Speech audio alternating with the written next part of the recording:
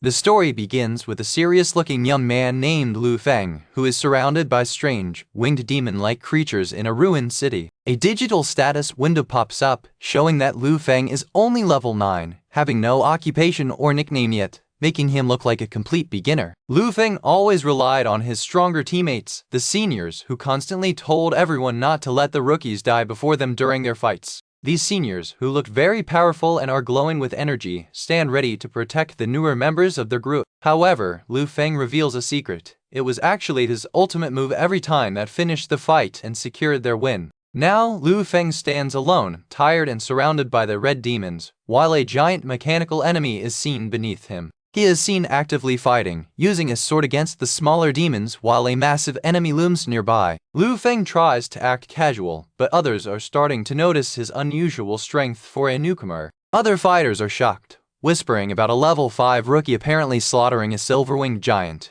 though Lu Feng insists he really is a newbie. The scene shifts to a dark, shadowy group of figures, perhaps his past companions, standing in what looks like heavy rain or falling ash. Lu Feng remembers those companions and drops a heavy truth. He has been repeating the exact same day for the last 3,000 years. The terrifying winged monsters continue to swarm, showing the danger of the dimension they are in. These adventures in another dimension have brought new hope to those who have awakened, and Lu Feng even learned skills like surgery during his endless time loop to help his friends. He's shown tending to an injured person in a hospital bed, demonstrating the practical skills he picked up over 3 millennia. Lu Feng's long repetition allowed him to master many things, including flying jets, hacking computers, and performing medical procedures. He also spent time strengthening his mind, seen here playing a complex board game, showing his dedication to gaining power. His teammates are struggling, shouting that the power of the monsters they face is way beyond what someone at the sea-level realm should handle.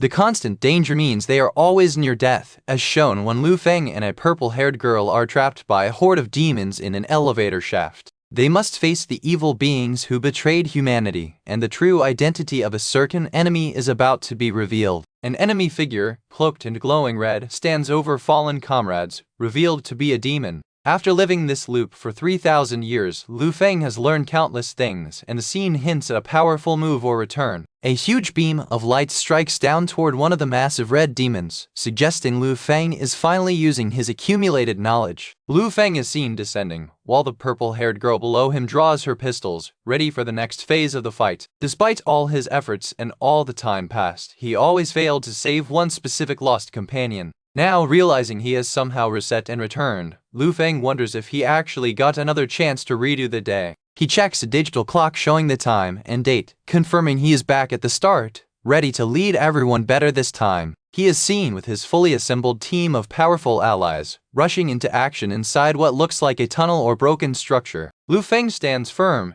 determined to lead them on the journey to wipe out the shadow and win back their freedom. The chapter closes on Lu Feng, standing confidently with his sword, ready for the long-awaited fight to succeed. The fight is happening in a place called Dark Ruins City, where big, scary red monsters are attacking. 5 years ago, strange portals called gates suddenly appeared on Earth, letting people go into a shadow world to fight. The humans who entered these gates are called the Awakened Ones, and they get power, but they can die anytime they fight. A little girl named Magician Su Tao Tao is in big danger, about to be grabbed by one of the huge monsters who shouts a big no.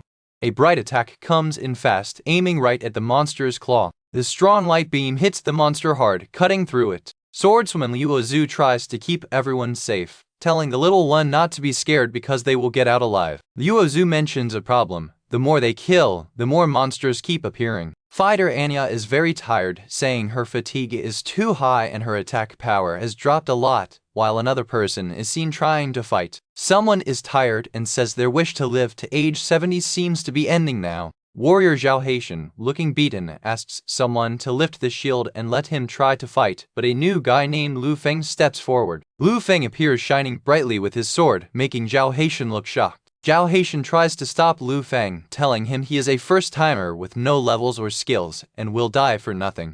Lu Feng calmly replies that every newcomer has a first battle. Liu Zhu is shocked because the strength of these monsters is stronger than anything they faced before, as they fight back furiously. A huge, scary monster roars loudly, showing its powerful presence. Lu Feng and Liu Zhu are seen standing together on a bright platform, protected from the giant monster below. The group is getting ready to fight, with the little girl giving defense buffs to Liu Zhu, Zhao Haitian, and Anya. Liu Zhu is shining with her defense buff, ready for the fight, while others are also powered up. Liu Zhu and the group shout to fight together against the massive monster. The warrior Zhao Haitian swings his axe at the monster while the fight rages on. The monsters are surrounding them in the ruins of the city. Liu Zhu prepares for a big sword attack against the overwhelming enemy. Lu Feng tells the little girl to lift something up while he stands strong. The little girl activates some power with a happy face, surrounded by a bright light. The little girl's power seems to deflect or block attacks, as swords are seen bouncing off something near the monster's claw. Lu Feng strikes again, sending another powerful slash toward the monster's head. Liu Zhu thinks it might be the end as she is cornered by the massive monster. Lu Feng lands a heavy hit on the monster with his glowing sword. The energy from Lu Feng's sword strike is powerful, shaking the area. Lu Feng has saved Liu Zhu, holding her close as they fall or move quickly. Liu Zhu is falling, and a big slash cuts through the air near them. Liu Zhu is surprised that the new guy saved her and asks how, but Lu Feng tells her there is no time to talk. Lu Feng throws the monster away while holding onto Liu Zhu. Another fast sword move is seen hitting the monster. Lu Feng's attack continues to hit the giant beast. The others are amazed by Lu Feng's speed and skill, asking if he is really just a level 1 rookie. Lu Feng replies, "Not anymore," showing his level has now increased to level 2. Lu Feng moves quickly past the fighting, showing his superior speed. Lu Feng warns them that a bigger wave of thousands of monsters will come soon, so they must leave now. Zhao Haitian is shocked by Lu Feng's warning, wondering if the newcomer is a prophet who can see the future. Lu Feng points the way for them to escape along a flyover. Lu Feng pauses before telling everyone else to follow him. Liu Zhu tells everyone to keep up with the rookie as they rush away from the danger. The group follows Lu Feng, escaping the monsters near the wrecked cars. Liu Zhu asks Lu Feng if he is really a newbie, since he seems to know everything, even though he is only level 2. Lu Feng surprises everyone by saying he knows everything because he has been stuck in this world for 3,000 years. He clarifies that he is stuck on this specific day for 3,000 years and resets every morning when the sun rises, back to the moment they were all transported. Lu Feng continues to fight while explaining his situation. Liu Zhu doesn't believe him and asks why he cares about their lives if he's lived this way for so long. Lu Feng explains that they protected him when he was a rookie in past loops. He reveals that in the past 3,000 years of his endless resets, Liu Zhu and the others died for him over and over again. A sad image shows Lu Feng holding the body of one of them in the rain, emphasizing his repeated losses. He must keep sending them away safely because saving them is his only source of stability in his long, repeating life. But Liu Zhu still thinks he is just flirting. The little girl asks Lu Feng if fighting non-stop for 3,000 years hasn't gotten boring. Lu Feng explains that he hasn't been idle. He has spent the time researching all class changes, skills, and hidden elements of the Shadow World. He also collected information about other Shadow Worlds from other awakened people he met through his loops. Liu Zhu teases him, saying he sounds like the second system of the Shadow World itself, before he tells them to follow the flyover and not look back. Lu Feng directs the group towards safety. The little girl asks if Lu Feng is going to separate from them now. Lu Feng assures them that they are his comrades who have died together countless times. He says they won't part ways until everyone is safe, as he has something else to deal with. Lu Feng steps away from the group, who look on in concern. He tells them to go first and that he will catch up, as monsters are still attacking. Lu Feng faces a massive incoming threat, looking determined. The scene focuses on the purple-hued sky filled with sparks from the battle. Lu Feng is seen fighting massive monsters on the ruins of the city while the others escape. A purple-haired gunsmith Ling Yu is being completely surrounded by monsters, firing wildly from the center of the chaos. Ling Yu cries out that the monsters keep coming no matter how many she kills. She keeps firing her guns, but then the action panel shows her gun firing once, followed by an empty click. Ling Yu realizes she is out of ammo and thinks this is where her life ends, as the monsters close in. Lu Feng suddenly appears above her, seemingly falling from the sky toward the danger. Lu Feng dives down with a powerful attack aimed at the biggest monster. As Lu Feng swoops in, the gunsmith Ling Yu looks up at him in disbelief. Ling Yu asks Lu Feng who he is as he saves her. Lu Feng ignores the question and shouts instructions at her. He tells her to take the elevator to the 13th floor, open safe 1302 for ammo, and the password is 0014. Lu Feng pushes Ling Yu toward the elevator while he stays behind, and she quickly enters the floor number. Ling Yu, now safe in the elevator, asks Lu Feng why he is helping her. Lu Feng steps into the elevator with her, standing guard as the monsters try to follow. Lu Feng simply replies that it is because they are companions.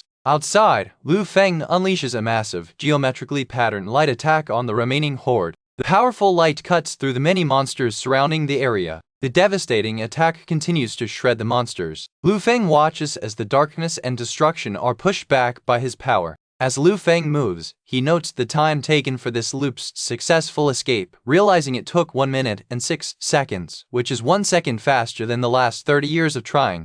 The people were running from some scary, demonic-looking creatures near a big wall. Monsters were closing in, and everyone seemed to be breathing heavily from the stress. Suddenly, 2 fighters, a woman in armor and a man with an axe, were falling or being thrown down. A young fighter in a black top cried out, worried that the man who told them to run might have tricked them into a tunnel trap. Someone else quickly said they had no choice but to trust the person who led them there. The armored woman looked serious, wondering if the guy who led them here was the one who took a shortcut and arrived early. We see the leader figure ahead, while others are running behind him, perhaps escaping something. The main guy told the others to keep going, saying he would handle whatever was coming. He then looked intently at the worried blonde woman as he prepared something. The scene darkened as a huge crowd of red monsters appeared, seemingly about to attack the lone figure. The protagonist stood calmly before the massive horde, just before the next action begins. He said sorry and then sparked a lighter, declaring that entry would be blocked. A massive explosion erupted right there, engulfing the area in bright orange fire. The fire blast spread out intensely, covering a huge area. The other fighters saw the huge explosion and recognized the guy who caused it, while the woman shouted for them to run and not look back. The smaller girl was covering her face from the blast as the explosion rocked the area. The group of fighters were seen being blown back by the sheer force of the explosion. Back near the tunnel entrance, some of the monsters were still milling around, shocked by the blast. The explosion continued to destroy the monsters, clearing the path. More destruction happened as the explosion hit more targets. One of the monsters got hit hard. The explosion subsided, and the main fighter, wearing the boxer shirt, stood there, assuring the others that the bomb blast was calculated perfectly. An older soldier confirmed that the monsters were gone and the tunnel blocked, urging everyone to follow him to safety. He then told them not to stand around looking stunned and to follow him quickly. The group, including the main character, was now near a cable car system in an area with a beautiful evening sky. The main character pointed out that they were safe once they reached this spot, and then asked the others if they believed him now. The armored woman admitted he was great for a rookie, but still didn't buy the story about repeating the same day for 3,000 years. She added that getting maps and bombs was hard enough, so the time loop story was not convincing. A little girl in a pink hood asked the main guy what else he had done besides fighting in 3,000 years, since that was too long. He explained that it was indeed a very long time, so he learned many things just to pass the time, like flying a jet plane. He continued, listing his skills, writing programs to hack high-security systems, and learning multiple surgical procedures. Next, he showed himself proficient in chess at an expert level, and then mentioned that this dark ruined city had hundreds of awakened people teleported there. The boxer girl then asked if he knew everyone there. He replied that he knew almost everyone and learned their secrets over countless repetitions, but he only considered 4 people as his true companions who fought and died with him many times. The blonde woman was surprised, asking if there were 3 others besides the 4 of them. Then, the little girl in pink said not to listen to his nonsense, as repeating a day for 3,000 years was impossible. The main character sadly said he wished it wasn't true, but they were going to be separated again because of the reset. The blonde woman called him a big liar, reminding him he promised not to go back in time until the sun came out. He just smiled, saying the goddess really had him figured out, and that he was going to send them away safely before his next time repetition. He looked down, and someone wondered why the cable car suddenly started moving. The little girl in red got on the cable car as it began to move through the night sky. The main guy explained that he told them he was a good programmer, and controlling the cable car only needed hacking into the city's electrical system. He then stood there, with the city lights twinkling below. A huge symbol flashed as the scene shifted to an amusement park area at night, with a Ferris wheel visible. A huge, metallic, winged giant with glowing eyes appeared, looking imposing. This was the Black Ruin City boss, the Steel Wing Giant, and it was massive. The giant stomped down, and people below were shooting at it with guns. The soldiers yelled to fire, firing their rifles at the huge machine monster. The steel-winged giant moved fast, attacking with its wings. The giant roared loudly as it brought down its might. One of the soldiers cried out for help as he was about to be crushed by the monster. The soldiers yelled in panic that the information they had was wrong and told everyone to retreat. A woman in a suit looked on in shock. The suited woman questioned who that figure suddenly appearing was. A huge white energy slash cut through the air, heading toward the giant. The main character was shown moving incredibly fast, cutting through the air. His sword strike was powerful, and below, someone was asking the woman in the suit what she was doing there. The woman was shocked, asking the protagonist, a level 5 rookie, why he was in such a dangerous area while the massive steel-winged giant loomed over them. The protagonist stated calmly that he was there to end this round. He walked toward the giant, which looked down menacingly. The giant reacted quickly to his approach. The protagonist stood tiny before the huge metallic creature, readying his sword. He quickly slashed at the giant's massive fingers as they came down. The suited woman confidently thought the rookie was dead, but then saw the result of his attack. A piece of the giant's hand was cleanly sliced off, showing the impossible power of the strike. The protagonist looked on, and the woman in the suit gasped, asking how this was possible. The woman and the soldier next to her were clearly stunned by the rookie's unexpected power. The protagonist explained that the most vulnerable part of the steel-winged giant's body was the knuckles of the little finger and ring finger of the right hand. He continued that after this part was injured, the giant would quickly transform into its second form. The giant began transforming into its second form, tentacles or large metallic limbs erupting from its body. In its second, more grotesque form, the giant looked ready to attack again. The protagonist was seen attacking this new form, and the woman in the suit realized he seemed to predict all the attacks in advance. She urgently warned him not to let the giant evolve to its third form, the steel wings. She warned that in the third form, the giant could release countless vacuum blades, leading to absolute annihilation for everyone. The protagonist focused, driving his sword deep into a weak spot. His companions were seen attaching to the giant, rotating around a central point of impact. Cracks started appearing on the giant's armor where the sword struck, showing internal damage. The soldiers screamed in distress, and the woman in the suit just stood there, speechless for a moment. The protagonist attacked the revealed control center, which was exposed when the giant was in its vulnerable state. He struck the core hard with his sword, causing more massive damage and energy discharge. A close-up showed the circular control mechanism inside the giant being directly hit. The energy from the hit caused the core mechanism to violently crack and shatter. A massive final shockwave erupted as the giant was destroyed. The protagonist was seen standing firm as the explosion went off, the giant beginning to crumble. A final, massive explosion of orange and yellow light consumed the giant. The intense light faded, signaling the end of the fight. The protagonist stood alone amidst the smoke, and someone wondered if he truly was a god-tier rookie. The woman in the suit and the soldiers were shocked that a level 5 rookie just annihilated the steel-winged giant one-sidedly. A golden sphere appeared, and the protagonist was seen standing next to it, his level seemingly increasing from LV2 to LV9. The golden sphere was the mechanical egg that drops from the steel-winged giant, which is extremely rare, with only a 1 in 100,000 chance. The protagonist looked down at the egg, feeling it was a pity it would be wasted again this time, as the announcement declared the final boss of Dark Ruin City was killed and everyone would be teleported away in 1 minute. A bright golden beam shot up into the sky as the teleportation process began. The remaining survivors watched the light, asking if it was finally over and if the big liar actually sent them away safely. They agreed they would know the truth once they left the shadow world. The two female companions walked off together, stating that if they didn't meet again after returning to their world, then the 3,000-year loop story was true. The protagonist stood with the other survivors, who were now in a different, ice-looking area, as a text box explained that he starts again from the beginning every morning at 6 o'clock or when the boss is defeated. He held the golden egg while standing among the soldiers, who seemed less chaotic now. He bid farewell to his companions as the loop was about to reset. The protagonist's expression turned serious, his face marked with dust or minor injuries. He closed his eyes, preparing for the inevitable reset, stating, "And here comes my next round." Everything fades to gray as the time loop begins its reset sequence. His eyes snapped open wide with shock. He looked around disoriented, asking himself, where am I?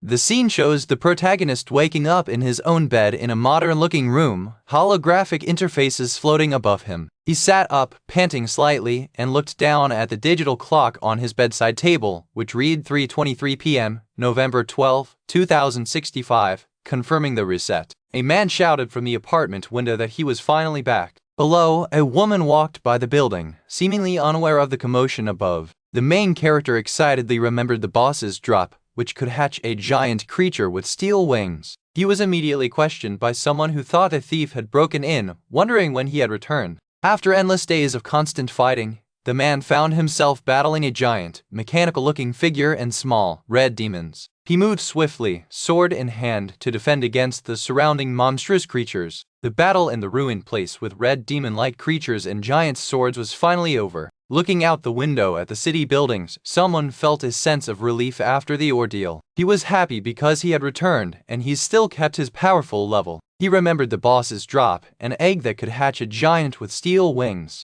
The young man looked at the glowing blue screen showing his status, Lu Feng, level 9, with no profession or title yet. He could see his current stats like HP, MP, strength, and agility, and he touched the screen with his finger. The man exclaimed in surprise upon returning. He recalled the boss's drop, which could hatch a giant with steel wings. The person exclaimed that they almost forgot about the boss's drop, which was an egg that could hatch a steel-winged giant. They then confidently stated that they knew at least 7 ways to hatch the egg. The character notes that the giant's egg is a rare item with an unknown hatching condition, but confidently states there are at least 7 ways to hatch it. Suddenly, there is a loud knock at the door. The man says he must avoid all stun until he becomes strong enough. He recalls the names of his friends, the Yuazu, Lao Bing, Yinya, and Little Lu, remembering he needs to ensure all of them survive the next dangerous event. The brother asks if the person still remembers him, which implies a long time has passed since they last met. He then mentions that the person made him worry all day because they weren't answering the phone and he almost called the police. The story flashes back to a terrible car accident that took their parents and also hurt someone named Yao Yao. The main character promises to learn medicine and perform surgery on Yao Yao, who rejects the idea, not wanting to be a test subject. The person who returned exclaimed that they missed the other person a lot. The surprised person then asked what the returnee was doing, noting it had only been a day. The person who returned wanted to hold the other for a while, but the one being held protested that it had only been a day and felt embarrassed. The returnee finally agreed to let go and offered to prepare food. The main character was happy to be back and was embracing the woman who missed him greatly. He mentioned that the boss's drop could hatch a giant with steel wings, something he almost forgot about. The man pushed the girl away a little, and she demanded to know where he had been all day. He was reminded of the time he forgot about a boss drop that could hatch a steel-winged giant. The man explained that there was an issue at his workplace which required him to go help, and unfortunately, his phone ran out of battery. The woman in the wheelchair looked upset, clearly having been worried sick about him. The man tells the girl not to be angry because he got his pay, offering to buy the full almighty repair set she wanted. The girl only makes a small sound in response while he shows her something on his phone. The excited person says okay and agrees to let the other person off, promising to prepare food now. The other person joyfully agrees, anticipating a big meal of Sichuan boiled beef, braised fish, and baby lobster. The young man happily agreed to cook the special meal that his companion requested. He then told her that she would eat whatever he decided to prepare. The sibling relationship continued with a playful argument over dinner, where one insisted on eating specific dishes, and the other demanded they eat whatever was cooked. As the chapter begins its next segment, the story shifts to reflect on a tragic car accident that took their parents and left the other sibling injured. The person remembered the boss's drop, an egg that could hatch a steel-winged giant, and joked about knowing many ways to hatch it. Someone else expressed surprise at the return, having worried all day and nearly calling the police because the person was missing. The narrator states that the car accident took their parents and also injured one person's legs. He promises that even if the injured person cannot stand, he will make sure they stand up again. The man remembers that the car accident took their parents and also hurt the other person. He promises that even if they cannot walk, he will make sure they stand up again, even planning to perform the operation himself after learning medicine. The character remembers that the car accident took both their parents and the other person, Yao Yao. He promises to learn medicine and perform the surgery on Yao Yao himself. The young woman washing vegetables shouted for him to go away, saying she did not want to be his test subject for his skills. A man in a white shirt stood behind her, and she seemed quite upset. He remembers the scholar he met in the shadow world who told him about the next transportation to a catastrophe-ranked shadow world. He must make sure all his friends survive this next challenge. The man remembered the promise he made to his sister about her walking again, even though doctors said it was impossible. He confessed that he had been studying medicine and planned to perform the surgery himself. The person speaking is Alston, the leader of the awakened group called ARK, who is known as the Guardian of Hope. He claims to represent justice and promises that all awakeners will one day be free. The hero needed to recall the names of Liu Zhu, Lao Bing, Yinya, and Little Lu. He also learned that the next time people are forcefully moved, it will be to a catastrophe-ranked shadow world, and he must ensure all his friends survive. The narrator reminds the audience that 5 years ago, many dimensional gates appeared, which made the world change a lot. These awakened people gained special powers and could choose to go into the shadow world. People who gain powers can choose to enter the shadow world, but sometimes they are forcefully taken to dangerous unknown worlds. Rumors suggest that all the shadow worlds will only vanish once the god-ranked shadow world is successfully cleared. The person speaking is Alston, the leader of the world's #1 awakening guild called ARK. He is introduced as the Guardian of Hope and a legend among all awakeners. The hero was so happy to be back, but the other person was about to let him go only because he asked nicely. The hero then demanded a very specific and long list of fancy foods to celebrate, while the other person insisted he would eat whatever they cooked. The person being interviewed is Alston,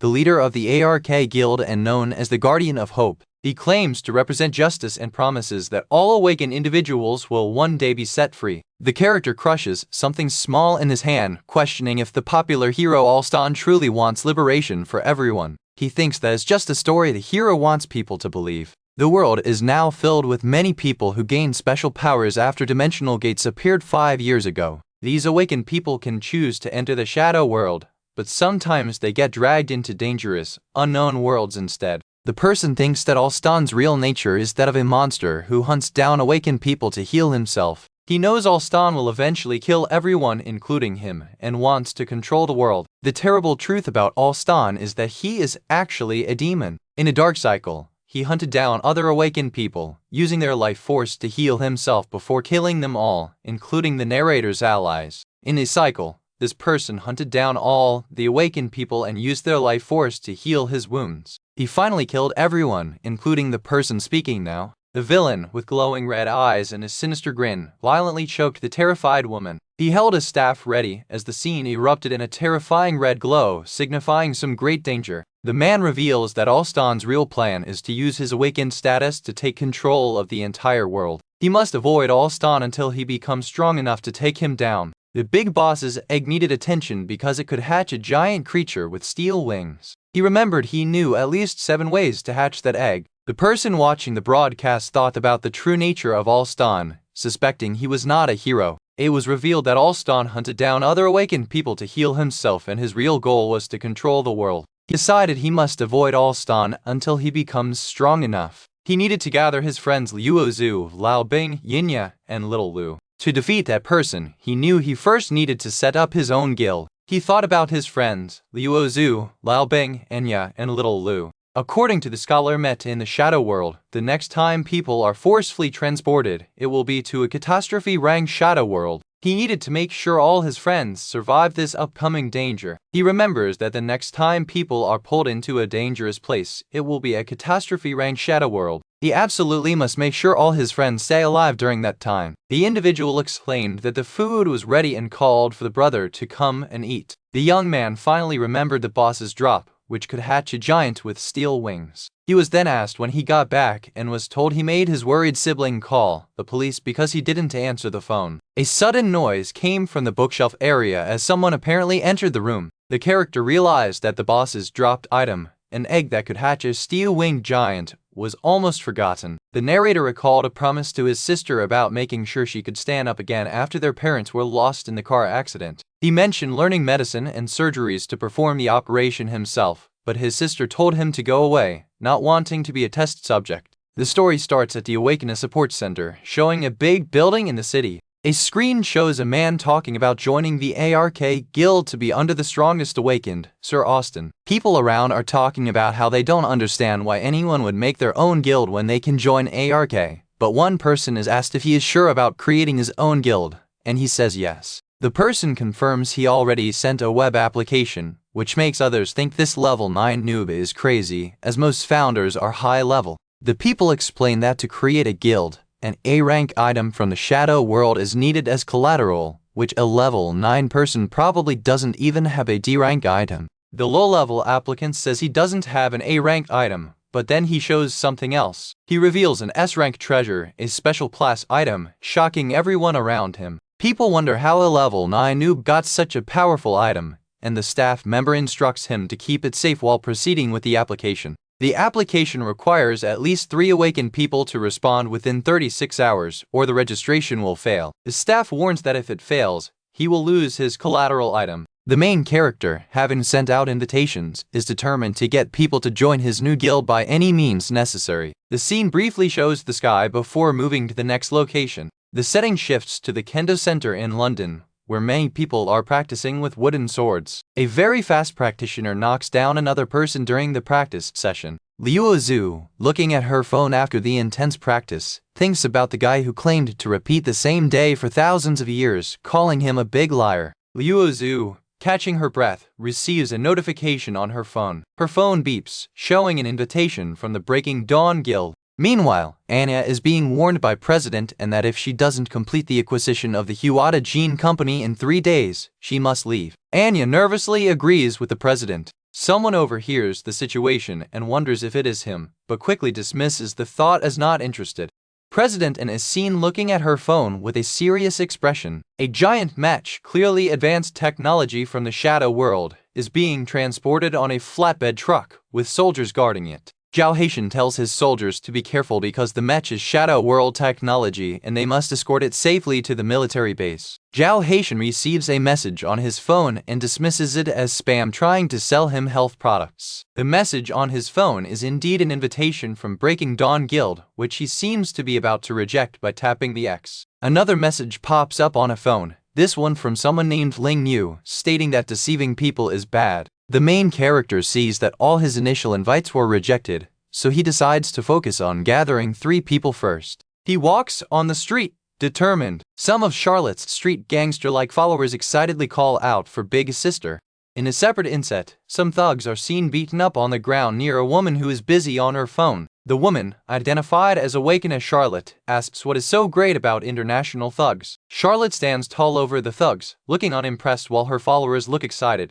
Charlotte declares that even though her minions are just street gangsters, she won't let anyone bully them. She confronts one of the enemy men, who threatens her, but Charlotte seems unfazed. The enemy fires his gun, but the bullets are stopped in midair by an unseen force. Charlotte uses her power to redirect the stopped bullets against the attackers. The bullets change direction, proving her control over psychic power. The enemy who shot is shocked as his attack backfires. The man is sent flying, indicating Charlotte's power. Charlotte warns the remaining enemy not to bother her people again, or she will crush them. The remaining enemy jumps at Charlotte, screaming, but she dodges easily. The attacker is thrown down hard. Charlotte's followers cheer, calling her a god of war and saying the international criminals are nothing to her. Charlotte sighs, telling her group they are always getting into trouble, and then notices someone approaching. The approaching person asks who she is, and the followers identify him as the one inviting her to the Breaking Dawn Guild. Charlotte says a level 9 starting a guild is too crazy for her, even though she likes crazy things. Charlotte tells the main character she is too busy to play with a kid, as level 9 Awakener are nothing to them. Her followers mock the main character, telling him to prove his strength before asking their big sis to join his newbie guild. The main character unleashes a powerful straight punch, sending one of the followers flying away. The powerful punch seems to affect everyone in the vicinity. Charlotte is surprised by the destructive power of his basic punch skill. The main character explains that even basic skills can be destructive if the angle, direction, power, and speed are perfectly adjusted, and he practiced straight punches millions of times out of boredom. He uses a psychic burst, making Charlotte yell at him to stay away. Charlotte tries to defend herself, but the force is overwhelming. Her followers are sent flying by the blast. The main character moves in quickly, stating, "You're." He finishes his thought, too slow, and uses a powerful, blowing sword attack aimed at Charlotte. The image focuses on Charlotte's lower body as the attack comes near. Charlotte protests that it's not fair to sneak attack and demands a fair competition. She suggests a competition using their psychic powers, betting on knocking over cans. The bet is simple: if he knocks over more cans than her, she joins his guild, but if he loses, he becomes her underling. They set up the cans on a car and a dumpster, and the main character takes his position. Charlotte agrees not to go back on her word and goes first, while her excited followers cheer for her to show the punk he messed with the wrong awaken. Charlotte uses her psychic burst, knocking over many cans violently. Her followers celebrate, shouting that she knocked down all 5 central cans, and they bet the rookie will only get 2 or 3. The main character tells one of Charlotte's older followers not to just stand there and surrender. He closes his eyes, concentrating. He opens his eyes with intense focus, activating his basic skill, Psychic Strike. A massive wave of psychic energy radiates from the main character, encompassing the area. The cans are obliterated by his psychic force. More cans are shown being completely destroyed by the intense power. Charlotte's group is stunned, realizing he got every single can without missing one. Charlotte is shocked, wondering how his trash skill Psychic Strike is so overpowered, but the main character reiterates that even basic skills can be perfected. Charlotte accepts her loss, saying a loss is a loss, and agrees to join his guild, asking him to teach her how to master the skill to his level. The main character agrees, promising to make Charlotte the queen of psychic awakeners. He welcomes her to the Breaking Dawn guild with a wave. Charlotte and her remaining stunned followers watch as the main character walks toward the guild entrance. The man, Liu Yao, returns home late and calls out, but only silence greets him. He sighs, wondering where his sister is at this hour. He finds a note saying his brother went to help Uncle Sun's store and reminds him to eat dinner. He muses that she grew up too fast. Liu Yao looks at the note, seemingly thinking about the message. Liu Yao sits down to eat his meal when his phone buzzes with a notification. He sees that an awakened has joined his guild. He texts someone, questioning why they agreed to join a newbie's guild without asking details, and the other person replies it's thanks for saving them. The new member says they can only join temporarily because they have other things to do. Meanwhile, in a cafe, a girl with purple hair, dressed as a maid, is serving drinks, which causes a small commotion. The person texting Liu Yao warns him that knowing too much is bad and to only contact them if needed. Liu Yao replies that he will pull them out of the darkness soon. Back in his apartment, Liu Yao checks his phone again, realizing he has only 4 hours left and only 2 people have joined his guild so far. He wonders who the third person joining will be. The scene suddenly shifts to a dark, rainy city street at night. Heavy rain pours down between tall, dark buildings, creating a gloomy atmosphere. The rain continues over the empty street where a few people are seen walking below. The focus shifts to a young boy being violently attacked and pinned to the ground in the rain. Someone mocks him for being a wimp who doesn't fight back even when robbed and beaten. The attacker notes that they saw his classmates bully him, and he still did nothing. The victim internally screams that he cannot fight back. The victim thinks to himself that he is an awakened, and the attackers are just regular humans. One of the attackers suggests they take him to the black market to sell him for some good money. The 3 bullies stand over the helpless boy lying in the wet street. The boy suddenly starts convulsing, surrounded by a terrifying, dark red, smoky aura. The boy's eyes turn bright red as the text identifies him as Lai Shijin, an awakened, surrounded by this dark energy. A thought flashes through the boy's mind, telling the emerging power to stop and not attack them. A massive, shadowy, fox-like creature with dark fur starts to manifest in the red glow. The monstrous nightmare fox looms large over the terrified boy, Lai Shijin. A dark, swirling vortex appears, and the scene cuts to one of the bullies being sucked into it. A silhouette screams in terror as it is pulled into the dark mass. The people see the monster attacking, and one of the bullies yells for everyone to run away quickly. The chapter title card appears, showing the main characters surrounded by electric energy and various monsters in the background. The chapter title is confirmed as Chapter 03, Nightmare Fox, with translation credits shown. The shadowy Nightmare Fox continues to emerge with great force. The creature lets out a terrifying roar as it fully materializes. The Nightmare Fox appears terrifyingly close to the people, causing them to scream for it to stay away. The monster causes massive destruction, smashing nearby structures. One of the bullies is violently grabbed by the beast. The beast roars in pain or anger, engulfed in red energy. A close-up shows a terrifying, glowing red eye of the beast. The boy, Lai Shijin, is on his knees in the rain, overwhelmed and wondering what is happening. He is crying in despair in the downpour as the destructive energy pulses around him. The Nightmare Fox leaps through the city street, causing more chaos and destruction. Bystanders spot the creature and realize it is a berserk nightmare fox, demanding that the other awakened present go and stop it. The other awakened man protests, stating he is only a low-level newbie without a profession and will surely die if he fights a nightmare beast. The main character, now appearing, whistles to get the monster's attention, while the other awakened looks shocked. The main character confronts the massive, enraged nightmare fox. He stands ready, armed with a small knife and a snow shovel, facing the black and red monster. The main character appears calm and ready, with a faint blue energy around him. The nightmare fox attacks, but the main character seems unfazed by its power. The onlookers see the main character intercepting the attack, and one of them points him out as an expert. Another person scoffs, saying he is just a low-level newbie. The monster snarls as the onlookers question why it isn't attacking the supposed newbie. The crowd wonders why the nightmare fox cannot hit the main character. The main character acknowledges the strength of the nightmare fox, thinking that only through countless training sessions was he able to handle it. He knows he needs to end the fight quickly because the beast only gets more enraged with time, so he prepares for an attack. The main character bravely shouts at the giant fox, telling it to follow him. The monster roars again as the fight continues intensely. The main character manages to grab the victim, Lai Shijun, shouting for him to run away because the beast will kill him. Lai Shijun is terrified, watching the main character engage the monster. The main character pulls Lai Shijun into a protective embrace just as the beast lunges. The nightmare fox's massive jaws snap close, right where Lai Shijun was. The main character is holding Lai Shijun aloft, protecting him from the monster's immediate attack. The beast releases a powerful blast of energy. Lai Shijun, held by the main character, stares up at the terrifying, overwhelming visage of the giant, shadowy creature in front of them. The main character remains standing firm against the dark energy. Lai Shijun screams out for the darkness to go away, but the energy is surging around him. The main character holds Lai Shijun up high above the wrecked street as the dark, red-tinged energy swirls around them under the crescent moon. The danger seems to pass for a moment, and the main character tells the still-shaken Lai Shijun that luckily, the beast recognized him. Lai Shijun breathes heavily. Lai Shijun is confused, thinking the beast didn't attack because it recognized him, asking if the beast is actually him. The main character explains that he remembers when the beast first appeared in the shadow world when Lai Shijun was attacked for the first time. He reveals that Lai Shijun summoned it as a level 1 newbie with no profession, and it splits from his body to protect him whenever he is in danger.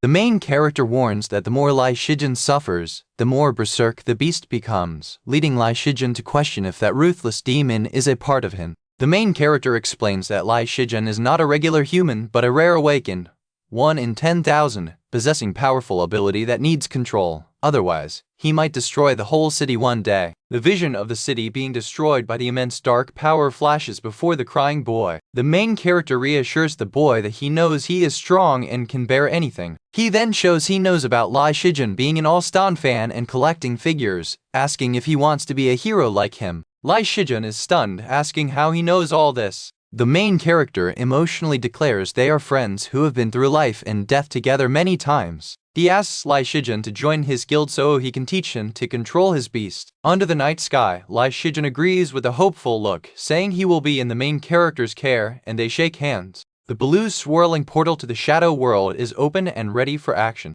Someone announces that the D-ranked shadow world is about to start, but they still need 2 more people to begin. A group of people stands waiting, ready for the transfer into the dangerous world. The group is assembled, waiting for the final sign to enter the portal. An older man checks a system notification, and 2 people step forward to join the mission. The main character stands with his companion, looking calm while the others watch them approach the portal. One of the waiting guild members expresses doubt, saying the level G newbie is too weak, even if the level 24 ability user is fine. The level 24 woman defends the main character strongly, saying if he is not allowed, she won't join either. The skeptical guild member wonders why a level 24 awakened person treats a level 9 newbie like a boss. With the slots now filled by the main character and the blue-haired woman, the group is complete and faces the portal. The leader tells everyone that with those 2 joining, all spots are filled, and they have 5 minutes to get ready. 5 minutes pass, and the leader tells everyone they are leaving now as the portal swirls intensely. The group starts moving toward the portal, but one of the members asks the leader about another kid who was supposed to join. The leader explains to his companion that the other kid couldn't come because he had makeup lessons. The scene briefly shows a young man frantically studying, clearly having makeup lessons instead of joining them. The blue-haired woman wonders why anyone would take makeup lessons when the world is getting more dangerous due to the shadow world influence. Another guild member asks the leader why he chose these specific 7 people to join his guild. The leader explains that the next forced transfer will be to a catastrophe rank world, and by being in the same guild, he can ensure everyone's survival by being transported together. A guild member expresses concern, pointing out that the boss is only level 9 and cannot protect them in a catastrophe rank world, but the leader just says they will know soon enough. The group enters the swirling gate, ready to face the shadow world. The members move through the portal one by one, led by the strong-looking bald man. The transfer process completes with the bald man passing through the gateway. The last foot steps through the portal, signaling the group's arrival in the new world. The chapter title page shows the main characters surrounded by dangerous-looking red demons, hinting at what is to come. The chapter is titled Nether Butterflies, and as they arrive, someone reacts to the environment. The bald man exclaims upon arriving, saying it is too cold, wishing he had worn more clothes.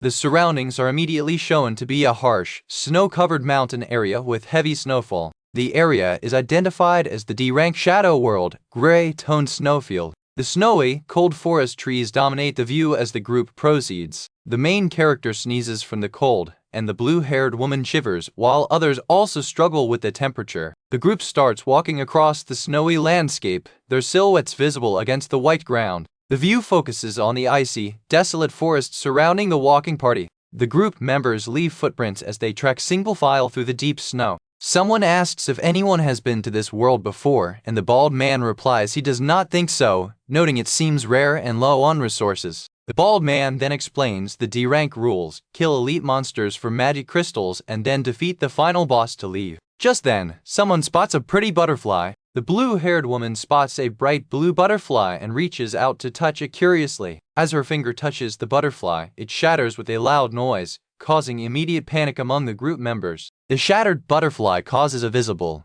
powerful shockwave or attack that hits nearby people. Despite the sudden danger, someone warns everyone to be careful as these butterflies are very dangerous. The bald man looks worried as more butterflies start flying toward them from the trees. A swarm of the glowing blue butterflies descends upon the group, and someone cries out for help. The members scatter in panic as the butterfly swarm closes in, with one person screaming for rescue. One member is shown fleeing desperately from the rapidly approaching swarm of nether butterflies. The butterflies surround the scene as screams echo in the cold air. Suddenly, an ice-like figure appears, seemingly freezing those who came into contact with it. The main character calmly explains that this is the area of nether butterflies, which are attracted to body heat, warning that staying means facing a sea of them. He urgently tells everyone to quickly leave the area, while the bald man notices the newbie and his girlfriend are not moving. The bald man calls the level 9 newbie an idiot, probably frozen in fear, and says they cannot help his girlfriend and must save themselves. The remaining members are fleeing the area, abandoning the main character and the blue-haired woman.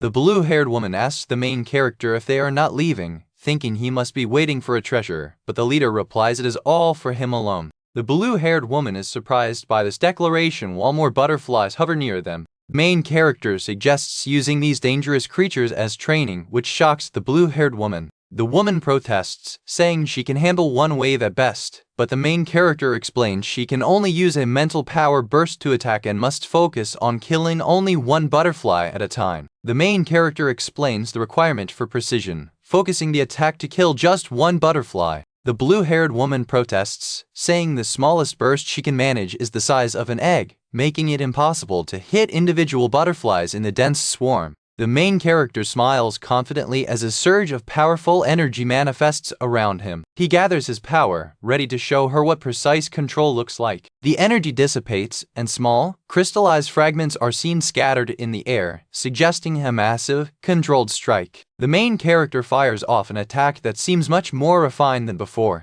The blue-haired woman is utterly stunned, saying she wouldn't believe it if she hadn't seen it, a beginner-level skill being used with such control. Her expression shows complete shock at the main character's hidden capabilities. The main character advises her to focus on compressing her power burst to the size of a grain of sand, given her talent. He continues explaining that with every compression stage, her control will get better, making her stronger. Next, he tells her she needs to control the path of the burst, emphasizing that speed and angle are also very important. The blue-haired woman retorts that it's easy for him to say, questioning if he thinks she is as crazy as he is, while trying to focus her own power. She struggles to focus her mental power burst, which is still quite large compared to what's needed. She pulls a thin beam of energy, trying to guide it toward a single butterfly. The main character sets the training goal, kill 2,000 butterflies, but warns that if she accidentally kills more than one at a time, 2 more will be added, meaning she now needs to kill 2001, and tells her to get started. The blue-haired woman is overwhelmed by the number and declares she is tired and will rest for a while. The main character immediately stands up and starts moving, telling her not to slack off and to practice properly.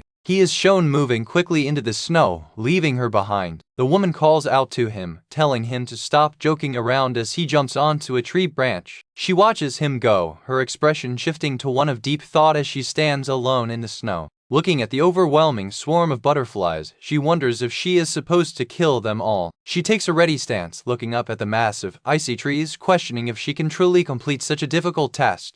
A girl is screaming in the snowy woods as bright blue butterflies surround her. She just wants to go home from the scary place. Someone tells the girl, the boss, to move quickly for the sake of God. The boss seems to be trying to rest or recover on the snowy ground. A hand offers a glowing purple potion down to the struggling girl. The girl looks worried, holding the offered potion in her hand, perhaps unsure about drinking it. She quickly drinks the purple liquid down in big gulps. After drinking, the girl screams out loud as the blue butterflies around her seem to react strongly. The girl wonders if the potion the boss gave her was a stealth potion, as she feels something has changed. The boss explains that it was just an F-rank heat resistance potion, which also stops body heat from attracting those butterflies while training. The girl then asks the boss if he already knew they would end up in the Grey Icelands because he brought that potion along. The boss tells her she can ask questions later, but right now, she must not stop her training. The girl explains that the Shadow Gate only shows the rank of the world behind it, and even awakened people cannot know what is actually there. But the boss confidently states that he can tell what is behind the gate because he is equal to 99% of the Shadow World system.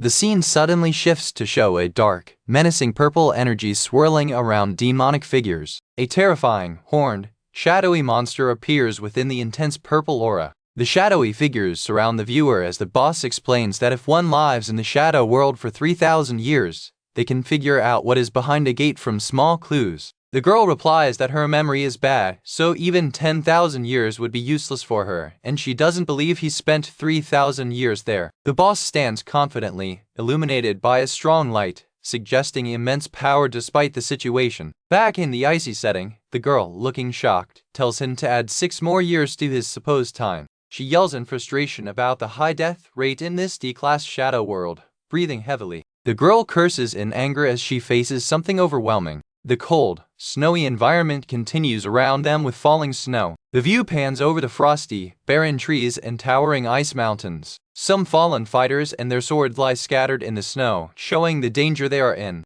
A bald man wonders why the death rate in this D-class shadow world is so high, while another person explains that most monsters here have ice attributes, making them hard to fight. Intense lines suggest a powerful incoming attack or pressure. Suddenly, a swarm of giant, red, mantis-like monsters appears, and the bald man warns that they are coming again. Someone shouts for everyone to be careful as the massive threat closes in. A close-up on one of the massive red insect eyes shows its menacing presence. One giant mantis looms over the bald man, showing its terrifying size. The bald man wonders aloud how these creatures got so big while a red, fiery energy appears near another person. A woman swings a glowing red weapon fiercely at the giant insects, looking determined but shocked by their size. The red mantises are attacking from all sides, towering over the fighters. A large piece of a monster or debris flies past in the foreground. The bald man exclaims that there is no end to the monsters, breathing heavily as a huge red mantis stares down at him.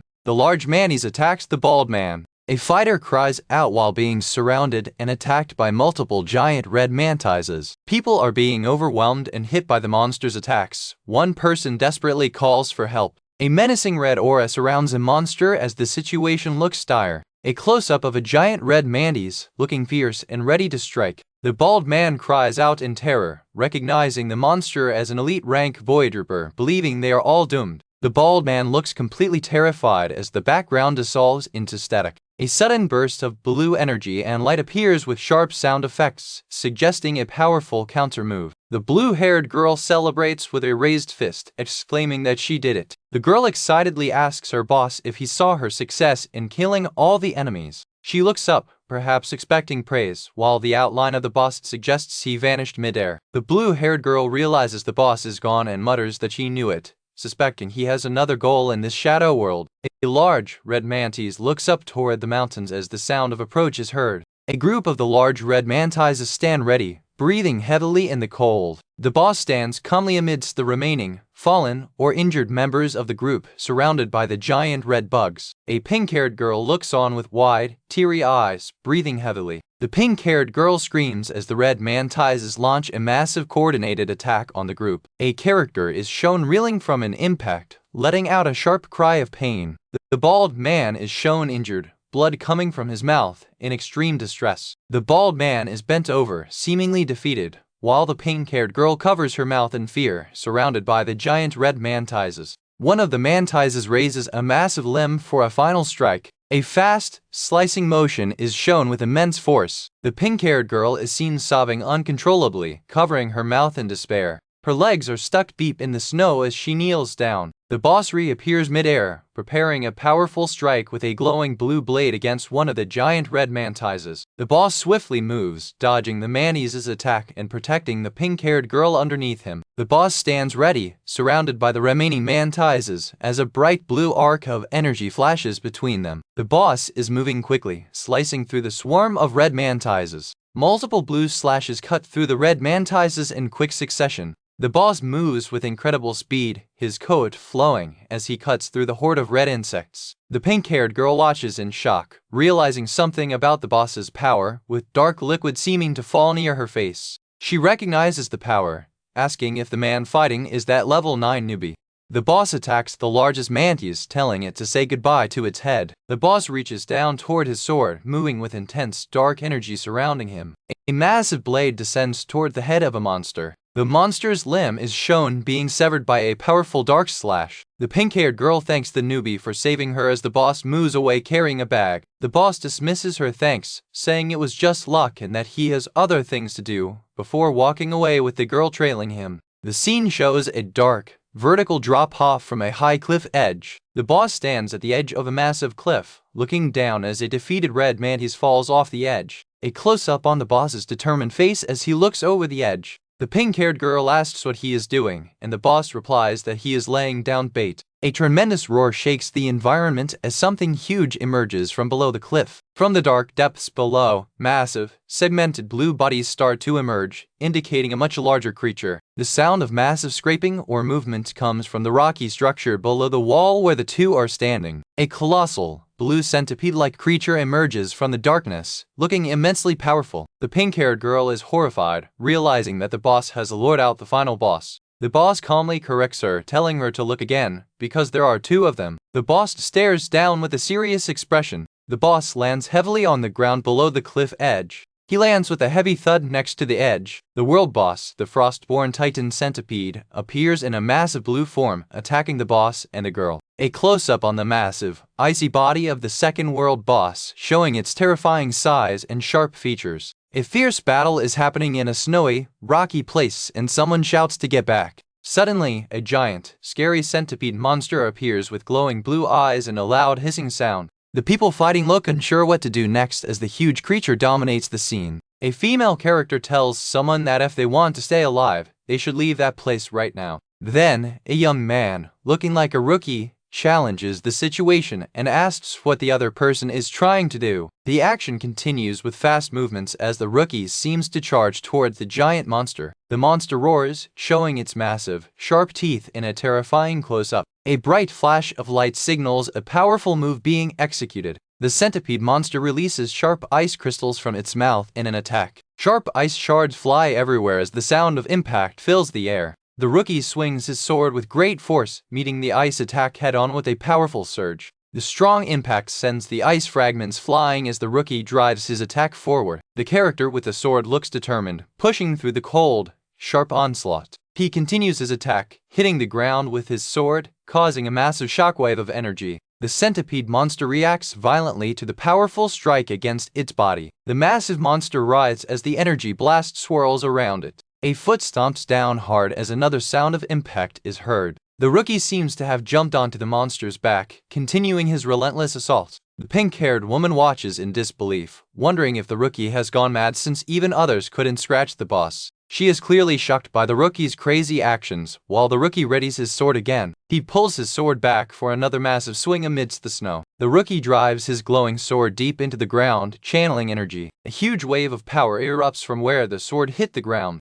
The monster roars again, reacting to the immense force hitting it. The energy seems to coil around the giant centipede. The monster lets out a final, pained sound as the pressure mounts. The rookie's attack is shown driving straight down with incredible force, hitting the ground hard. The long body of the centipede creature is slammed into the ground by the immense pressure. The monster is struggling against the downward force that is crushing it. The massive body of the frostborn titan centipede lies defeated on the cracked ground. The monster's powerful body is finally broken apart by the final blow. The pink-haired woman is amazed, realizing that these people couldn't even hurt the monster, making her wonder if the rookie is a god-tier awakener. More sounds of crashing and breaking rock echo as the environment reacts to the fight's end. Someone exclaims that the rookie guy is completely crazy for pulling off such a feat. The massive, defeated centipede rests among the rubble in the snowy landscape. A final, loud sound signifies the creature's complete defeat. The rookie seems to yell at the monster to split open as the battle concludes.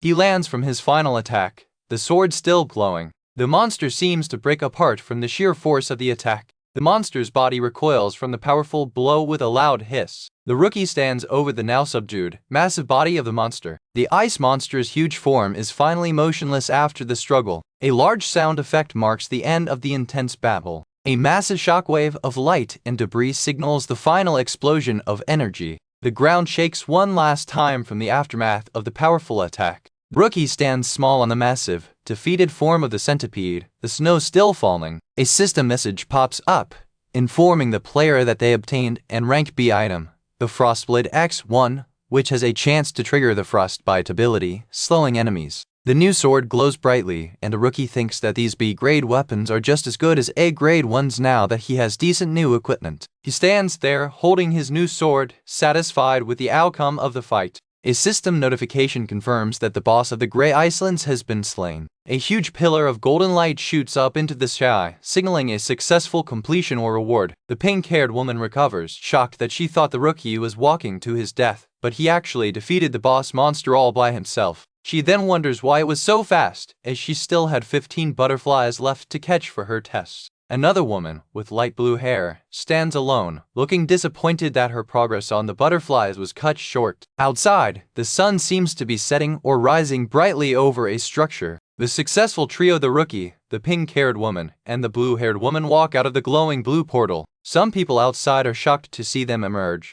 Two men watching are surprised, noting that only 3 people survived this gate challenge. The blue-haired woman expresses annoyance that she almost finished her test, but the main character reassures her, saying she passed and will be stronger next time she enters a shadow world. She happily asks the boss if they will be heading to a new shadow world next. The main character replies that he needs a 2-day rest because he has other things to deal with. A different, older man then appears, questioning the president about firing him after working for the old president for 30 years just because he failed one negotiation. The older man tries to use the company's reputation to threaten the president, asking if she wants to damage the old president's reputation by firing him. The president, sitting by the window overlooking the city lights, dismisses his threat, saying she didn't mean to threaten him that way. The man looks down, realizing he is in trouble. The president, looking serious, reveals she knows about his embezzlement of investment funds from earlier in the year and last year. She states she is too lazy to check the exact amount and suggests having the police investigate.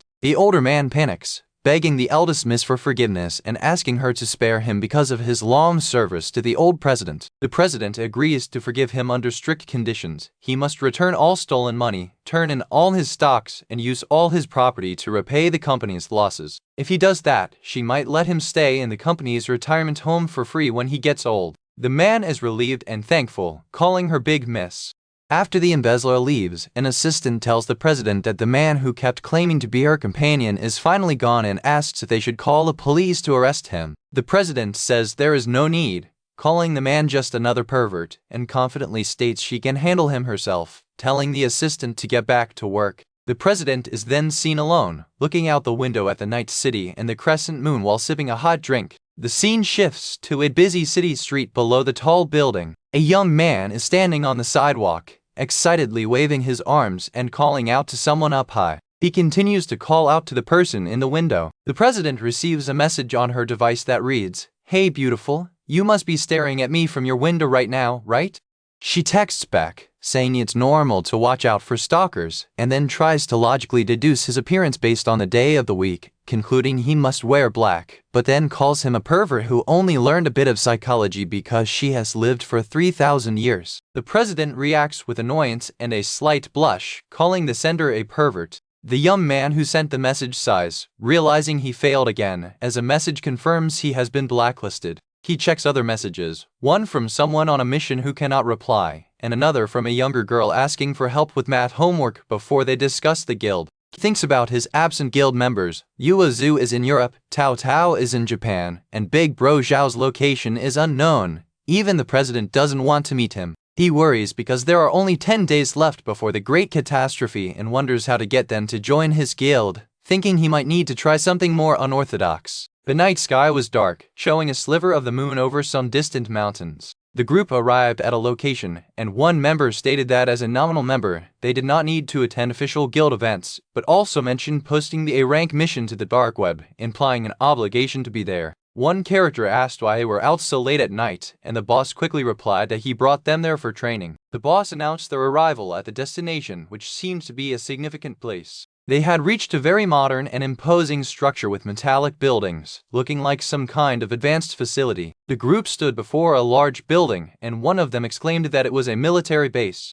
A character questioned the boss, asking where the other 4 members were since training was supposed to include all of them. The boss casually said the others should be on their way, and then told everyone, "Let's go." Before heading inside, the group moved quickly toward the entrance of the large structure. Standing before the entrance marked NB05, one of the members wondered aloud why there were no people around. The boss explained that he hacked the main system of the base, ensuring nobody would bother them while they trained. Suddenly, a system alert appeared, announcing a quarantine for 15 days due to a hazardous gas leak from the shadow world, forcing all personnel to leave. The boss then declared that the entire base was now their playground. One member was shocked, exclaiming that the boss was a super hacker, joking that besides giving birth, there was nothing the boss couldn't do. The boss explained that since he was stuck in a certain place for too long, he had to learn things like hacking just to pass the endless time. The hacking was successful as a system prompt confirmed the highest level of authority access was granted to him. A hand touched a screen, granting full access, and a large message welcomed them to the NBO5 army base.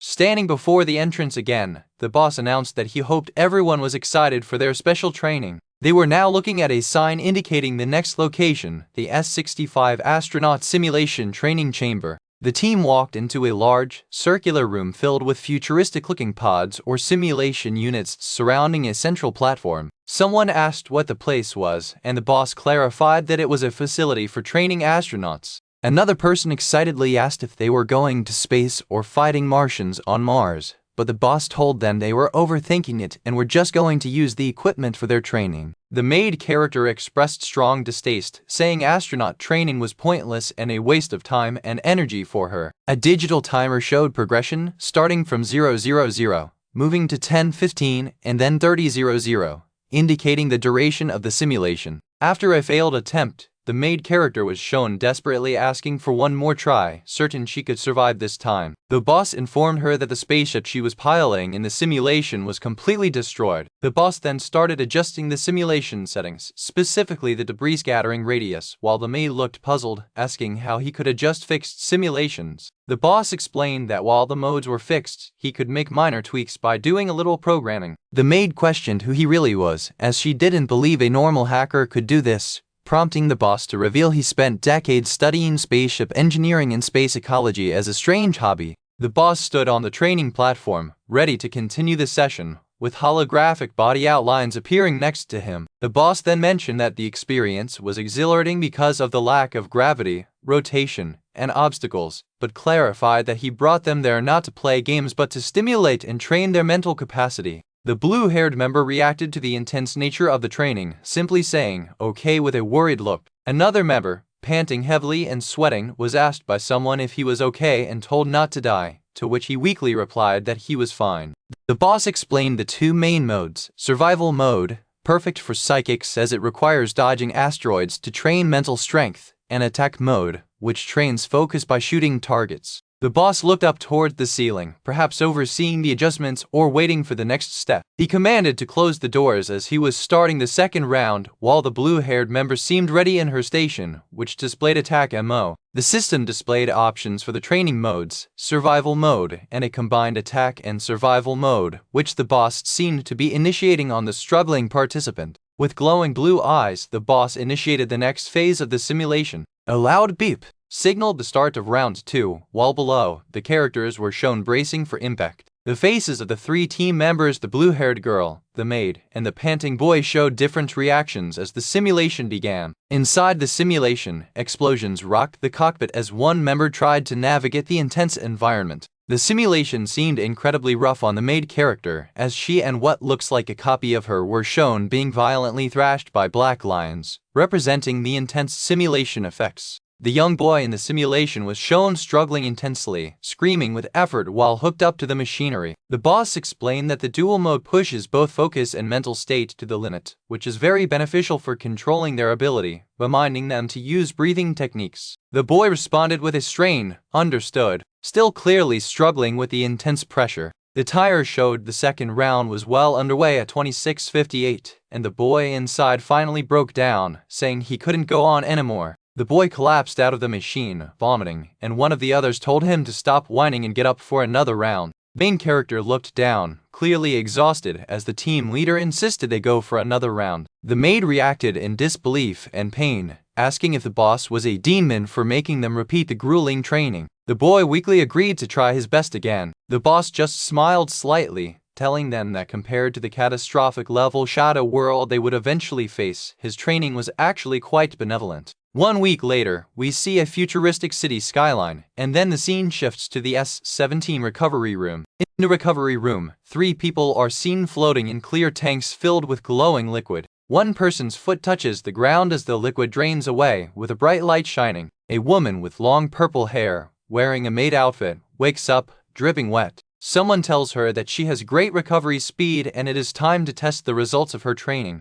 The purple-haired woman is then led to the S-35 artificial battle arena by the main character. Inside the vast arena, the woman stands ready, determined, as a countdown begins. The countdown reaches 0, showing the intense focus of the purple-haired woman. A figure is seen watching from a control room above, as a hand presses a button to start the session. The test officially begins, and we hear loud sounds signaling the start. Many mechanical, dog-like creatures with glowing eyes charge toward the woman in the arena. The purple-haired woman psychs herself up, ready to face the onslaught of mechanical foes. She immediately starts firing energy beams from her hands, hitting several of the charging creatures. The woman is clearly enjoying the fight, destroying the targets and exclaiming that it is fun. She moves dynamically, continuing to shoot at the robotic dogs surrounding her. One of the enemies explodes in a huge burst of fire from her attack. The intensity rises as the remaining enemies move twice as fast, which is announced to the observer. The surviving mechanical dogs quickly surround the woman, forcing her to be more alert. She uses a powerful stomp to destroy one of the creatures that got too close. The woman spins around, shooting and defending against the multitude of threats coming from all directions. The action continues with rapid movements and continuous attacks from her side. She unleashes a wide-ranging attack, causing multiple explosions among the enemies.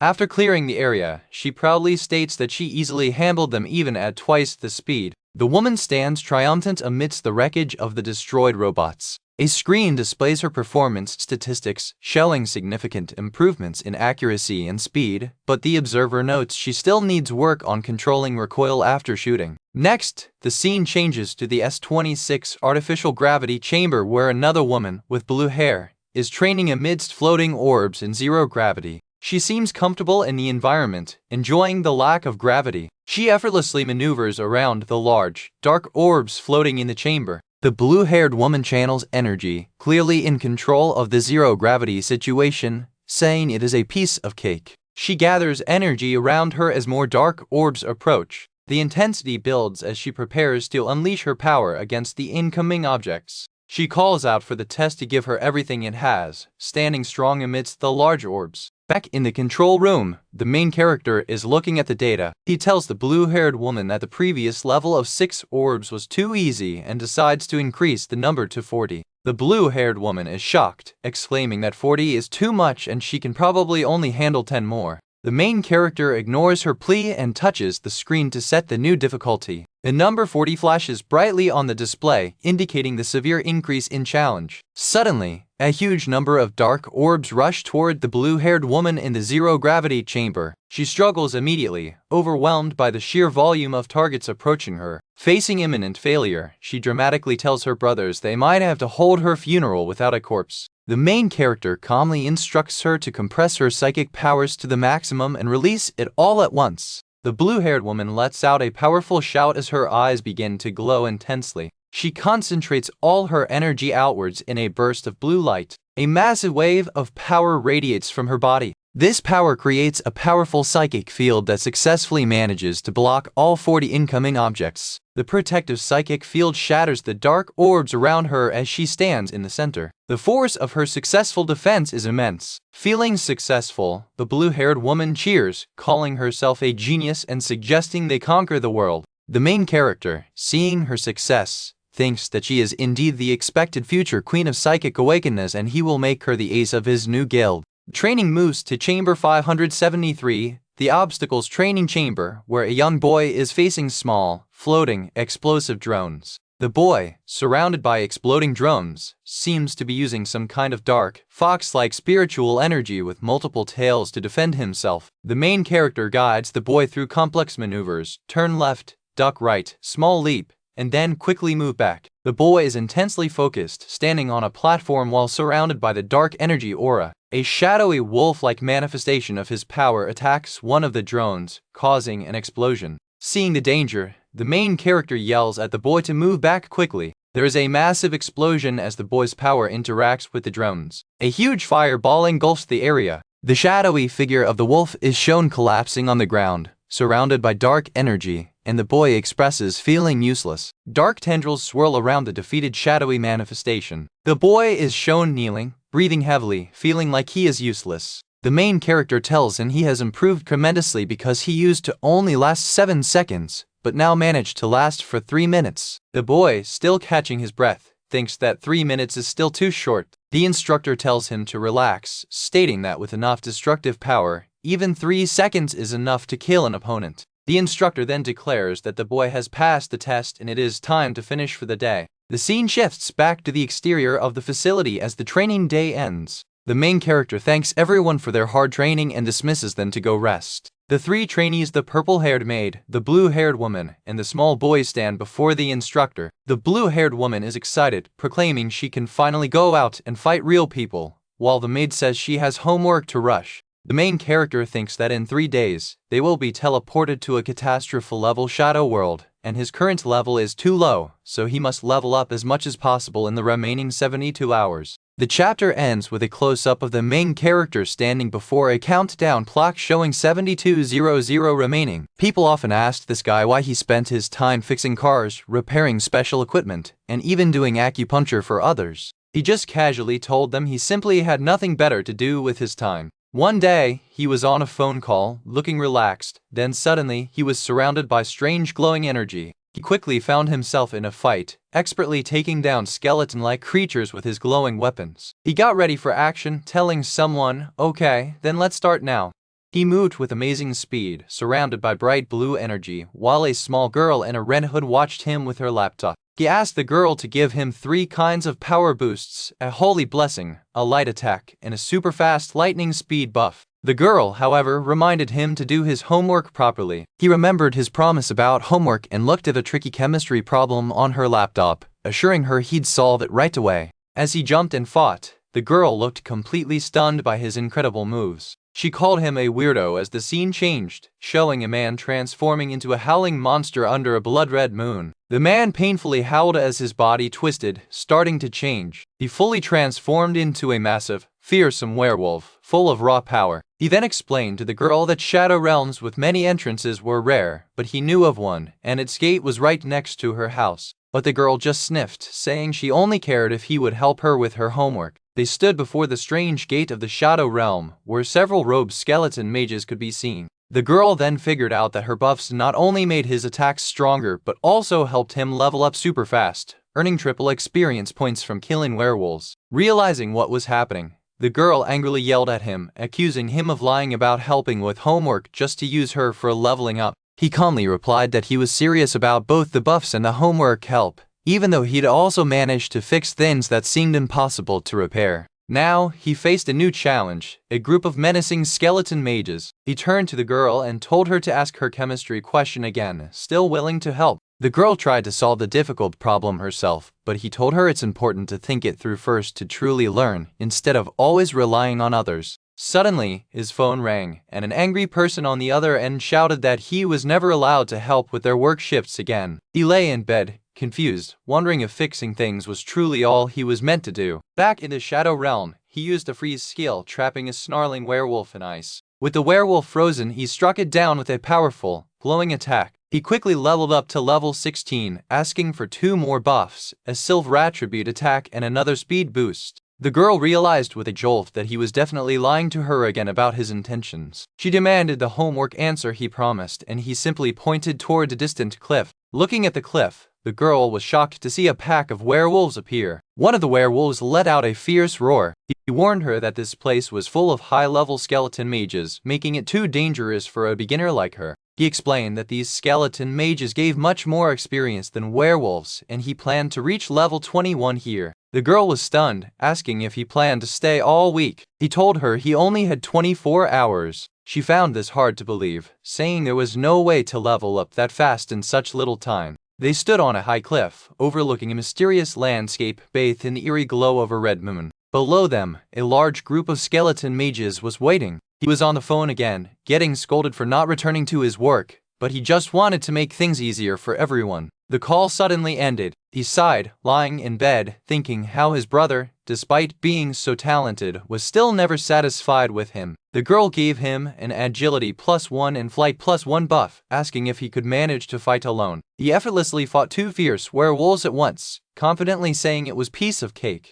He continued to skillfully cut through the werewolves, moving with incredible speed. He soared through the air, quickly moving towards a large building under the red moon. He zipped past, leaving bright trails behind him due to his immense speed. He had already defeated many werewolves, leaving a pile of them scattered around. He quickly leveled up again, reaching levels 13 and 14 as he continued fighting more werewolves. He unleashed a powerful burst of lightning magic. He fought a whole horde of skeleton mages, surrounded by crackling lightning. Later, the girl reminded him about homework, but he said he was busy leveling up in a shadow realm and invited her along, surprised she could level up and help with homework at the same time. A digital timer showed countdown 4800. He declared he had 2 more days and it was time to level up. He stretched, feeling ready, but the girl glared at him, calling him a big liar. He asked for 2 acceleration buffs. The girl was annoyed that he still wanted magic even after clearing the area, but he insisted they had to move to the next area and asked for speed, holy power, lightning, and attack boosts. The girl watched him glow with green buffs, realizing he was truly just using her for her magic. He jumped high into the air, ready for more action. They had arrived at a new place, a G-grade shadow realm called Decapitation Town, under a scary red moon with bats flying everywhere. The town was dark and mysterious, with an old, grand building standing tall. A title card appeared, announcing, "I fight alone for 3,000 years," with production credits below. He was shown sleeping peacefully in his bed again. The girl walked with a puzzled look as tiny glowing particles floated around the ground. He was back in action, fiercely battling a skeleton mage with his sword. He cast powerful magic, leaving a chaotic scene behind him, with many defeated werewolves all around. The girl's previous thoughts about him relying on others for answers lingered. He stood amidst the fallen werewolves, still asking for more buffs. More werewolves charged forward, letting out loud howls. A massive werewolf snarled as he continued his relentless fight against the skeleton mages. The girl looked at her laptop, a thoughtful and slightly confused expression on her face. She stared at the fading light trails where he had just been, still wondering about everything. The man with electric powers stands ready to fight a huge monster, while a small girl holds her staff beside him. The girl looks really tired from all the work, but the man gently promises to pay her back 100 times later. The man glows with power and prepares for a big attack, as the girl warns him to be careful because the monster, Dullahan, is very strong. The girl is upset, saying the man made her use up all her energy for the kill, but he simply replies that victory is all that matters in battle. With his focus firmly on the fight, the man takes a powerful stance, energy crackling around his feet. He leaps through the air with great speed, leaving behind a trail of magic and shattered bones. The man swings his sword at the big monster, which is protected by a strong, glowing shield. He continues to strike the monster with his sword, trying his best to break through its tough defenses. From a safe spot, the little girl watches the man intensely as he keeps fighting the huge monster under a red sky. The girl worries because the Dullahan monster has a lot of health and defense, and the man's level is too low to defeat it. The man boldly taunts the Dullahan, calling it names for not being able to hit him, which makes the girl wonder if he's trying to make it even angrier. The Dullahan, riding its powerful horse, begins to glow with purple energy, getting ready to use its own strong attacks. The boss monster, the realm boss Dullahan, charges forward on its horse, making loud stomping sounds. The man asks for 5 special buffs like Holy Blessing and Fury of Night to help him fight the Dullahan, the boss of Decapitation Town. The girl happily thinks they have killed the boss and will be sent out, meaning the man won't reach level 21 as he planned. The man asks if she heard some special announcement, but the girl just stares, looking a bit puzzled. The man confidently tells the little girl to concentrate on her homework, promising that the monster won't even be able to land a single hit on him. The girl thinks he is too proud, saying he can't break the monster's shield either, but the man reveals that's exactly why he brought her along. The man stands on a pile of defeated enemies, having successfully leveled up to level 17. He tells the girl, Tao Tao, that they need to move on because it's getting harder to level up in this area. The girl is surprised they are moving again, pointing out that even if they beat the next final boss, the man still won't reach level 21. They have now arrived in a spooky place called Decapitation Valley, with dark trees and many gravestones everywhere. The man asks the girl to keep doing her homework, which involves a chemistry problem about temperature and mixing gases. He then asks her for 2 movement buffs, assuring her that she will understand his plans very soon. The girl huffs in annoyance, telling him that she is here for her homework, not to be bossed around by him. The Dullahan appears and tells the man he is too naive if he thinks he can just leave and go home. The man quickly dodges a powerful swing from the Dullahan's giant axe, showing how fast he is. The man shouts that this is a catastrophe-grade realm and tells the girl they need to leave this place right away. The man starts running, and the girl quickly follows behind, shouting at him to wait up. The man relentlessly attacks the Dullahan, striking it repeatedly with his sword from different angles. Suddenly, a message appears, saying that the final boss of Decapitation Town has been killed, and everyone will be transported back in 1 minute. Despite the message, the Dullahan still stands strong, holding its large axe, not looking defeated at all. The Dullahan, glowing with blue flames, is still actively fighting the man, even after the announcement of its defeat. The man continues to fight hard, hitting the Dullahan with quick, glowing sword strikes. The man puts a finger to his lips, telling the girl to be quiet because he senses something approaching them. The Dullahan's horse thunders across the ground under the red moon, its movements powerful and fast. The dark sky is filled with bats flying under the blood-red moon, making the atmosphere even more eerie. The Dullahan finds itself trapped inside a glowing, golden shield, unable to escape its confinement. The girl looks surprised, thinking they are finally finished, while the man watches the trapped monster. The Dullahan tries to break free from its trap, stomping its hooves and glowing with purple energy. The girl is shocked to see another realm boss appear, realizing the man used his seed of light to bring the monster back to life. The man, without showing much emotion, tells the girl to use her fire pillar magic skill. The Dullahan is now engulfed in a fiery pillar, struggling inside its glowing shield as the girl's magic takes effect. The man warns that if the reward for this isn't good enough, he will burn the girl too, while the monster roars loudly. The angry monster raises its axe high, its horse rearing up as it prepares for a fierce attack. The monster's horse brings its powerful hooves down, causing a strong impact on the ground. The girl realizes the man's true intentions, seeing that he is using the revived boss for his own goals. The man teases the Dullahan, asking if it can even catch him, as he zips around quickly. He keeps moving with incredible speed, easily staying out of the monster's reach. The man stands on a high rock, looking down at the Dullahan as it struggles to attack him. He continues to strike the monster while swiftly avoiding its attacks, keeping up his offense. The man has surprisingly found an S-rank shield of protection item, which usually never drops, making the girl call him out for treating the realm like his personal treasure chest. Man stands over the defeated monster, its body breaking apart, while the girl watches him with a surprised expression. He proudly announces that he has reached level 21, allowing him to equip the new item and increase the survival chances of guild members by 20%, telling the girl not to be so shocked and to continue. The man tells the girl to focus on her homework and to ask him any questions she has, even as the monster still fights. The Dullahan threatens anyone who trespasses on its forbidden grounds, vowing to trap their souls forever. The man sighs, feeling exhausted but relieved that the nightmare of the fight is finally over. He walks past the defeated Dullahan, which is now just a crumbling form, while the girl watches him go. The man looks intently at the glowing energy, perhaps from the powerful item he just received, finishing his long fight. This crop contains credits and is not part of the narrative flow of the story. The red moon hangs high in the dark sky, casting an eerie glow over the desolate land. The Dullahan is now trapped, its horse stuck tightly in a crack between large boulders. The girl angrily realizes that the man tricked the Dullahan, using its own death charge to trap it when it was enraged, calling his method despicable. A serious man explains to a small group why he gathered them all together, no matter what it took. He tells them that the place they are going is called the Shadow Realm, and it's famous for being a place where death is certain. A young boy looks very scared as the man continues, giving them the first rule: always stay within 50 meters of him. Secondly, he warns everyone to be very careful and aware of their surroundings, only trusting the safe zones he will point out. Meanwhile, an older man is confused, seeing a message pop up that he has successfully joined the Daybreak Guild, thinking he made a mistake because of his age. A digital countdown shows 24 seconds left. A woman in battle armor also sees the same guild message, wondering how she ended up joining that liar's guild. In another place, a man with a big machine gun shouts excitedly that he has finally found some rascals.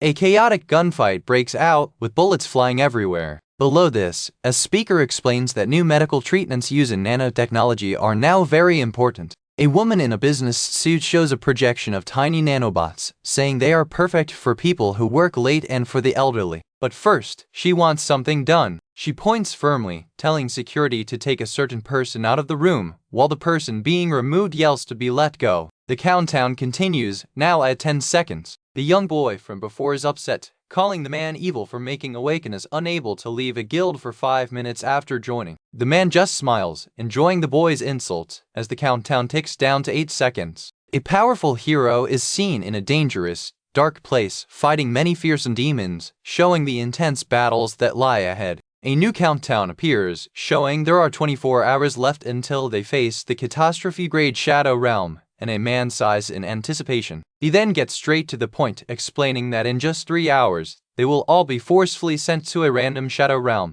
He details the risks: a B-rank realm if they are lucky, an A-rank with normal luck, but an S-rank realm if they are truly unlucky. Two women look shocked to hear about an S-rank catastrophe grade realm. The man tells everyone to get ready, as the forced transfer to the Shadow Realm is about to start very soon. Multiple digital countdowns quickly flash on screen, indicating the rapid approach of the forced transfer. The final countdown reaches 1 second, and a diverse group of armed individuals stands ready, preparing for whatever comes next. One woman angrily calls someone a liar for using unfair methods, and the older man with the eye patch replies, finding it a funny coincidence to see them again. Another man tells them to stop fighting and look ahead, reminding them that children shouldn't get involved in adult matters. With just 1 minute left until the catastrophe-grade Shadow Realm, the man with the eye patch calmly smokes, looking at an old photo of his team. He finishes giving his instructions, asking if anyone has any more questions while sitting in a room with a city view. Someone asks why 3 other members he mentioned aren't there, wondering if they won't be joining them in the same Shadow Realm. The man says it's all up to destiny. The young boy argues again, calling the old man mean and pointing out that even big sister Ling Yu isn't paying attention, so he shouldn't be the only one getting scolded. He points to Ling Yu, an assassin with a calm, emotionless face. The man simply tells the boy, okay, I got it, to calm him down. An armed person reports to their boss that all preparations are now complete. The boss, the man with the eye patch, instructs his team to pick up their weapons, stating they have a very important mission today. He reveals the shocking truth that they are in an S-rank catastrophe-grade realm, known as the capital of ice and fire, a place he thought only existed in rumors. A woman explains that the middle of this shadow realm has a nickname, the Death Ring, which is half ice and half fire. She continues, explaining that this death ring will keep growing as time passes, and when it covers the whole city, the entire realm will be destroyed. Meanwhile, security is forcefully removing someone. A woman is puzzled why the company president always recognizes the strange man instantly, no matter his disguise, and wonders if she has become used to his constant bothering. Only 3 hours remain until they enter the catastrophe-grade shadow realm. The man with the eye patch looks annoyed and grumbles. He declares that he won't even spare them a glance. Elsewhere, a presenter warmly welcomes people to see the AHB company's latest medical nanobots. As the audience watches the nanobot presentation, the main protagonist makes a solemn promise to himself that he will bring everyone back alive this time. The final countdown reaches 0, signaling the start of the forced transfer. A system message flashes, announcing forced transmigration to the Shadow Realm. Transmission commenced. Everyone looks worried as they are pulled into the realm. The protagonist, who just returned from a big press conference, tells his team seen on a video call to listen carefully because what he's about to say is about their survival. Tao Tao, the young boy, complains that weekdays are full of classes and he can only play on weekends, while in another scene, someone shouts angrily about their stuff being stolen during a fight. A fierce gunfight is happening, with bullets and explosions filling the air as people exchange fire. The older man from earlier is caught in an explosion, realizing that old people like him are often easy targets for health food scammers. A powerful beam of blue light shoots down from the sky, creating a swirling vortex around a building. The strong wind and swirling energy intensify. Elsewhere, an announcement declares Liu Zhu as the winner of her match. The crowd goes wild for Liu Zhu, who has won 17 times in a row. She has brought her family back to its powerful position, making them one of Europe's 4 greatest families again. Liu Zhu stands proudly in the middle of the arena, surrounded by cheering spectators. She looks at her phone, realizing that Liar is using his 31st fake account. She admits he is strong but says she doesn't like liars. A woman with long dark hair stares intensely, focused on something unseen, with a determined look. The city they are in is clearly split, with one half engulfed in ice and the other in roaring flames, confirming it is indeed the capital of ice and fire. The young boy, Tao Tao, looks around with wide, scared eyes, asking, what is this place? Back in the arena, Liu Zhu prepares to deliver her final, decisive strike with great power and focus. With a powerful whoosh, her opponent is defeated and declares, "It's my loss." Liu Zhu looks at a transparent screen, while a woman in a suit sits at a large desk in an office, likely reviewing something. The woman thinks about how a weird hacker forced her into the Shadow Realm system and added her to a guild, expressing surprise that such hackers exist. The message confirming her join to the Daybreak Guild is visible. The team was in a massive city, fighting against fiery mum-like monsters everywhere. A strong lady in a suit bravely told the monsters to scram. The battle was intense, with fire all around, and suddenly a powerful blue ice attack helped them push back the scary creatures. One of the mummy monsters roared in the flames, while a big robot body with glowing circuits was shown, looking like it was being put together. This robot was clearly a powerful machine, and its creator, a man named Steelheart with a horn, looked like he was in great pain. Steelheart, the robot, had gone completely crazy, covering the entire city in huge fires and freezing ice, causing a massive disaster. The main character watched, looking very serious. This is where our exciting story, Grand Warlock streamer continues, focusing on a hero who has been fighting alone for a very long time. The city was a disaster, half burning in fire and half frozen in ice, making everyone wonder what on earth was going on. Just then, a warrior woman, who seemed like a leader, warned everyone to be careful because even more monsters were coming their way. The main character asked a little girl named Tao Tao to boost their powers, and she quickly said okay, ready to help her team. The dark city's skyline was still burning with massive fires, reminding everyone of how dangerous their situation was. Everyone knew that the only way to stop this disaster was to defeat Steelheart, the one who caused all this trouble. Someone asked the main character where Steelheart was hiding, while flames continued to spread around them. A boy, called Little Bookworm, was looking like he was about to lose control, so someone quickly told him to be careful.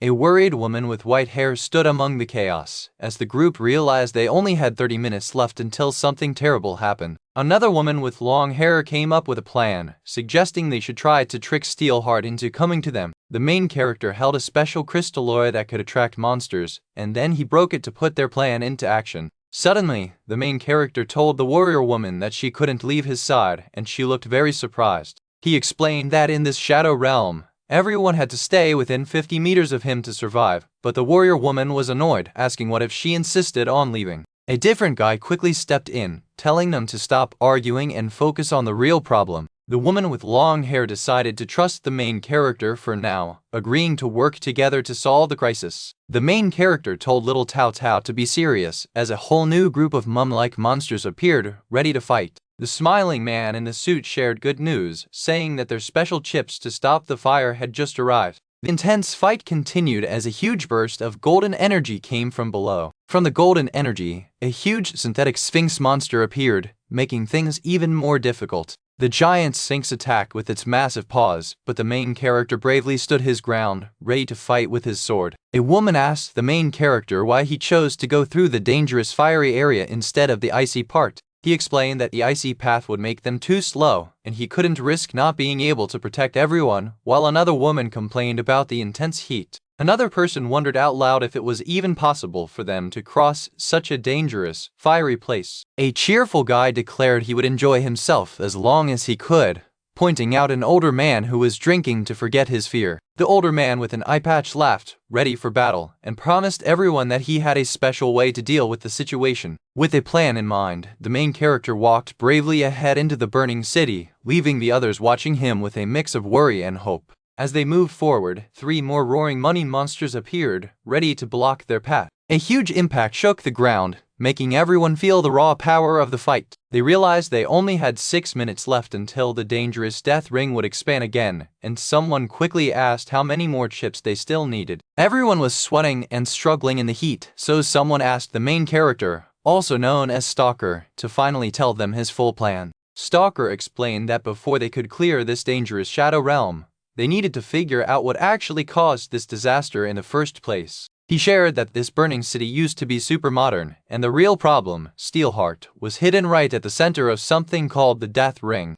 Some members were scared, wondering how they could possibly reach the Death Ring's core, but Stalker firmly said they had no other option. However, one guy didn't trust Stalker and wanted to leave with his sister. As the distrusting man tried to leave, the warrior woman quickly stopped him, making sure he stayed with the group. Stalker then explained that Steelheart was a crazy inventor who always wanted more power, so he kept changing his body with advanced technology. But something went wrong when Steelheart tried to add the most powerful energy chip, and he completely lost control of himself. A maid-like girl held a gun, ready for action, as Stalker promised that even though his team was a bit strange, he would make sure no one died. With renewed determination, the entire team launched themselves forward, expertly moving across the fiery cityscape. They kept pushing through, ready for whatever came next in this dangerous place. A close-up showed a fierce mummy monster, its body wrapped in bandages and glowing with fire. Many more mummy-like monsters emerged from the flames, closing in on the group. One person asked Guildmaster Lu Feng for their next target, while another quickly broke a blue crystal, maybe to activate something. The team continued to battle intensely, their movements quick and urgent against the backdrop of the blazing city. Moving as one, the whole group sped through the air, surrounded by a bright golden glow that helped them move faster. Stalker, leading the way, moved incredibly fast, leaving streaks of light behind him as he dashed forward. The old man with the eye patch proudly said that only strong alcohol was good enough for tough battles and reminded everyone that they needed 320 chips in total. Stalker told Tao Tao to stop playing with her phone and focus, and she looked a bit grumpy about it. Another person criticized Stalker for making a child work, calling it mean. While nearby, a mummy monster burned brightly. They were informed that they had only 15 minutes before the death ring expanded again and new chip-dropping monsters would appear, so everyone needed to hurry. Stalker stood firm, his sword ready, as he was engulfed in the intense fiery energy of the realm. The warrior woman moved into a fighting position, showing she was prepared for anything. Stalker playfully threatened to tie up the complaining person and drag them if they didn't cooperate, but that person shot back, telling him not to underestimate them. Stalker quickly explained that he never looked down on anyone, but he just couldn't lose any of his team members as they stood together in the scorching fiery zone. A special fire-stopping chip, glowing red, was shown, lying near a fallen mummy monster. The woman with long hair realized that these monsters were actually robots, and the chips they dropped made them safe from fire for 3 minutes. She understood that with these chips, they could finally go into the burning area, even as the huge fires raged all around them. Stalker quickly attacked a group of mummy monsters, slicing through them with his sharp sword. The battle continued, and someone pointed out that the dangerous death ring kept getting bigger every 30 minutes. Stalker looked serious, knowing that the death ring would swallow the whole Shadow Realm in just 4 more expansions. They figured out they only had 2 hours before the whole place was gone, and since each chip only lasted 3 minutes, they needed a massive amount of chips for their group of 8. Suddenly, a huge, dark monster with glowing red eyes appeared, surrounded by smaller mummy creatures, making the situation even more terrifying. The giant dark monster began attacking the smaller mummy creatures, showing its raw power. The fires continued to burn fiercely, filling the air with loud, crackling sounds. Explosions of fire spread rapidly across the city as the group watched the devastating scene from a safe distance. The city was again shown split by ice and fire, and people were told to run for their lives because the death ring was about to cover everything, causing some to panic and cry for help. People were desperately trying to escape, some on a motorcycle, while one man begged his friend not to leave him as the fire quickly spread closer. The city continued to be rocked by powerful, fiery explosions. Amidst all the chaos and explosions, Stalker remained surprisingly calm, while a closer look revealed Steelheart's robotic chest glowing with power.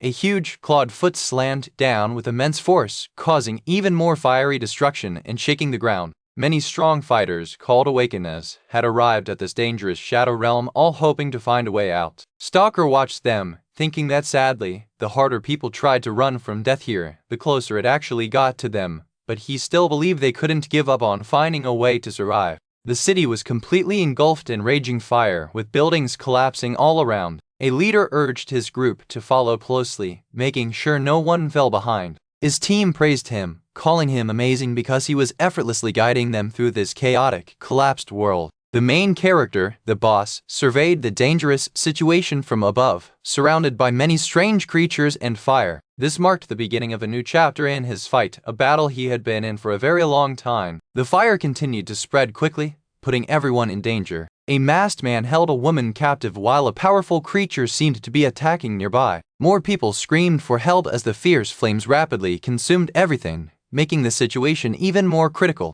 The boss asked Enya, the captured woman, to hand over all her special chips that could stop the fire. She understood his request and seemed ready to cooperate, even while being held a captive. Meanwhile, the boss gave a dropped ring to another teammate, telling them it was for them. The teammate was hesitant, feeling it was too valuable to be given so easily, but the boss explained it was a powerful A-class ring for swordsmen, crucial for their survival in this dangerous situation. The teammate was surprised by the powerful Sword's Oath ring and wondered if they had been thinking too much, realizing its importance now. The masked man and his group tried to confirm with the boss if he would release Enya after they gave him the chips. The boss confidently stated that his men were everywhere, assuring them that no one would come to their rescue, no matter how long they stalled. 2 imposing, dog-headed figures stood guard, their powerful presence adding to the tense atmosphere amidst the flames. A young woman in a red cloak realized that the boss had already secretly placed a shield of protection on Lingy, ensuring her safety. This meant Lingyi could directly share her fire immunity, a terrifying thought for some who saw the boss's cunning plan to use a death ring from the start. One teammate felt relieved that they were on the boss's side and not his enemies, as a powerful judgment attack was unleashed. The lion-headed creature roared loudly as it was struck by a bright, powerful sort of judgment attack. Someone observed that the boss, often called a 1,000-year repeater, was once again using his clever tricks. A woman looked shocked, and someone quickly told her to stay silent and not make any noise. The boss put a finger to his lips, signaling silence as the raging fire continued to burn around them. The Doomsday Patrol, including the purple-haired woman and a large dog-like guardian, moved through the fiery landscape. The team navigated the chaotic, burning city, with wrecked cars flung around by the intense heat and explosions. The environment remained dangerous and fiery, showing how difficult their journey was. The whole area was a disaster, with buildings burnt and broken, all consumed by the endless flames. More buildings crumbled. It was thought that goddess Liuzu, who disliked evil, would be wary of the boss due to his mysterious past and claims of repeating life for thousands of years. The boss revealed that he had gathered a lot of information over 3,000 years, including a complete map of the Shadow Realm. Goddess Liuzu, shown here, still kept her distance from the boss, not trusting him completely. A teammate thought that the boss, the big liar, was actually very strong and had many tricks hidden up his sleeve. The boss confidently announced that he would lead everyone to the true world of death and told them all to follow him.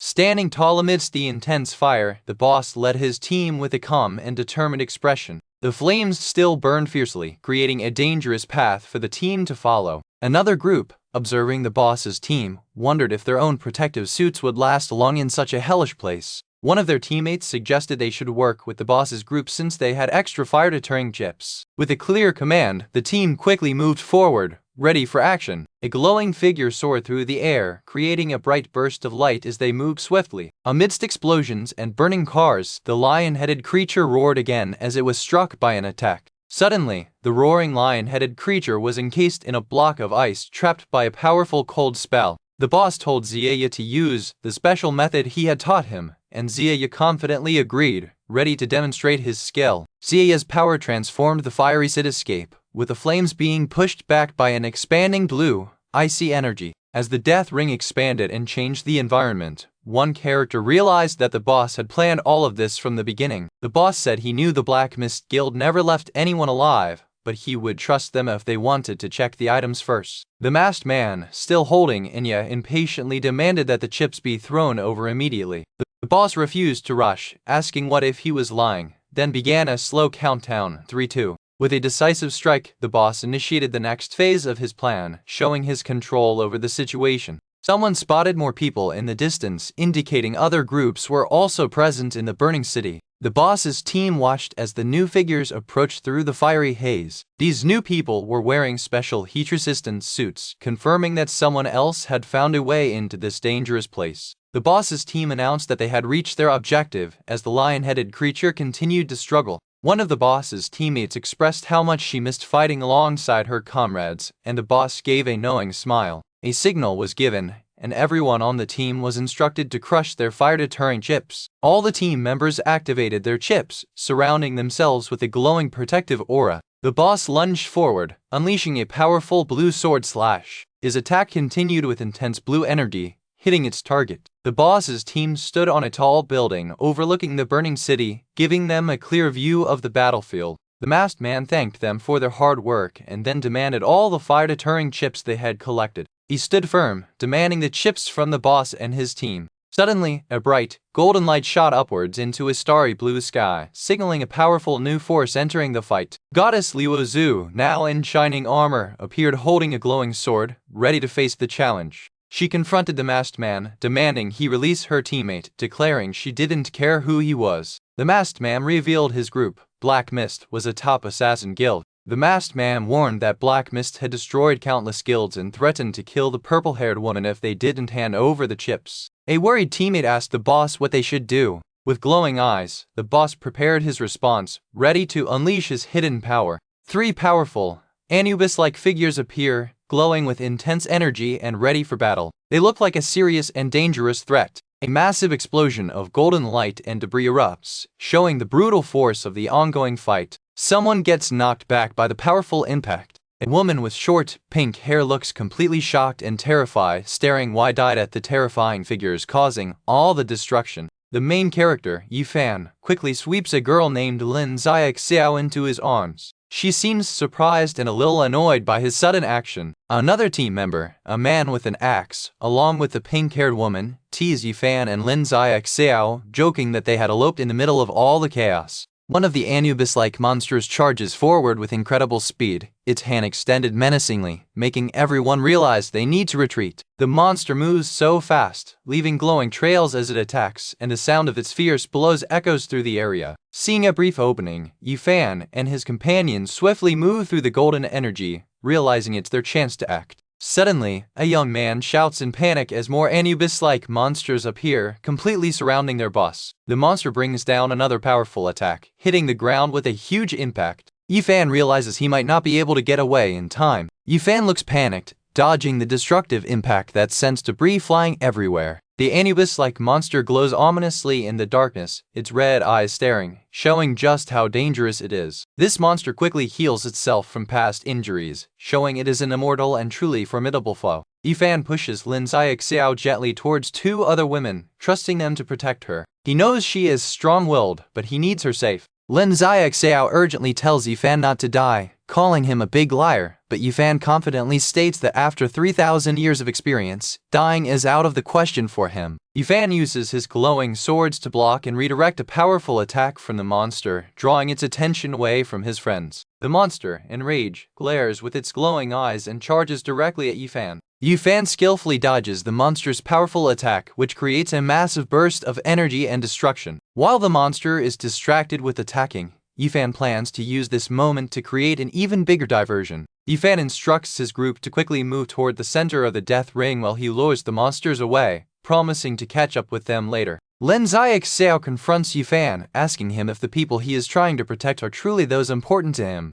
Yifan corrects her, saying they are his comrades, as a huge, dragon-like monster emerges behind him, seemingly ready to join the fight. The giant dragon-like creature roars loudly and charges into the fray, attacking the Anubis-like monsters. A targeting reticle locks onto one of the Anubis-like monsters, indicating a precise and powerful attack is about to hit. A character in a white protective suit fires a strong jet of flame at the monster, apologizing for not being able to help more. Yifan carries Lin Xiaoxiao through the air, telling her she would have found a way to survive even without his help. Lin Xiaoxiao insists that he helped a lot, calling him her eternal goddess, but playfully warns him to listen to her next time. Meanwhile, another pair of characters battles smaller, robotic enemies in a desolate, rocky landscape, facing their own difficult fight.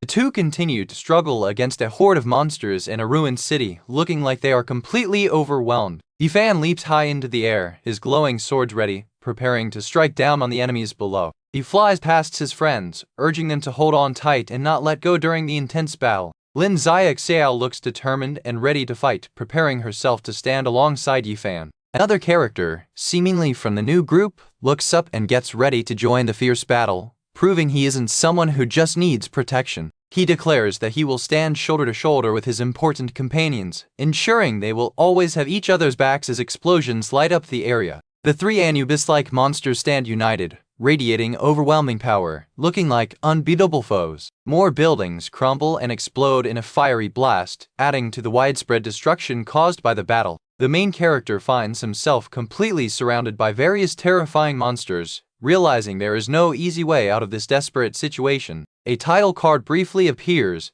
hinting at the main character's long and solitary struggle. I fought alone for 3,000 years. Lin Xiaoxiao tries to follow Yifan, but he insists it's too dangerous for her to join him alone. Yifan is startled as Lin Xiaoxiao still attempts to come with him, despite his warnings. The other members of the group watch in shock, surprised that Lin Xiaoxiao is trying to join the dangerous fight. One of the women tells Lin Xiaoxiao that Yifan will be fine and urges her not to waste this chance to escape, even promising to have drinks with him if he survives. The tough-looking man shouts in surprise as the powerful monster makes a sudden, devastating move. Characters in hazmat suits prepare their weapons, seeing the terrifying monster and quickly being told to open fire. The Anubis-like monsters clash, swinging their weapons fiercely, with one performing a wide, sweeping attack. Yifan looks sharp and focused, giving a clear command, now, ready to make his move. He swiftly dodges another incoming attack from the monster, moving with incredible speed. The group is dismayed to find their path blocked by rubble, realizing there's no way forward and the area is unstable, leading them to believe they might all die. The tough man with the axe looks at Yifan, who stands tall amidst the destruction, as more explosions erupt around them. Lin Xiao, now being carried by someone else, questions why Yifan is laughing in such a dire moment. A very fast and sharp attack narrowly misses them, showing the constant danger. The character carrying Lin Xiao quickly dodges, holding her tightly to keep her safe from the passing attack. Lin Xiao looks startled after the close call, while the Anubis-like monsters continue their relentless assault. Another woman insists there's nothing romantic between her and that liar, trying to distance herself from Yifan's antics. She sighs, thinking about how even high-status girls like her can fall for strange people like him, as the city burns around them. The small girl in the red hood looks terrified, asking if this is the end for all of them. Yifan, with a determined and serious expression, declares that he will not allow any of his companions to die. The tough-looking man expresses great relief, thankful that both Yifan and Lin Xiao are still alive after facing such intense danger. Yifan continues to fight fiercely, using his powers to keep the monstrous threats at bay while his group watches. He lunges at one of the Anubis-like monsters, striking it hard with his glowing swords. Yifan realizes that even though the monster can recover quickly, a 10-second advantage is more than enough time for him to execute his plan. Standing firm, Yifan radiates immense power, preparing to unleash another devastating attack.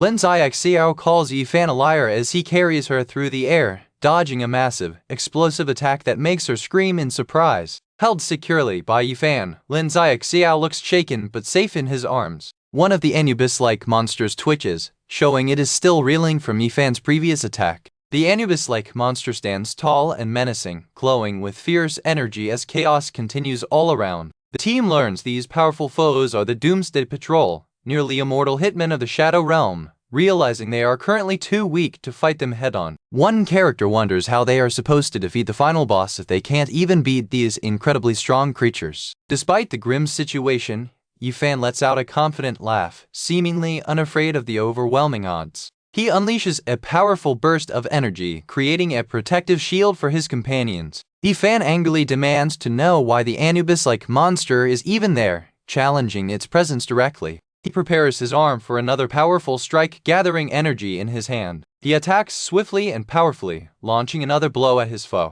His attack causes a huge explosion of golden energy, creating a barrier that protects his teammates, who are bathed in light. His companions watch as Yifan unleashes his formidable power, with a character in a gas mask also observing the intense battle. The golden blast directly hits the Anubis-like monster, resulting in a massive, fiery explosion. The monster is sent flying backwards by the sheer force of the explosion, while Yifan is seen carrying Lin Xiao through the air. The monster's body crashes violently onto the ground after being struck by the powerful attack. The impact shatters the ground, sending large pieces of debris flying in every direction. The entire area is engulfed in a colossal golden firestorm, showcasing the immense destructive power unleashed. His companions are thrown back by the powerful shockwave, calling out to their boss as the golden energy continues to explode around them. A man in a dark coat fought bravely, deflecting bright energy blasts from an opponent in uniform. He then faced off against massive, dog-headed giants, while someone shouted about a sneaky attack from a rotten little guild. Another masked fighter also joined the fray, holding a glowing blue crystal, feeling like this intense moment was a special embrace. Meanwhile, a small girl in a red hood hugged a larger figure, feeling her life was complete and hoping to survive to make all the boys jealous. The group found themselves in front of a huge metal door, noticing the fire around them was strangely weak due to special materials in the floor. One of the men explained this was the city's defense center, the central command, but someone worried they would still be found by the Doomsday Patrol.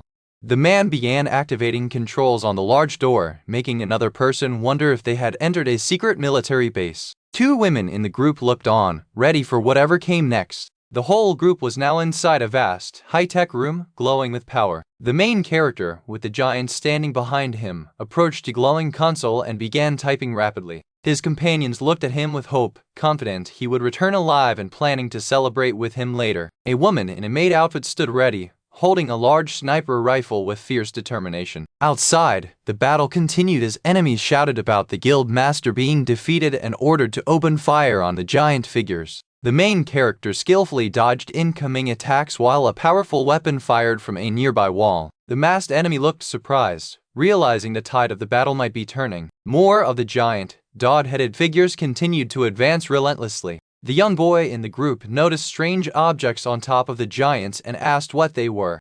A woman explained that these were marionette crystals, powerful items used to control large puppet-like beings, which the enemies were using on the Doomsday Patrol.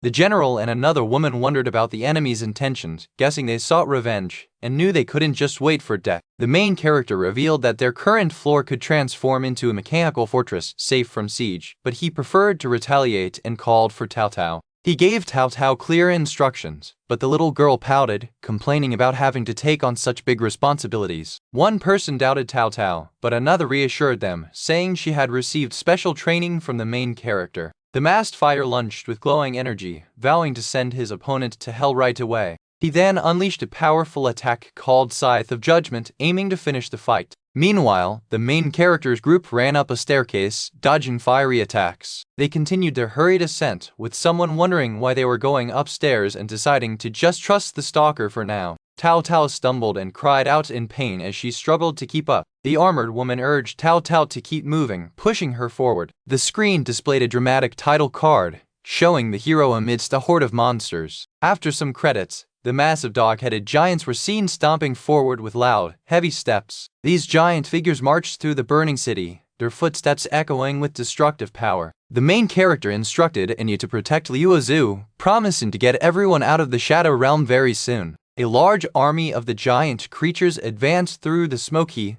destroyed landscape. Anya looked on with a mix of surprise and concern as she heard his words. She worried their attacks were too weak against a foe like Steelheart, but hoped the stalker could still pull off a miracle as he prepared to fight. The main character activated a shield of protection which made him immune to all attacks from enemies under level 50. He launched himself into battle with a powerful surge of energy, ready to take on the threats. The masked enemy, holding his crystal and skull-emblazoned weapon, stood tall, observing the situation. The giants fired energy blasts, which were met with resistance and loud bang sounds, suggesting an ongoing struggle. The woman in the maid outfit aimed her sniper rifle, focused and prepared to provide support. The main character held the glowing blue crystal, a confident smile on his face, ready for his next move. He stood triumphantly atop one of the giant figures, commanding them with a powerful voice. Suddenly, a large group of the giant figures was seen marching, now under his control. One of the controlled giants stood prominently, its eyes glowing, ready to follow new orders in the fiery city. The masked guild master was informed that the heroes were cornered in a large building, unable to escape. The masked leader vowed to make the rookie Wakenas pay for defeating his vice guild master, surrounded by his remaining giants. He gripped his glowing blue crystal, his face twisted in anger, determined to get his revenge. The main character told Tao Tao to activate the defense center's battle fog mechanism to blind the enemies, declaring it was his turn to fight. He then leaped into the air, surrounded by light, ready to engage the enemy alongside the now controlled giants. The young boy, however, expressed concern, questioning if this aggressive plan was truly the path to survival. Someone operated a console, and the massive defense center door began to open. The group watched in amazement, asking how he managed to do it, and he simply smiled, saying it was nothing. A blue-haired woman praised him, saying he knew the secrets of the universe and recalled how he once led them into a secret military base. The main character, protected by his shield of protection, effortlessly deflected incoming attacks. The masked enemy was utterly shocked to see a lower-level Awakener defend against a high-level attack. Everyone admired their boss, with one person wanting to follow him forever as a henchman, even as he announced his intention to challenge the final boss alone with the giants. He firmly told his group to stay behind, holding the glowing crystal, ready to face the danger alone. His companions looked on in dismay, protesting that it was too dangerous alone to face the final boss. The city looked very calm and peaceful, covered in a light, shimmering layer. The buildings stood tall as if nothing bad was happening. The sky above was also clear, with only a few light sparkles. The quiet city stretched out below. Suddenly, many robots appeared, flying quickly through the air. They moved with glowing trails, ready for action. These robots were fighting, and some of them were already breaking apart from the intense battle. Their parts flew everywhere. Up above, the main hero, Austin, looked down with serious eyes, surrounded by some scary monsters. This was the start of a big fight that had been going on for a very long time. The screen showed a warning, reminding everyone that only 30 minutes were left until something big, called the final expansion, would happen. Explosions filled the sky as robots continued their battle around a huge tower. They were attacking each other with strong energy blasts. A warning flashed, saying no new targets were found, even as a giant, powerful figure stood ready for action. It seemed like the enemy was hidden. One sleek robot flew calmly through the sky, its boosters glowing. It seemed to be searching or preparing for something. More big explosions rocked the area below, causing a lot of damage. The fighting was getting more intense and destructive. As the explosions continued, other robots were seen flying away quickly, trying to escape the dangerous blasts. Sister Lin looked worried, thinking how scary Steelheart really was, admitting they had underestimated him. She felt it was her fault for the situation, as even a few of his mass-produced robots were enough to wipe them out. Her teammate tried to comfort her, saying it wasn't her fault and they had no choice but to keep fighting Steelheart. He added that waiting would only mean more deaths for them. They wished Boss Austin was there, thinking he might be the only one in the world who could defeat Steelheart. But their guild was too big, making it impossible to send everyone to a safe Shadow Realm. Suddenly, they noticed that all the mass-produced robots were finally gone. The one controlling the Doomsday Patrol had sacrificed many giants to get rid of them all. They wondered how the rookie became so strong since he was a low level last they met. Everyone knew that the final big battle was about to start very soon. Meanwhile, Austin stood in a command center with his team, getting ready. His people looked up at him with hope and support. His team cheered him on, saying, "You got this, boss." They believed in him for the big fight ahead. Back outside, debris started falling from above, crashing into the buildings. The city was taking heavy damage. Sister Lin looked shocked as broken pieces fell around her. She had to quickly duck to avoid getting hit by the falling fragments. She wondered, feeling scared, if Steelheart was planning to kill all the remaining strong people, known as Awakeners. The situation felt hopeless. Her team was confused, asking, "What's going on?" They couldn't understand why the Doomsday Patrol was fighting against Steelheart's mass-produced machines. Then they saw him, Austin, standing confidently with huge, dog-like giants ready for battle. He was the one controlling them. A robot was shattered into pieces, crashing down. Someone exclaimed, remembering him as the rookie who defeated the final boss in the Obsidian Ruins. A loud voice declared, "Weak, dirty lifeforms. How dare you interrupt my evolution?" This was Steelheart, very angry. Below, many robots were getting destroyed in explosions, while above, Austin's towering giants stood firm, ready to continue their attack. Sister Lin and her surviving teammates were relieved that the mass-produced robots were finally gone. But they also realized that from more than 100 ARC members, only 3 of them were left. One of her teammates was shouting, asking what they should do now that they were so few. The situation was grim. Austin stood in the middle, glowing with strong energy, surrounded by his powerful giants. He looked ready to lead them all. More explosions went off as the giants and robots exchanged powerful attacks. The city around them was suffering greatly. One of the giants fired a powerful energy blast, hitting a robot and causing a big explosion in the distant buildings. A whole army of giants fired continuous energy blasts, creating a powerful barrage against the enemy robots. They were overwhelming them. The giants glowed even brighter, powering up for their next move, their energy increasing visibly. One robot crashed hard onto the ground,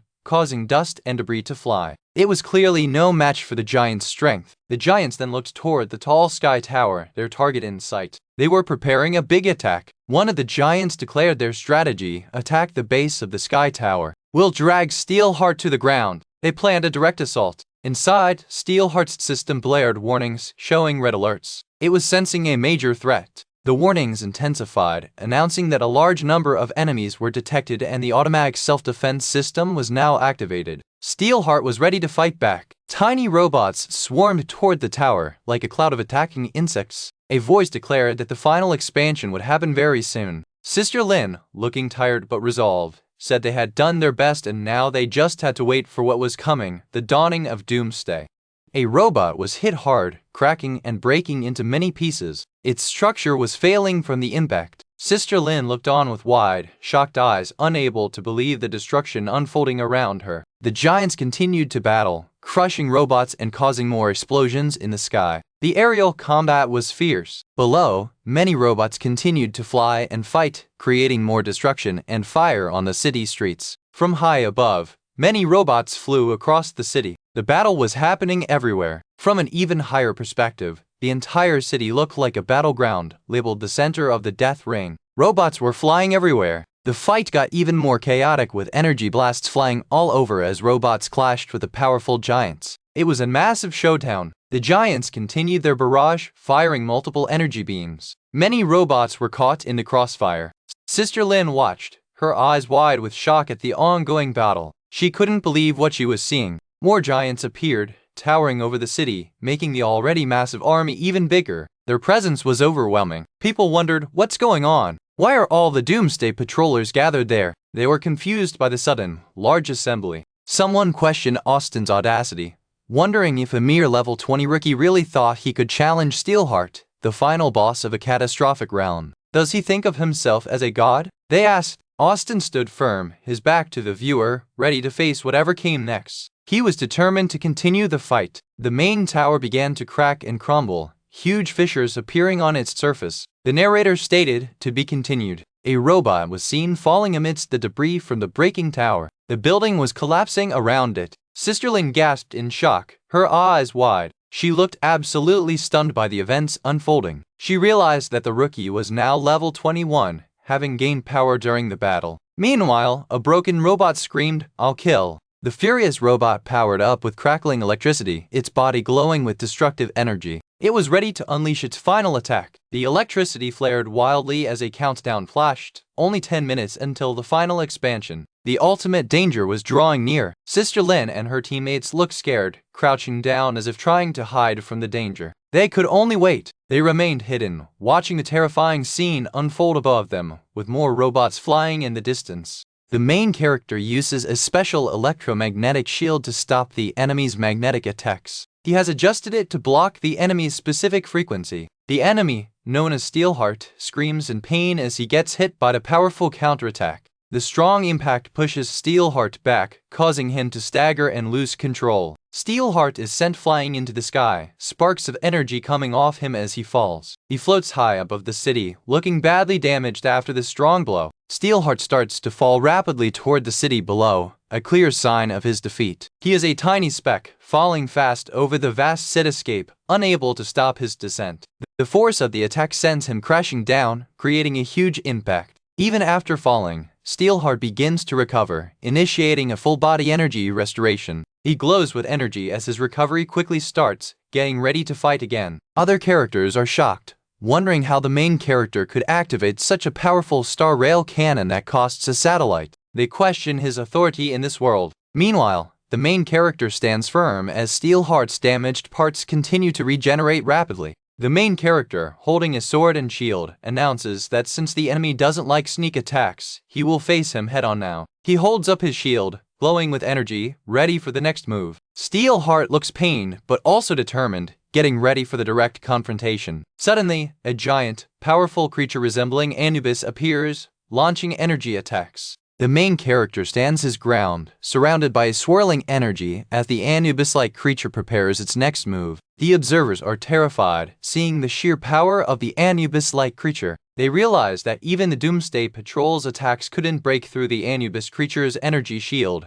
calling it a one-sided fight. The Anubis-like creature continues its powerful attack, with energy spreading across the city. Someone yells that the final expansion has started. A character tells the main character that he has activated the Star Rail cannon just like his plan. Another character points out that Steelheart can keep recovering as long as he has an energy source, asking what the main character plans to do about it. The Anubis-like creature dismisses the attack as pitiful, believing it's not enough to stop it. Steelheart, protected by a blue energy shield, is unfazed by the incoming attacks. The Anubis-like creature then unleashes a barrage of fiery attacks, demonstrating what it truly means to be overwhelmed by firepower. One of the allies breathes a sigh of relief, thinking they were finished this time. The team praises the boss for being incredibly cool, feeling safe after the intense battle. A small character in a red hood looks exhausted, wanting to play games all night after going back. Another female character also looks tired, indicating the high energy cost of the fight. The main character stands strong, surrounded by a bright glow, ready for the next challenge. He looks at Steelheart, who is still fighting the Anubis-like creatures.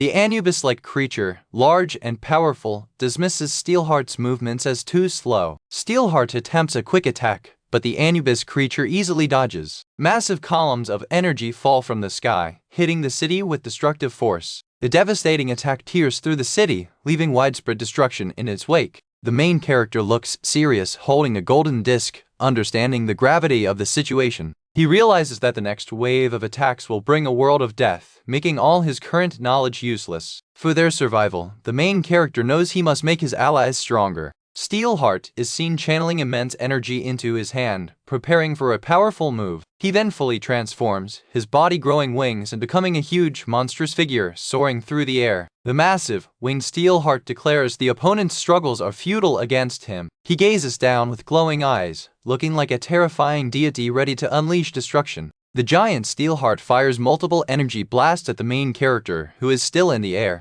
The main character quickly raises his shield, activating a 100-fold electromagnetic attraction to draw the enemy closer. The powerful magnetic force pulls Steelheart towards him, creating streaks of light in the air. The main character braces himself, ready to engage the enormous Steelheart head-on. Steelheart is pulled in, roaring in frustration as the electromagnetic force takes effect. The main character lands a direct hit on Steelheart's leg, shaking the massive creature. The Anubis-like creature strikes the main character with its staff, creating sparks. The main character is knocked back, but he quickly regains his balance, his shield still active. He quickly recovers, ready to counterattack despite the damage to his shield. The giant steel-winged colossus attacks fiercely, launching multiple sharp projectiles at the main character. The colossus grabs Steelheart, trapping him with its massive appendages, inflicting pain. Steelheart screams in agony as the colossus tightens its grip, overwhelming him with its power. Steelheart, despite his pain, manages to break free from the colossus's hold. He quickly retaliates, swinging his energy sword at the large colossus. A countdown timer appears, showing 1 minute left, adding urgency to the battle.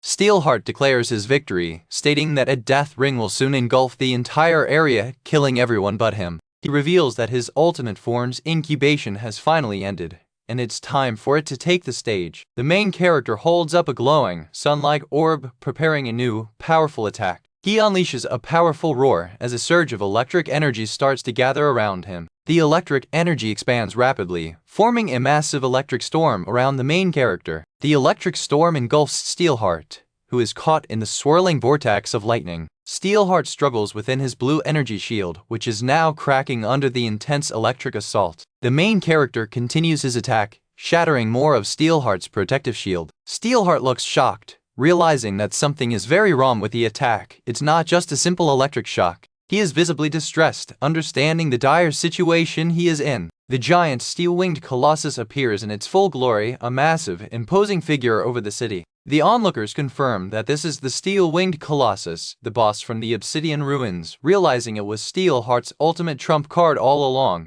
The main character is now seen holding a high-frequency vibration particle sword, ready to strike the colossus. The female observer wonders how the main character found such a unique weapon from this realm. Steelheart, in his regular form, launches a swift, sharp energy attack at the main character from below. Steelheart angrily accuses the human of a despicable sneak attack while he was distracted by the colossus. The city is now half frozen and half burning, showing the widespread chaos. A countdown of 008 is displayed, while the observers desperately hope their plan works. The countdown continues to 006. The main character, with a determined look, instructs his ally to devour Steelheart's energy core right now. Steelheart screams as his energy core is forcefully removed and consumed by the ally. The energy core is fully absorbed, leaving Steelheart empty and weakened. A message confirms that the final boss of the capital of fire and ice has been slain, and all awakeners will be transported back in 1 minute. The steel-winged colossus returns to its incubation state to absorb the devoured energy core, promising to be even more terrifying once it finishes. The group is relieved that they managed to survive the ordeal, and one of them shouts for the others to scram before they are transported. Steelheart, in his damaged state, uses a jet-powered flight to quickly escape the area. The Anubis-like creature throws a glowing, axe-like weapon, hitting another one of the enemies. The Anubis-like creature continues its fierce fight, not giving up. Steelheart takes another hit, sparks flying from his armor. The steel-winged colossus's energy core glows brightly as a countdown of 003 appears. The countdown ticks to 002. Steelheart is shown severely injured, falling from the sky. The main character is still fighting, surrounded by energy. The anubis-like creature unleashes a powerful fiery attack, engulfing its surroundings. The large anubis-like warrior smashes its hammer down on the giant colossus. It continues its relentless attack, striking the colossus with powerful blows. The giant warrior hits the colossus where Steelheart is seen inside a shield near its leg. The colossus looks down with menacing eyes, ready for another attack. The main character is hit by a powerful force, sending him flying and breaking parts of his shield. Steelheart, still grinning, seems unharmed and ready for more. He taunts his opponents, saying their attacks are too weak and questions if that's all they have. The main character looks at Steelheart, declaring he has one last present for him, glowing with resolve. The man, Lu Feng, crossed the street while a girl in a car called out, asking him not to leave her after she finally won him over. Lu Feng thought about a powerful sword that needed so much charge, it could short out a whole city's electricity. He felt really stressed about it all. Later, Lu Feng was super tired after helping his sister with her part-time job. He decided to relax and enjoy the sunshine for a bit. As Lu Feng rested, a beautiful woman in a white dress, Liu Zhu, walked towards him, drawing many eyes. Some people watching wondered why the famous Liu Zhu was approaching a random guy, assuming she was just asking for directions. But she actually brought him coffee. Liu Zhu handed the coffee to Lu Feng, telling him to drink it while it was still hot. The crowd was stunned, shocked that their goddess Liu Zhu would bring coffee for a loser, thinking she was just being kind. As Liu Zhu got closer to Lu Feng, the crowd freaked out, shouting for everyone to stop the vagrant from taking their goddess. The crowd ran after them, wanting to make sure Liu Zhu was safe. She calmly told Lu Feng that everyone was gone now. Liu Zhu then asked Lu Feng why he called her in such a hurry. He just told her she would understand soon. Lu Feng was driving a yellow van, looking a bit confused, wondering why he was the one behind the wheel. Liu Zhu explained that she didn't have a real-world driver's license, which is why Lu Feng had to drive. On the street, other people were surprised to see goddess Liu Zhu out and about. Two people watched Liu Zhu and Lu Feng walking close together, wondering who the man was and what their relationship could be. They thought it was just a coincidence, while Lu Feng asked Liu Zhu where they were going, following directions on his phone. Liu Zhu told him it was a classmate gathering and he needed to pretend to be her boyfriend. Lu Feng was shocked, saying he had never dated before, and was annoyed she called him all the way for this. Liu Zhu reminded him they had dated in one of his past lives. Liu Zhu then revealed her true plan. It was a deal where she would help him fix a problem with the Liu family's fighting style. They arrived at a large building, and Lu Feng asked if this was the spot for her classmates' meeting. Liu Zhu laughed, saying it was a joke and this was actually a big Awaken exchange center. She offered to get him into the exclusive auction, which usually required a high-ranking Awakener. Lu Feng was surprised, reminding her he thought he was supposed to be her pretend boyfriend. Liu Zhu playfully asked if he was disappointed. He quickly denied it, and they continued walking toward the impressive building filled with large machines. The two onlookers from before were still watching, shocked to see Liu Zhu so close to the vagrant as a crowd snapped pictures. Lu Feng sighed, finding a hassle to meet Liu Zhu in the real world because of all the attention they were getting. Liu Zhu apologized to Lu Feng, saying she hadn't expected such a big crowd either. To escape, Liu Zhu grabbed Lu Feng's hand, suggesting they go somewhere else. They ran through the street hand in hand, trying to outrun the crowd of people following them. Lu Feng noticed it was Valentine's Day and felt a little pity for a single guy he saw holding balloons. One of the female onlookers told her friend that Liu Zhu was perfect but too sympathetic to losers like Lu Feng, who didn't deserve a glance from her. Her friend agreed. Another group of people excitedly recognized Liu Zhu as the top-ranked most eligible bachelorette among all female superstars. Inside the car, Liu Zhu seriously asked Lu Feng if he really had a solution to her family's martial arts problem. Lu Feng told her he would give her the solution after she finished her task. Then he asked her to practice their fake relationship, telling her to say she chased him until he accepted. Liu Zhu looked hesitant, but Lu Feng encouraged her, saying it was just acting and asking her to rehearse it with him first. Liu Zhu agreed, but only for this one time, and practiced saying she shamelessly clung to him after he rejected her. As Liu Zhu walked past, one fan was so excited, thinking she had looked his way, he almost fainted. Some in the crowd wondered why Liu Zhu, who was supposed to be in Europe, was now in their city. They mentioned a rich man's son who chased her without success, and wondered if she had changed her mind. Liu Zhu told Lu Feng she had no money and was counting on him to buy things later. He sighed, knowing helping her meant trouble, but agreed to be her patron for the day, a dream come true for him. The story continues, hinting at a larger world of conflict and power with a dramatic illustration. Here are the people behind the making of this exciting manhwa. Lu Feng checked his stats, seeing his level and attributes like HP, strength, and agility displayed on a holographic screen. He also looked at a powerful high-frequency vibration particle sword in his inventory which needed to be charged. Someone told him he was late. Liu Zhu sat down next to him, simply acknowledging him with a Outside, the fans were still upset, calling Liu Zhu a simp for driving Lu Feng around, and some even collapsed in despair over their lost love. One of the fallen fans blamed the other as Liu Zhu drove away in the yellow van, a sly smile on her face. The futuristic city, with its tall buildings and flying vehicles, showed the advanced world where these events were unfolding. Everyone watched in shock as the man just disappeared. Nobody could understand how he vanished into thin air like that. Suddenly, the man appeared right behind another guy, holding a dagger to his neck. It looked like a very sneaky attack. Turns out, the dagger he used, called the Dagger of the Murky Night, has a special power. It lets the user melt into shadows for 1.5 seconds, which is perfect for surprise attacks. Meanwhile, another man, the protagonist, had just finished solving a glowing Rubik's Cube. He looked satisfied with his work. The Rubik's Cube started glowing even brighter and breaking into many smaller cubes, floating around his hand. Everyone who saw it was completely amazed. As the small cubes floated, they created a huge, intricate map made of light, showing some kind of secret pathway. The protagonist looked focused, like he understood everything. The protagonist realized this Rubik's Cube was actually a key to a secret treasury in the Shadow Realm. Just then,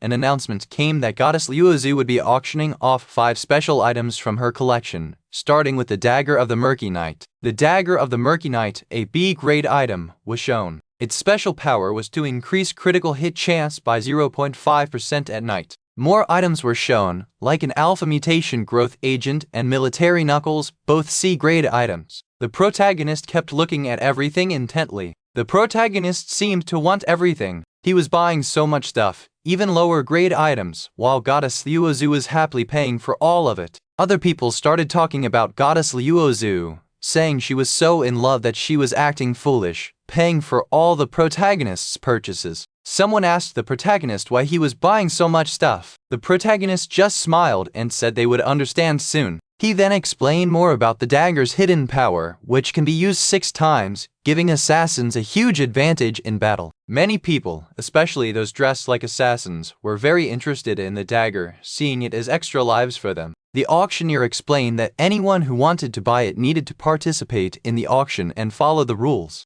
The protagonist then held up the Rubik's Cube he had solved earlier and asked the auctioneer how much it cost. He looked ready to buy it. He explained that he solved the Rubik's Cube because he was bored, but actually, it was very important. Liu Zhu asked him why he hadn't chosen an occupation yet, hinting it might be connected to a secret. The protagonist told her to ignore that for now, saying they still had important things to do, and asked if she was ready. Liu Zhu jokingly replied that for him, it was just buying and paying. Suddenly, a scuffle broke out when someone tried to cheat the protagonist out of the Twilight Wolf handgun. He told them to open their eyes, reminding them that Goddess Liu Zhu was the one paying, and she could revoke anyone's Awakener's license. Goddess Liu Zhu then gave a serious look, silently backing up the protagonist and making it clear she was not to be messed with. Her presence alone shut down the troublemaker. The person quickly apologized, saying they misunderstood and didn't mean any disrespect to Goddess Liu Zhu or her boyfriend. They knew her power meant business. The red-haired man, Wang Meng, looked shocked, realizing that the weak boy toy actually possessed a top-tier assassin item.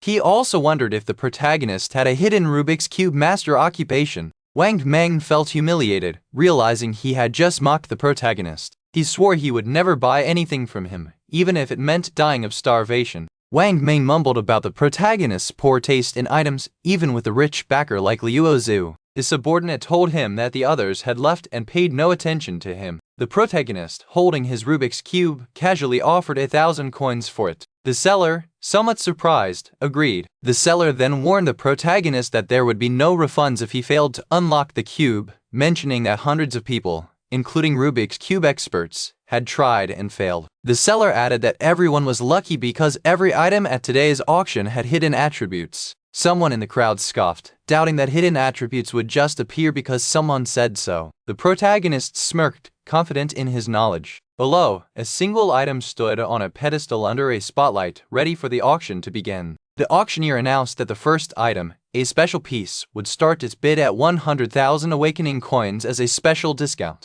The red-haired Wang Meng stood next to the protagonist. Bids started pouring in fast, quickly jumping from 200,000 to 500,000 awakening coins. Everyone was eager to get their hands on the item. The bids kept climbing, reaching 700,000 and then 800,000. People in the crowd whispered about the weak boy toy, not realizing his true power. The scene shifted to a powerful image of the protagonist, glowing with blue energy, standing bravely amidst many fierce, demonic creatures. It showed he was far from weak, a truly terrifying presence. This crop is a title/credit page. We'll skip detailed narration to maintain story flow, but acknowledge its presence generally. At the Awaken Exchange Center, many people browsed rare goods fresh out of a shadow realm, excited about the potential treasures.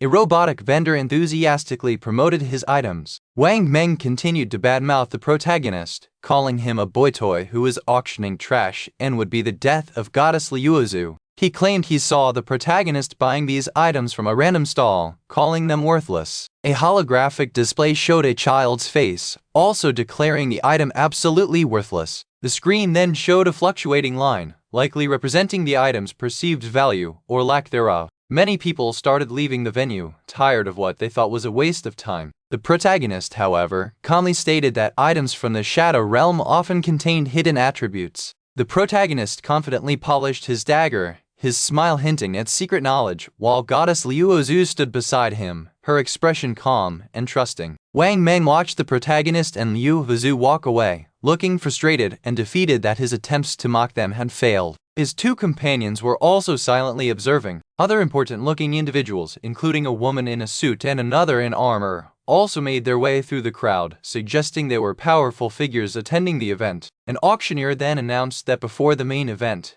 there would be a special 15-minute private auction. The Rubik's Cube seller, a man with goggles, then told the protagonist he had a good eye. The seller proudly showed the protagonist what he claimed was the only A-rank mechanical Rubik's Cube available. He offered it for only 100,000 awakening coins, even though A-rank items usually cost much more. The protagonist found price too high, calling the cube just an ornament. The seller, trying to make a deal, offered a 10% discount, bringing the price down to 90,000, claiming it was already the cost price. The protagonist asked what this really meant. The seller then explained that for 1,000 awakening coins, anyone could try to unlock the cube, and if they succeeded, they could have it for free. Wang Meng introduced himself as the vice leader of Huo Guild, reminding the protagonist that they had met before with his guild leader, Huo Jai. He stood confidently with his two masked companions. Liuozu, however, coldly stated that she didn't remember guilds that weren't in the top 100 globally. She also added that she barely talked to Huo Jai, so there was no way she'd remember his vice leader.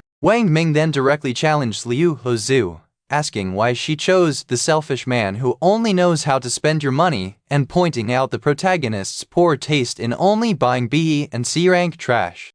People in the crowd reacted with shock, realizing Liuozu was auctioning her private collection for this weak boy toy. Some commented that women in love lose all rational thought. Others, including the suited woman, looked surprised and wondered if Liuozu's auctioned items were as valuable as an S-rank item. They seemed to question her judgment. Suddenly, the Rubik's Cube seller, realizing the cube's potential hidden value after hearing the chatter, frantically changed his mind, saying he wouldn't sell such a valuable item for so little anymore. Wang Meng, ignoring the commotion, then addressed goddess Liuozu directly, complaining that she hadn't informed them of her arrival in S City and was treating them a little too coldly. Wang Meng stood tall, striking a confident pose, clearly trying to impress Liuozu and assert his importance in front of everyone. The main auction officially began with an announcer on stage. Prominent guild leaders like Granny Lin of Huazin Guild and Bai He of Icebreaker Guild, both ranked globally, were present in the audience. The announcer thanked everyone for attending goddess Liuozu's sudden private auction, setting the tone for what promised to be an exclusive and exciting event. Goddess Liuozu herself, looking elegant, stood by the side, and the announcer concluded by saying they had a limited amount of time for the auction. A woman wonders about the main character, who sells items bought for cheap but very high prices. The auctioneer then announces the second item for sale. The next item is a C-grade cloak of the Howling Gale, which has a unique effect of increasing attack speed by 1%. Someone complains about the quality dropping from a B-grade to a C-grade item, while the main character is shown in action, surrounded by monsters. This is a short break in the story. The auctioneer makes the final call for 5 million, then congratulates the winning bidder for the dagger of the Murky Knight, sealing the deal with a gavel strike. A frustrated participant online realizes he couldn't stop himself from bidding but then feels relieved that the auction isn't over yet. Two warriors explain that people choose their class at level 20 and then can advance to an intermediate class at level 50. The third item is then revealed, and it's something important for class advancement. Someone immediately jumps in with a bid of 15 million. Another participant, looking quite agitated, slams his hand on the table, showing how badly he wants the item. This same participant worries aloud that he only has 60 million left after buying the earlier dagger, lamenting his diminished funds. The frustrated participant decides to give up on the bidding. The auctioneer, seeing this, asks if there are any other bidders interested in the item. The main character, the auctioneer, takes a deep breath as the tension in the room builds during the bidding. An old woman, seen as a hologram, also sighs and accepts her loss in the intense bidding war. The auctioneer repeatedly calls out 75 million, going once, twice, and then thrice, as the main character internally reminds himself to stay calm and not show any reaction to a powerful monster watching. A holographic image of an old man with a kind smile appears, addressing the main character as young man. The old man wants to ask a question as the auction continues for an B-grade crystal skeleton, which currently has no unique effect. This item, the crystal skeletal remains, can replace a rare A-grade item and help a warrior advance to an intermediate class at level 50. The bidding starts at 5 million, and it's already reached 60 million. The auctioneer calls 60 million for the second and third time. Just as he's about to strike the gavel, someone shouts, "Wait!" The previously frustrated participant, looking even more desperate, screams "Woof!" and bids 20 million, going against his earlier promise not to bid again. The bids quickly go up, with the old woman offering 30 million, and then the young boy raising it to 40 million. Other attendees are shocked, realizing that the bids are increasing by 10 million, making it impossible for smaller guilds to compete with the rich ones. Someone else quickly bids 45 million. The bidding war continues intensely, with the young boy raising it to 50 million and the old woman immediately topping that with 60 million. The frantic participant screams again, deciding that a little shame is worth it for such an incredible treasure. The bidding heats up even more, with two new bids coming in at 18 million and then 20 million, showing how many people want this item. The offers continue to climb rapidly, with 23 million and then 25 million being called out as the competition remains fierce for the valuable item. The young boy bids 35 million, then asks a serious-looking woman who is a guild master why she has arrived. A dramatic scene unfolds under a blood-red moon, showing a masked figure standing over defeated warriors, hinting at a powerful hero or past event. The main character, Austin, listens as someone hopes the savior of the world will participate in the next round of Goddess Liua's private auction, acknowledging Austin's legendary status. Austin and a woman walk away from the auction stage, suggesting that this particular part of the event is over for them. Bright spotlights illuminate the stage as a new item, specifically for the swordsman class, is about to be presented to the eager audience. The main character announces the starting bid of 1 million for the swordsman item. The Dragon Guild quickly jumps in with a bid of 2 million, showing their interest. The bids for the cloak keep climbing rapidly, reaching 2.5 million, then 3 million, and finally a surprising 15 million. The auction then reveals two amazing items as a package: an arcane ring for magicians to cast spells instantly, and a frostfire potion that fully restores mana, both being incredibly rare. The beautiful female auctioneer announces that this is the final opportunity for the package, with a starting bid of 10 million. The main character stands on the stage, gavel in hand, while the young boy in the audience watches intently, still holding his popsicle. Two audience members are shocked by a 35 million bid. They wonder why the Icebreaker Guild's representative, who left earlier, has returned. Someone guesses that the Icebreaker Guild member received secret information and rushed back to seize this rare opportunity. The auctioneer closes the bid at 35 million. Two people discuss whether to raise their bid, but one decides against it, saying it's not worth it over 30 million. The auctioneer then congratulates Bai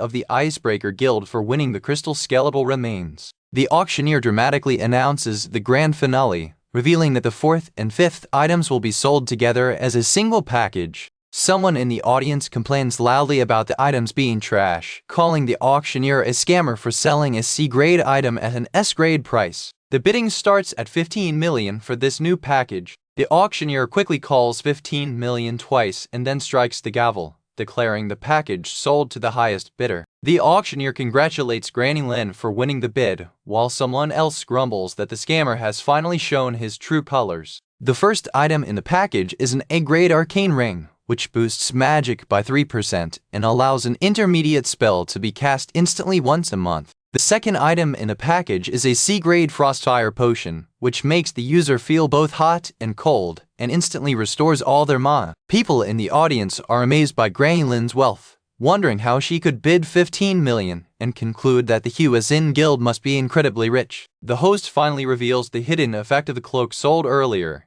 It allows the user to see spirits for 10 minutes, once every 3 hours, greatly improving survival in dangerous shadow realms. The host emphasizes the cloak's value, urging people to consider its hidden power. Granny Lin's hologram is shown again, as the Arc Guild suddenly places a massive bid of 75 million. The woman with sunglasses is visibly stunned and surprised by the Arc Guild's incredibly high bid. People in the audience recognize the Arc Guild members and marvel at their immense wealth, calling them the top guild in the world. Then, they spot Austin, calling him a superhero. Austin is celebrated as the savior of the world's strongest awakener, and even a god, with his image displayed for everyone to admire. Many people are envious of Austin, saying he's a winner at life who can easily sell cheap items for huge profits. However, one person from the Huo Guild refuses to buy anything else from him, not wanting Austin to earn more money. A glowing item is presented, and the Dragon Guild, full of warriors, quickly bids 5.5 million, followed by another bid of 6 million. The bids keep rising quickly, with someone calling 7 million. A serious woman in a suit thinks about how this item could help them add a strong intermediate warrior to their team. The woman in the suit raises her hand confidently, making a firm bid of 10 million for the item. The woman in the suit is pleased that she managed to secure the items. The auctioneer then congratulates the Arc Guild for winning both the Arcane Ring and the Frostfire Potion. The main character, Austin, thanks everyone for attending and formally declares Goddess Liua's auction officially over.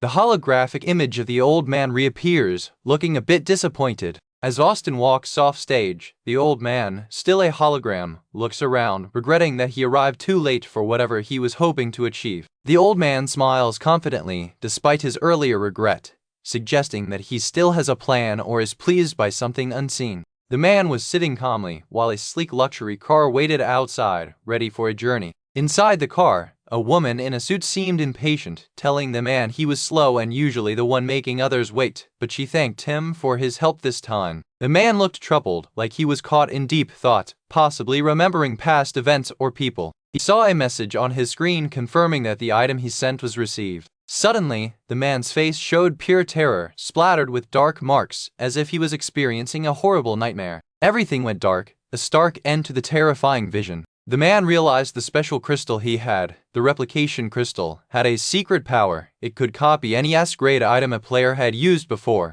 He held the crystal, thinking about all his existing skills like Shockwave and Freeze, and how he could improve them. He decided it was time to move on from his basic skills and change his job to become much stronger, especially if he wanted to face Austin, who aimed to become a god and protect his friends. He showed a glowing cube to a curious secretary, explaining he was there for a very important mission. They finally arrived at a crumbled, ancient-looking place, indicating their destination was a significant location. A helicopter landed nearby, stirring up dust, marking their grand arrival at the mysterious ruins. The man's body jolted, feeling a powerful impact as if something hit him hard. He woke up gasping, clutching his head, realizing he was still trapped in a terrible nightmare about the auction, even after 3 days. In his dream, a glowing figure thanked him for saving friends in a dangerous city, seeing great potential in the young man. He thought about how the auction finished perfectly. Austin didn't notice anything strange, and he managed to buy the important item he wanted. The scene flashed to a giant building called Hypergear, surrounded by intense, stormy energy.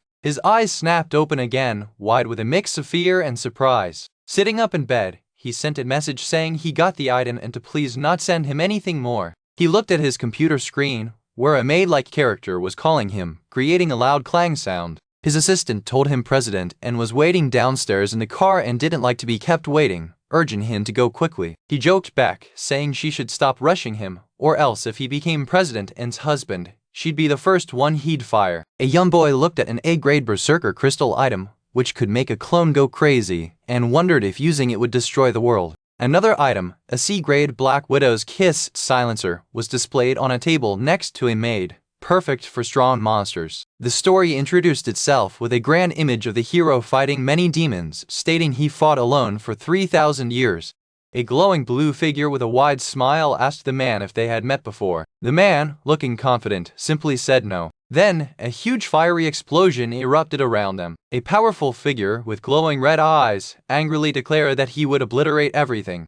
The powerful figure launched into the air, surrounded by a swirling vortex of energy and power. The glowing blue figure looked directly at the man, remembering their last meeting in the obsidian ruins. The powerful figure landed an explosive punch, unleashing waves of fiery energy. More fiery blasts spread across the area, causing widespread destruction with each hit. The powerful flames continued to spread, making the ground break apart and melt. The man just shrugged, telling the glowing blue figure that he didn't understand what he was talking about. The glowing blue figure flashed an eerie, knowing smile. In a wide, ruined area, the main character and his blonde companion were surrounded by many ghostly figures, facing off against the powerful blue figure. The man told the blonde woman that they weren't close, so she should stop acting so friendly with him. A helicopter flew high above a snowy, distant landscape, its blades chopping through the air. Inside the helicopter, two women wondered why their boss went through so much trouble to bring this guy here and what his purpose was. One of the women then secretly thought if their boss was really going to marry this annoying stalker. The scene shifted back to a fiery attack. The main character was locked in a fierce battle with the strong blonde man, both surrounded by crackling flames. The blonde man smirked, his eyes glowing red with power as he faced off against the main character. The main character lay on the ground, surrounded by fire and debris, struggling to get back up. The powerful blonde man stood tall, looking down at the defeated main character, confident in his victory. The blonde man launched another intense attack, his glowing red eyes fixed on his opponent. A strong red beam of energy shot down from the sky, aiming right for a city below. The beam hit with a massive, bright yellow explosion, creating chaos and destruction. A girl happily thanked the man for giving her an A-grade soul-gathering ring, which she considered very precious. The man, in his thoughts, mentioned he had already taken money from her account for the item and fees, making the girl furious and call him a stupid hacker. An older man received a B-grade gravity chip for his ex, joking that the main character was treating him too well, like someone trying to sell health products. A mysterious, dark creature with red eyes was shown, and the powerful S-grade replication crystal was noted, costing 90 million coins. The items, including an A-grade charging device and the replication crystal, were displayed with their costs, as the man casually stated, "It's white today." The man pointed at someone with a confident, slightly mischievous smile. The woman blushed deeply, then got angry, calling him shameless for his actions. Despite his teasing, the woman secretly thought that in their dangerous world, this shameless guy might be the most reliable person, especially after he saved her. The man gave the woman a knuckle duster, telling her he was glad she liked it. She wondered if a simple, modified C-rank knuckle duster from a roadside stall could truly be considered a valuable item, hoping that once their current troubles were over, they would finally be even. The challenger stood ready, his swords gleaming, as an announcement declared that the strength trial was about to begin. He had to prepare himself for what was coming next. Suddenly, a huge, shadowy figure started to form in the swirling mist around him, making loud, rumbling sounds. The challenger focused, knowing a big fight was about to start. The trial's goal was simple: defeat the Cyclops, a creature known for its endless strength. The massive Cyclops appeared, looking very tough. From a distance, a mysterious voice remarked on how clever the challenger was to find such a unique way to deal with the Cyclops. The dark-robed elder, observing from inside a magical bubble, clarified his earlier promise. If the challenger cleared the first trial, he would be his servant for 1 hour. But if he passed the second stage, he would serve him for life. Knowing the first stage was cleared by a trick and now true strength would be needed, As the glowing portal opened, the challenger walked forward, ready for the next stage, which the elder claimed was where the real challenge truly began. The story continued as the Cyclops charged, its heavy footsteps shaking the ground, and the challenger braced for impact. The giant Cyclops roared and swung its heavy weapon down with immense force, aiming right at the challenger. With incredible speed, the challenger dodged the attack, causing a huge explosion of light and rubble where he had just been standing. More Cyclops clones appeared from the dust, all charging and attacking the challenger relentlessly. The challenger fought back with quick, powerful slashes, his sword leaving trails of blue energy in the air as he countered the monsters. He moved swiftly, landing a strong hit on one of the Cyclops, showing his skill in battle. Blue energy exploded around the Cyclops as the challenger continued his fierce assault, hitting it again and again. The Cyclops let out a massive roar of pain, clearly hurt by the challenger's continuous attacks. The challenger stood victorious after defeating the monster. Another voice from a far side, saying, "Yet another unlucky fella comes." Suddenly, the mysterious figure in dark robes, who had been observing, appeared before the challenger, asking him to state his request. Both the dark-robed and white-robed mysterious figures, or elders, were now seen together, their cloaks fluttering as they floated, observing the scene.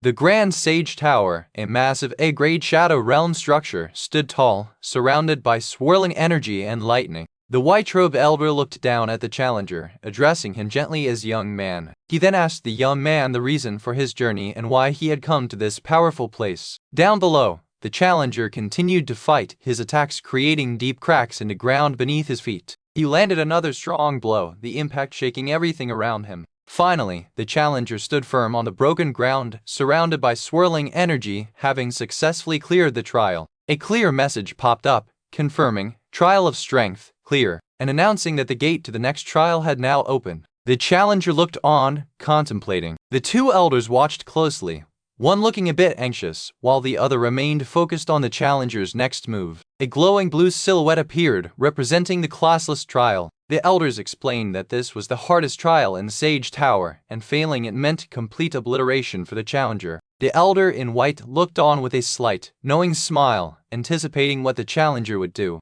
In a flashback, the challenger moved incredibly fast, attacking a Cyclops with swift, powerful strikes. He then activated his freeze skill, sending a wave of blue energy towards his opponent. The Cyclops was instantly frozen in place, stuck mid-attack by the challenger's skill. Even frozen, the Cyclops struggled to break free, its body shimmering with trapped energy. But then, the Cyclops roared and unleashed its own power, activating Fury of the One-Eyed, glowing red as it broke out of the freeze. The Cyclops flared up with raw power, ready to strike back fiercely. Its eye glowed, signaling that its vision had recovered, and it quickly spotted the agile challenger who was already moving away. The challenger quickly launched a blue orb of energy from his hand, aiming for the Cyclops. He swiftly activated his freeze skill again, preparing to stop the powerful monster once more. Back in the present, the two elders watched, one wondering aloud what the challenger was trying to achieve. The dark-robed elder sighed, realizing the challenger was trying to trick the Cyclops to the edge, a move that had led many previous awakeners to their graves because the Cyclops was known to be very sly. The Cyclops slammed its weapon down, creating a huge impact, but the challenger was too quick and dodged it effortlessly.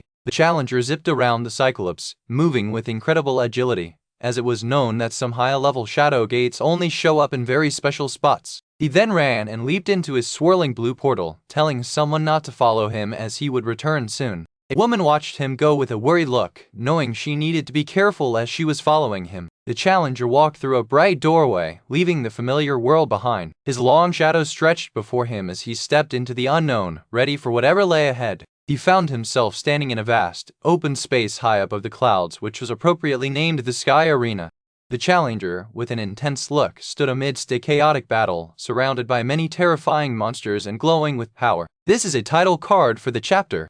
A helicopter landed, and a group of people, including the protagonist, walked away from it, starting their exploration. Boss and his team had been working hard, digging non-stop, and finally reached the very bottom layer of the area. The protagonist explained that he came to the Sage Tower because it was the only shadow realm where he could find a hidden class, despite the high 85% death rate for humans in this world. The dark-robed elder floated down, telling the young man to take a look at the list of hidden classes available to him. The two elders watched as the challenger carefully examined the glowing display of various classes. After looking, the challenger confidently declared his choice classless. Someone nearby confirmed they understood his decision. Another person wondered if they were truly in the right place, noting that Boston had invested a lot of money into this venture. The protagonist held a glowing blue cube in his hand, looking at it intently. The glowing blue cube shimmered, then broke apart into many smaller individual cubes. The small cubes then reformed, creating a large, glowing archway with a soft, blue light.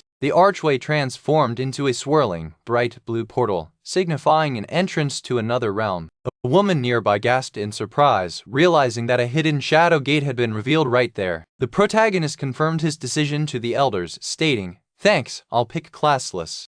The white-robed elder then instructed him to go through the door, wishing him good luck for the trial ahead. He explained that out of thousands who tried the classless trial, only one survived by using a special S-grade item, expressing his hope that the protagonist would show them a miracle. The dark-robed elders scoffed, saying there would be no miracle and that the rookie would definitely die, even betting that he would become the protagonist's servant if he survived the first stage. As the young man confidently walked into the blinding light of the trial, the main character stood ready for a new trial, which asked him to solve 8 different puzzles from old and new times, from many countries, all within 15 minutes. He had to finish all the puzzles and escape the big cube before it fell into hot lava. Next, a tough fight began where he had to defeat many enemies in a dark, shadow world. The ground shook with huge tremors. Countless enemies with glowing red eyes surrounded him, all looking ready for battle. He stood his ground, preparing for a big fight. The scene changed, and the main character was now back in a more peaceful-looking area after the combat challenge. 2 mysterious old men watched him, and one of them laughed, saying the young man walked straight into a death trap. The other seemed confused. The young man stood calmly, holding both a complicated 7-chain puzzle and a Rubik's Cube. The old man watching was surprised, wondering what he was doing and noting that the 7-chain puzzle needed super high focus. The old man realized he had misjudged the young man, who was trying to solve both difficult puzzles at the same time, moving very fast. To everyone's shock, the young man finished the 7-chain puzzle in just 46 seconds, even while working on the Rubik's Cube. The old men were completely stunned. One old man shouted, calling it cheating and guessing the young man's weapon must be from a very advanced world. The other old man explained that there were no rules against killing other competitors, so his actions weren't cheating. Now, the main character was the only one left in this part of the trial. No matter how fast he moved, he was already declared the winner because everyone else was gone. With quick steps, the young man officially cleared the trial of speed. He had proven his incredible quickness and skill. Then, a new trial began. An hourglass appeared, and sand started flowing down, marking the start of another challenge.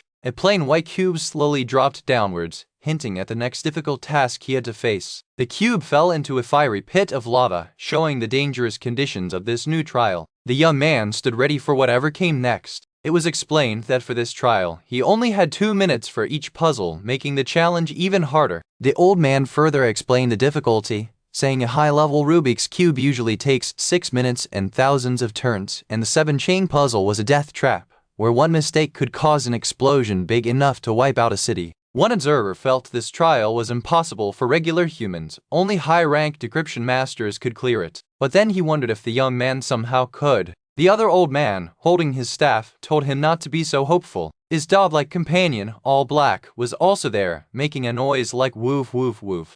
The mysterious dog, all black, asked why a previous trial was cleared so fast. The old man explained it was because the hero discovered that world's truth, destroying the ground which was actually the sky to let sunlight in and purify it. The old man told All Black to change back to his normal form, but All Black barked back, refusing until the hero died in this last trial. The old man sighed, saying to just bear with it for a bit longer. All Black, still in his determined, monstrous dog form, watched intensely as the hero continued his trials. The trial of intelligence was suddenly complete. The main character confidently said he had practiced these types of challenges countless times, even able to solve them with his eyes closed. All Black was asked if he wanted to bet on the next trial again, and the dog-like creature, now back in its smaller, cute form, excitedly barked that he would turn into a dog if the hero managed to clear it. Just then, the trial of physique was also completed, and a scary, ghoul-infested world under a blood-red moon appeared. The main character stood in a dark, twisted forest with bare trees, clearly part of the ghoul-infested world mentioned before. Light shone brightly from the sides, showing him ready for action.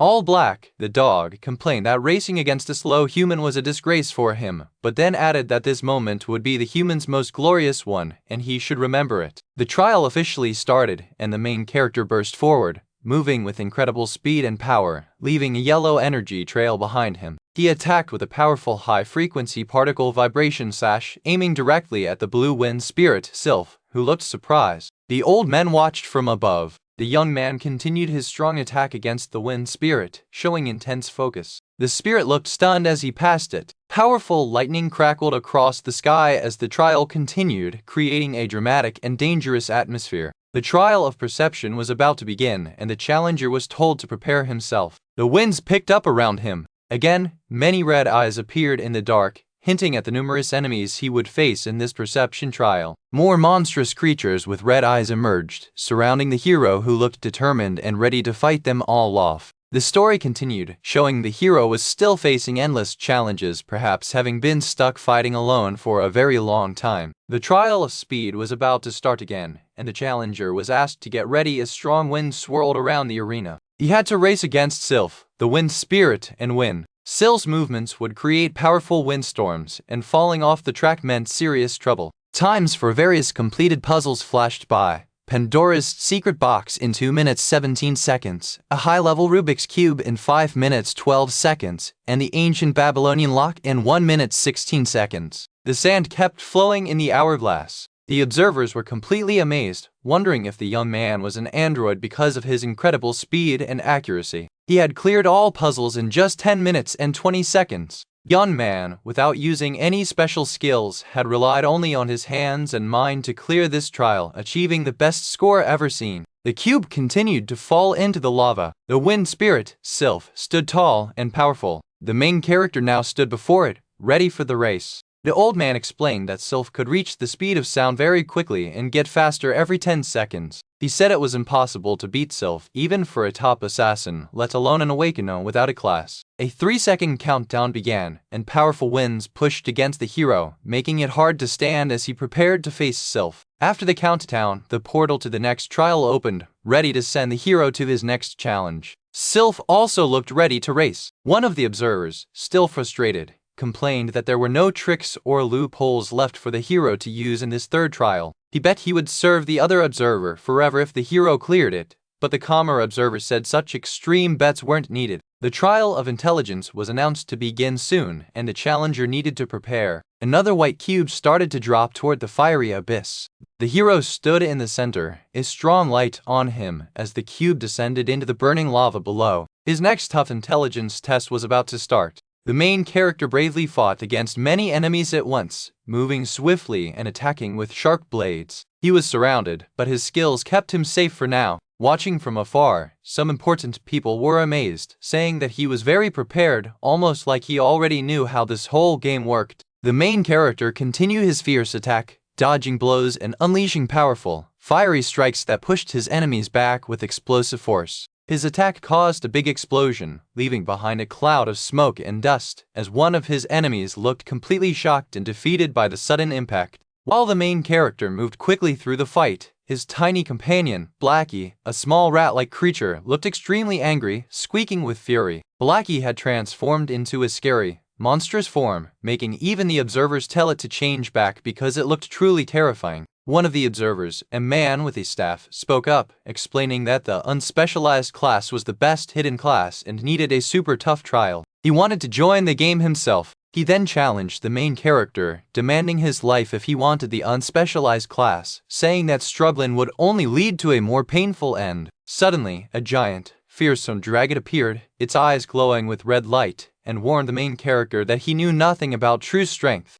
Many large, strong warrior statues also appeared, towering over the main character, further highlighting the overwhelming power he was up against. The main character started to run, but the observer mocked him, calling him naive and saying that the more he ran, the worse his death would be. He kept running through the forest, leaving his pursuers confused about where he went as they tried to track him down. The enemies followed closely behind, thinking they knew exactly which way he had gone, sure they were closing in on him. As they ran, some of them stumbled, letting out cries of pain, hitting something unseen on the ground. Turns out, the main character had set up traps like gravity bombs, Tesla coils, and sentry guns, making his pursuers wonder why he came with so many high-tech gadgets. The observers, including the man with the staff, were completely shocked by the main character's sneaky tactics and the amount of special items he carried. One observer noted that the man with the staff really hated this challenger, showing how personal this fight was becoming. Back with the main character, he found a nervous-looking man, declaring him the game operator of this stage, explaining that the trial was about finding who was pulling the strings. The man nervously denied being the operator, looking very scared as the main character approached him.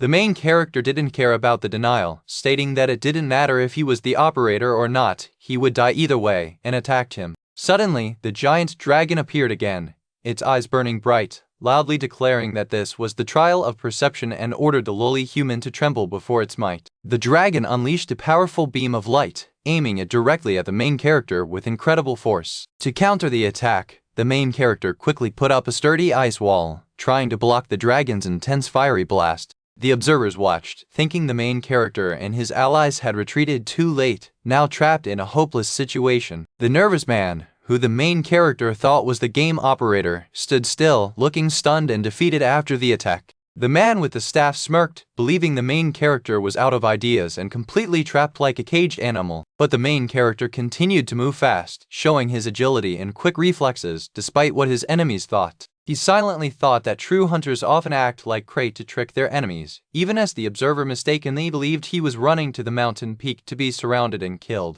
The dragon then launched a powerful attack, raining down fiery rocks from the sky, aiming to crush the main character. A massive explosion ripped through the area, caused by the main character's cunning plan, sending shockwaves everywhere. The explosion continued to spread, creating a huge fiery blast that covered a large area, catching many enemies in its wake. The blast created a massive mushroom cloud, showing the sheer power of the demolition bomb the main character had used. Enemies were thrown high into the air by the force of the explosion, clearly overwhelmed and scattered by the blast. The observers were stunned, realizing the main character had detonated a demolition bomb, wondering how many weapons he had brought. They noted that 30% of the enemies were retreating to wait it out, hoping he'd fail when time ran out. The scene left everyone wondering what would happen next, as the story was far from over. Amidst the chaos, the ice wall started to melt from the heat, while the main character stood ready, sword in hand. The dragon swooped through the sky, still a formidable threat as the battle raged on. The main character continued to face the powerful attacks, using his skills to defend against the dragon's fiery breath and other challenges. He darted through the battlefield, easily avoiding multiple enemies who tried to corner him. Another massive explosion rocked the area, showing the continuous intensity of the fight, as a title card announced the man was named. The title card displayed fight alone for 3,000 years, indicating a deeper history to the main character's struggles. The main character strategically ran through a forest path, laying down more hidden traps that exploded as enemies approached. The observers, still watching, agreed that for one person against so many, escaping was the best choice, and they believed he was still nearby. An enemy stepped on one of the main character's hidden mines, which beeped before a bright flash. The mine exploded with a huge blast, throwing the unsuspecting enemies into the air with cries of surprise and pain. Suddenly, the true game operator, the man with the staff, appeared before the main character, welcoming him to the hidden trial.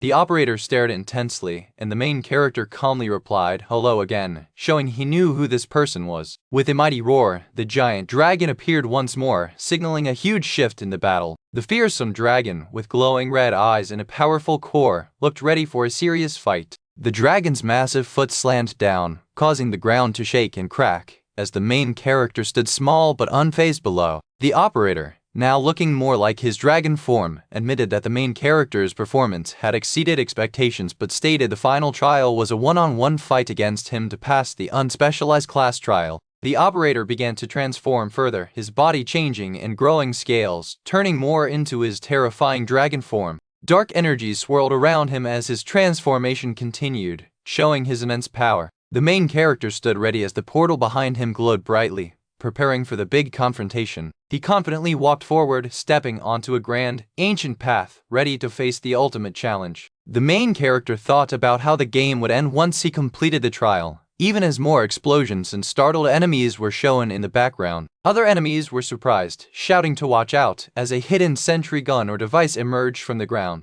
The device unleashed powerful electric shocks, zapping multiple enemies at once, showing the main character's clever use of his advanced tools. The main character continued his swift movements, dodging attacks and showing his amazing speed. He skillfully used his sword, landing precise blows on his enemies who were still trying to catch him. He quickly engaged in close combat, striking down another foe with his swift and powerful sword, continuing his intense fight. A scary black dragon with glowing red eyes declared itself the master of the world, looking very arrogant. The dragon roared loudly, saying it would burn everything with its powerful dragon flames. Its eyes glowed with fierce fire. Intense swirling flames burst from the dragon's mouth, showing its incredible power. The air around it shimmered from the heat. Suddenly, the dragon was hit by bright blue electricity, looking shocked and in pain from the unexpected attack. The blue electricity crackled and intensified around the dragon, making loud zapping sounds as it was attacked. The dragon, still crackling with electricity, was thrown backward by the force while a car sped away in a different, real-world scene. A man in a long black coat stood on the street, looking down at a woman next to him, who seemed a bit confused. The man told the woman he would increase her pay once he married her boss, making her wonder if her tough boss would really fall for him. She also dreamt of experiencing life as an international gangster on her first trip to London. Another man, part of their team, asked their boss why they had come to London, as they all stood with their luggage. The boss, looking cool in sunglasses, explained they were there for a very important matter that concerned the future of all awakeners. He added that this crucial matter also involved the future of the entire world, as the wounded dragon continued to fall in the other scene. Dragon, still hurt, seemed surprised, wondering how its attacker could have missed. It had just been struck by a golden spear. The dragon was furious and roared, but the man who attacked it simply smiled, clearly having a plan. The man confidently asked the dragon what made it think he missed as more blue energy crackled around him. The dragon realized he was right. The scene shifted to a busy London city station, where passengers were getting off a modern train. Back to the man and his team. They were looking at a subway map, planning their next move, while the powerful blue energy attack continued. The man, now surrounded by bright blue lightning, plunged a glowing sword down onto the dragon, delivering a powerful blow. The dragon realized that the man's actions were deliberate and planned from the very beginning, seeing the golden spear still piercing it. The dragon looked defeated and in pain, its mouth open in a pained roar. The man's white coat fluttered in the wind. The man looked up at a grand tall building and suddenly, his hand glowed as he received an S-grade item. He received a summoning badge that allowed him to call forth opponents from his past trials, but only once. He decided to summon the all-class 100-man squad he had faced before. In a calmer setting, a boy was eating while checking his phone, sighing that a girl had too little homework and was sending him many messages. The girl kept sending him childish messages about her pregnant cat and wanting to play a game. The boy thought about the dangerous shadow realm and suggested she join him in London for a real-life game, as the real world would soon be dangerous too. The girl declined his London invitation, saying his game sounded suspicious and she had exams, suggesting he find someone else. The boy then realized how important this London matter was for humanity's fight against the final shadow realm. He looked at an old photo of an old man and a happy little girl, thinking of his non-blood brother who died in a shadow realm. He promised to fulfill his mission for the chaotic world. The city's skyline was filled with many flying ships, showing a futuristic world with advanced transportation technology high above the buildings. A warrior, glowing with energy, fought in the sky above a train, surrounded by fire and wind, in the middle of an intense battle. Arrows made of pure light were shot, exploding into bright energy upon impact, showing the power of the ongoing fight. Many glowing white projectiles flew towards a black dragon, hitting it repeatedly from various angles. A powerful warrior with a golden staff and ancient Egyptian-style armor struck forcefully, aiming a strong blow at the dragon. The warrior moved with incredible speed, creating strong wind currents as he charged forward to attack. The dragon tried to counter with fire breath, but the warrior's attack cut through the flames, getting dangerously close to the dragon. The golden staff hit the ground near the dragon, sending powerful shockwaves that cracked the earth. The dragon looked stunned by the impact. The dragon lay on the ground, wounded and dazed, its eyes showing a dizzy spiral, clearly defeated and out of the fight. A message appeared, loudly announcing that the final trial has been cleared. The message continued, confirming that the player had successfully obtained the hidden class, Unspecialized. The warrior stood victorious amidst rising flames. The The warrior stood tall and strong, holding his staff, having triumphed over the challenge. He looked ready for what came next. But then, a new, fearsome dragon with red glowing eyes appeared, saying that the hidden class was useless and the warrior would still die. The man in black looked at his glowing hand, which emitted light, and his eyes also shone with a mysterious power. He activated Seal of the Sea of Consciousness, a skill to protect his soul and memory from Austin, who had the power to read others' minds. He decided he needed to get stronger quickly to defeat Austin. The man stood firm, facing the new red threat, showing no fear despite the danger. Two wise-looking old men, one holding a staff with a blue orb, spoke about new miracles. They congratulated a young man for breaking the record and being the only one to clear the unspecialized trial out of thousands. The young man, looking up at the wise figures, asked what his hidden reward was for clearing the trial. The old man with the staff proudly presented a glowing item, inviting the young man to have a look. The young man stood between the two old men, who now appeared as shadowy figures. A blue holographic screen displayed unspecialized above him. The screen explained that unspecialized meant being able to learn and use skills from all classes. One of the old men, a black-robed figure, looked completely shocked and defeated, questioning how he could have lost. Back in the intense battle, the man with the sword declared, "Now, time to slay a dragon." Blue lightning crackled around him as he prepared his attack. He unleashed a powerful high-frequency vibration particle slash, a rapid attack filled with blue energy that vibrated intensely. The blue energy attack hit with immense force, creating massive shockwaves that shattered the ground around the impact zone. Meanwhile, a squad of warriors with bows and arrows shot fiery projectiles at unseen enemies, engaged in a fierce ranged battle. In a surprising shift, the man casually asked his assistant to order some Yahello hot pot and send him the address later. His assistant, the woman from earlier, looked surprised but was told to put the hot pot on their boss's tab, as she had plenty of meal budget left from dieting. The assistant quietly agreed. The boy was enjoying his hot pot at home, with various dishes spread on the table. He picked up his phone. He saw the same messages from the girl. "Big liar, why aren't you replying? My pet cat's pregnant. My peers are so childish." Below, warriors continued to shoot fiery arrows at a dragon. The dragon roared loudly, retaliating with its own fiery breath, making the battle even more intense with flames everywhere. A circular glowing object appeared, ready to unleash a powerful meteor shower.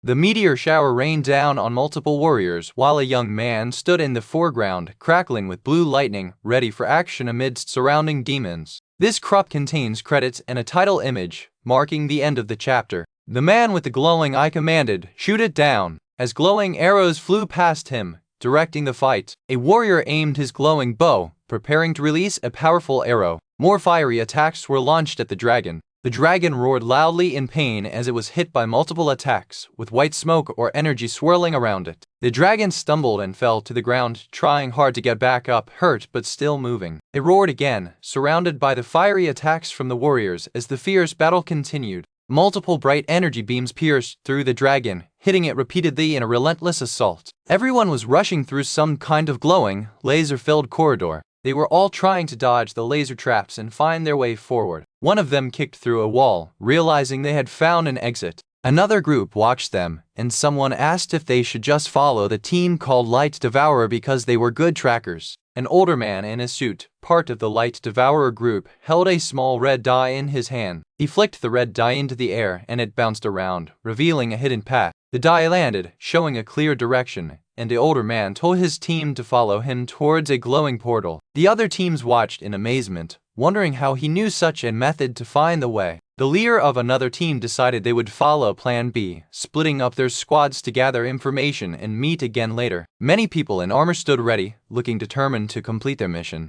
This story is about a hero who has been fighting alone for 3,000 years. It's a big thank you to 100,000 subscribers for following their adventure. A fancy car arrived and someone announced, "They've come."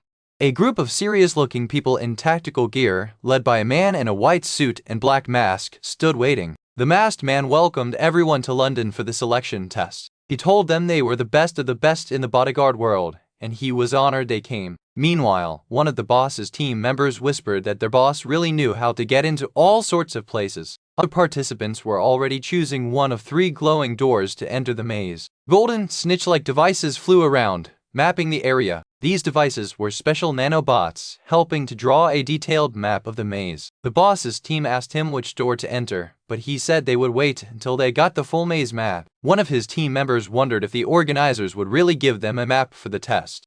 The boss casually said he was drawing it himself, and the nanobots could be seen completing the holographic map right then. Soon after, the boss told his team, "Let's go," as they boarded a large truck, which one member pointed out looked like a prison transport vehicle. Another team member asked where they were headed, and the boss replied that they were going to do something meaningful. He then asked Ling Yu about their destination. Ling Yu checked her phone and explained that all GPS systems were jammed, meaning the truck couldn't be tracked. She looked serious, showing everyone that their location was completely secret. Meanwhile, inside the maze, another team was facing a huge rolling ball, realizing the maze was full of traps. Even with a map, it looked like getting through the maze would be very tough as people stumbled and struggled. One person screamed as they almost fell, showing how dangerous the maze was. The mate on the boss's team explained that the maze was always changing and splicing, but the boss calmly said he had solved thousands of mazes and would lead them to the core. Another team leader saw their calm approach and wondered if their actions were considered cheating, while the boss's team thought it was awesome to just follow their leader without worrying. The chief organizer replied that the rules had no restrictions, so it was allowed, hoping this unusual bodyguard group would make the test interesting, even though he doubted outsiders could succeed.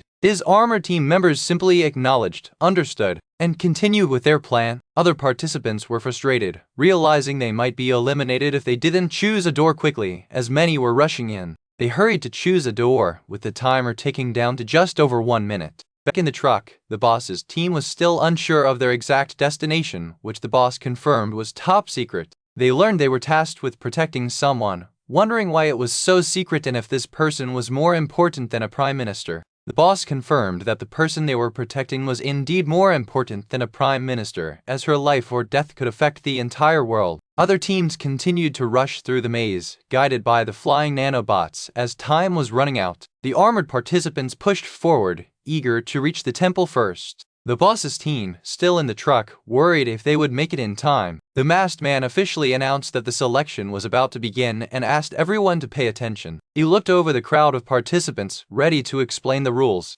He explained that the first part of the test was simple. Choose one of 3 doors, and the first 15 squads to reach the temple would qualify, with a 3-minute timer starting now. Meanwhile, the boss's truck was still moving, taking them to their final destination. Inside the truck, the boss's team still wondered what they would do once they arrived. The masked announcer stressed that participants had only 3 minutes to choose a door, or they would be eliminated. He gave a final, stern warning that the test involved casualties and wished them luck. The countdown began with a loud sound.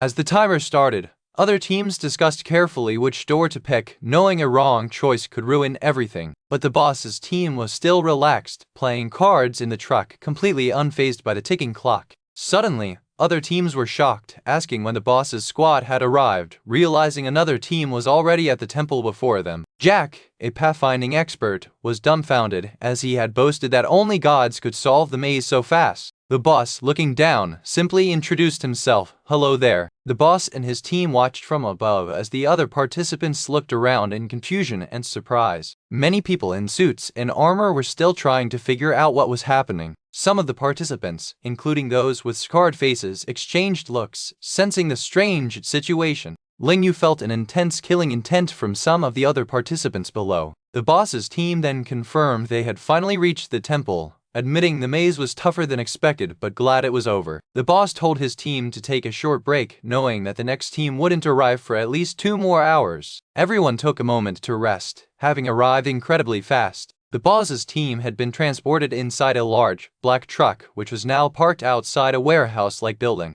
One team member realized they were basically shipped like cargo and sent straight to a warehouse. The boss then commanded them to go. The boss led his team out of the truck, moving with purpose towards the building. They identified some of the groups present, like Light Devourer, a top assassin group known for their specialized security services for very important people. Another team member spotted the Heaven's Shield group. He excitedly pointed out their guild master, the Shield God, a very popular superhero. Ling Yu thought the mission was a heavy responsibility, but another teammate argued that no one could be more important than their own boss. The maid then announced "We're here," signaling their arrival at the final location. The truck had arrived at what looked like a secret facility or warehouse. The boss confirmed that the map was now fully complete, thanks to his nanobots. His team looked up at the huge, glowing holographic maze map, which was now fully displayed. They were amazed, commenting on how fast and how huge the completed map was. The young man asked if the AI's real body was a scientist, but the AI just said it wasn't allowed to share such information. The AI, named Aaron, then began the test by asking how much the young man knew about its situation. The young man calmly stated that Aaron was an expert in AI and Shadow Realm research. The young man kept a focused expression as the test started. Suddenly, the Light Devourers squad arrived, announced as the second team to reach the temple for their trial. They immediately showed disdain for the young man's group, calling them a ragtag bunch. The young man and his friends watched as the arrogant Light Devourers made their entrance. One of the Light Devourers boasted about his decades of AI research, claiming Aaron was nothing more than a tool to achieve his own goals. He dismissed the young man's group, saying they wouldn't last long. The Light Devourer believed he could get his way by influencing the human controlling Aaron, but Aaron replied that such a mindset was beyond his understanding. One of the young man's teammates proudly declared him a god, but he simply told everyone it was time to move, as people were waiting. Together, the young man and his team walked towards a bright light, ready for whatever came next. An old man from the Light Devourers tried to poach Zero from the young man's team, claiming there was no future in staying with them. Zero, however, just ignored him. The young man got angry, asking the old man if he had no manners, trying to recruit his people right in front of him. The old man shot back, saying the young man only got first place by cheating and would still be eliminated later, even with Zero on his side. The old man then revealed that the young man was developing an AI formula from the Shadow Realms, which allowed him to predict how the Shadow Realms would change and affect the real world. He made it clear that the young man could essentially see into the future of the Shadow Realms. The old man exposed that the young man's chance to take this test and the financial backing for his work came from his grandfather's OC consortium and a special pocket watch. The young man asked what his grandfather had told the old man before he died, to which the old man replied that his grandfather always wanted to save the world. Meanwhile, the 9th team, called the Divine Wings Squad, was announced and moved forward to begin their next trial. Other teams, like the Reincarnator Squad and the 7th team, were also announced, moving one after another to their next tests. One of the young man's teammates wondered what their next test would be, noticing that some teams had only a 3-minute wait while others waited 10. The old man finished explaining that the grandfather had also wished for a companion to help him save the world. Aaron thanked the young man for the information he shared, but then, surprisingly, declared that they had failed, leaving his teammate confused and asking why. Aaron listed 2 reasons for their failure. First, the young man used underhanded tricks to clear the test, which Aaron hated, and second, the main goal of the test was just to get information from him, which Aaron had already succeeded in. Most importantly, Aaron said, letting amateurs like them be bodyguards would put his main body at huge risk. The young man looked furious, calling Aaron a despicable AI. After that intense moment, the scene takes a brief pause, showing some credit information. Many people gathered in a large hall, waiting for the next part of the trials to begin. A masked host congratulated all the participants who successfully passed the first test and qualified for the next stages. The host then called the 10th team, the Dragon's Tooth Squad, to enter their trial. The young man remembered his grandfather, who, as a Shadow Realm researcher, had sold all his company's shares to support the young man's research. He recalled his grandfather's wisdom, who once said that the Shadow Realm was attacking the real world at the same time humans were fighting back. His grandfather had asked someone to protect the young man, saying his research was important for the final Shadow Realm. He had also called the young man his beloved darling, not just a tool. The young man smiled and greeted everyone, signaling his readiness for the mission ahead. A speaker explained that the young man's team was picked by the protection target itself and wouldn't have much to do. One of the young man's teammates was happy just to be there and get paid. The speaker then asked them to continue with the debriefing, and the young man looked prepared for the details. The mission was introduced as a week-long bodyguard job to keep a target safe. The young man and his team wondered what kind of test this would be. They looked up, excited to finally meet the person they were meant to protect. A bright blob of light appeared and introduced itself as the protection target. A teammate was surprised the target was just a light, but Aaron explained that this was an AI developed to protect the real target's brain. Aaron stated that this test would decide if they got to protect the real body. Their workplace for the next 7 days would be a massive spacecraft traveling from Earth to the Asia-Pacific Space Station. A hologram showed them the impressive Asia-Pacific Space Station, their ultimate destination. One teammate worried that this was a death game where teams got eliminated, but the young man quickly reassured everyone that no one would die. The young man gently patted his worried teammate's head, showing his confidence. The old man from the Light Devourers again questioned Zero, asking why a legendary solo assassin like her was with such a random group. He looked directly at the young man and his team, clearly trying to get a rise out of them. The old man declared that the young man's team would not be part of the week-long bodyguard mission, but then Aaron's light blob suddenly responded with a firm no. Aaron then announced that the young man's team had passed the test after all. The young man was shocked, asking if Aaron had planned all this, even predicting his main body's response. The Light Devourer team looked furious, promising to settle accounts properly with the young man's group. Zero felt that the Light Devourers were targeting her, but the young man confidently stated that anyone who tried to harm his team was doomed. The young man smiled, full of confidence, as another announcement was made for the Dawnbrak squad to begin their trial. With their mission confirmed and spirits high, the young man and his team confidently walked toward their next challenge. They exited the room, leaving the angry Light Devourers and other teams watching them go. The Light Devourers were utterly confused and angry, questioning how amateurs like the young man's team could qualify for a mission that required so much experience. A girl with blue hair was super excited, shouting about 10 million. She decided she had to eat, drink, and have fun all week so that money wouldn't go to waste. Another friend was also happy about getting to play without spending any money. Meanwhile, a serious voice mentioned that he only knew how to kill people, not protect them, and challenged someone to raise their sword and continue a fight. A powerful female warrior stood tall, her swords gleaming, surrounded by defeated figures, showing just how skilled and dangerous she was. A man was talking about hacking into a company and making someone's wife divorce him. The main guy, looking sharp, asked if he had bypassed Skynet's security by himself, and the hacker proudly said he could hack any system. The hacker then offered a deal: he could influence the future of the world and he would only protect, never harm. The man in the suit agreed, understanding this would increase his host's survival rate, but the hacker only allowed him to meet the host for 30 minutes. Suddenly, a bright, intense light filled the area, hinting at a powerful energy or a significant transition about to happen. The blue-haired girl stood by a door as the man in the suit declared that the entire area was now under their boss's control. An announcement stated that the Avalon spacecraft was about to take off for the Mars space station, calling all passengers to board right away. The blue-haired girl looked around, wondering where their boss had gone. Another guy seemed equally confused about the boss's sudden disappearance. Some bodyguards complained their shift was ending early, confused why they were called useless backup when they usually followed strict system rules. Other bodyguards were told to move aside, and someone thanked them for their hard work as a new team took over. The blue-haired girl pointed out that all the ship's employees were young ladies and offered to play matchmaker for the boss, who found her idea quite sensible. They met another group from Daybreak, who rudely told them to stay out of the mission, calling them amateurs and a bother. As they walked through the grand ship, they saw many people, and one person exclaimed that it felt like a whole city inside, full of unimaginable rich people's fun. The blue-haired girl looked amazed by the sights. Elsewhere, a small girl in a red hood was sitting calmly. The magnificent Avalon spacecraft was shown soaring away from Earth, heading through space towards distant planets, a truly grand journey. In another part of the world, a man casually demanded entertainment or threatened to destroy a company, while someone else was happy about hacking a school database to skip exams. The little girl from before was now at her computer, sad that a big liar was on vacation, leaving her with no one to play with. Someone warned the little girl that kids shouldn't look at these things, suggesting there were sensitive matters happening.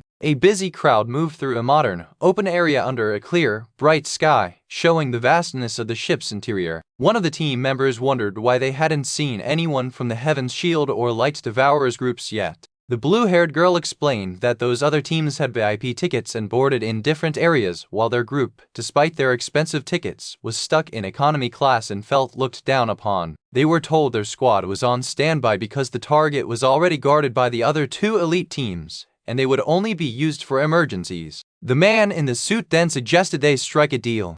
The man with the glowing orb rejected any deals, especially with humans, but then hinted that he might reconsider. Nearby, the blue-haired girl looked surprised, and a sign pointed to a common bathroom.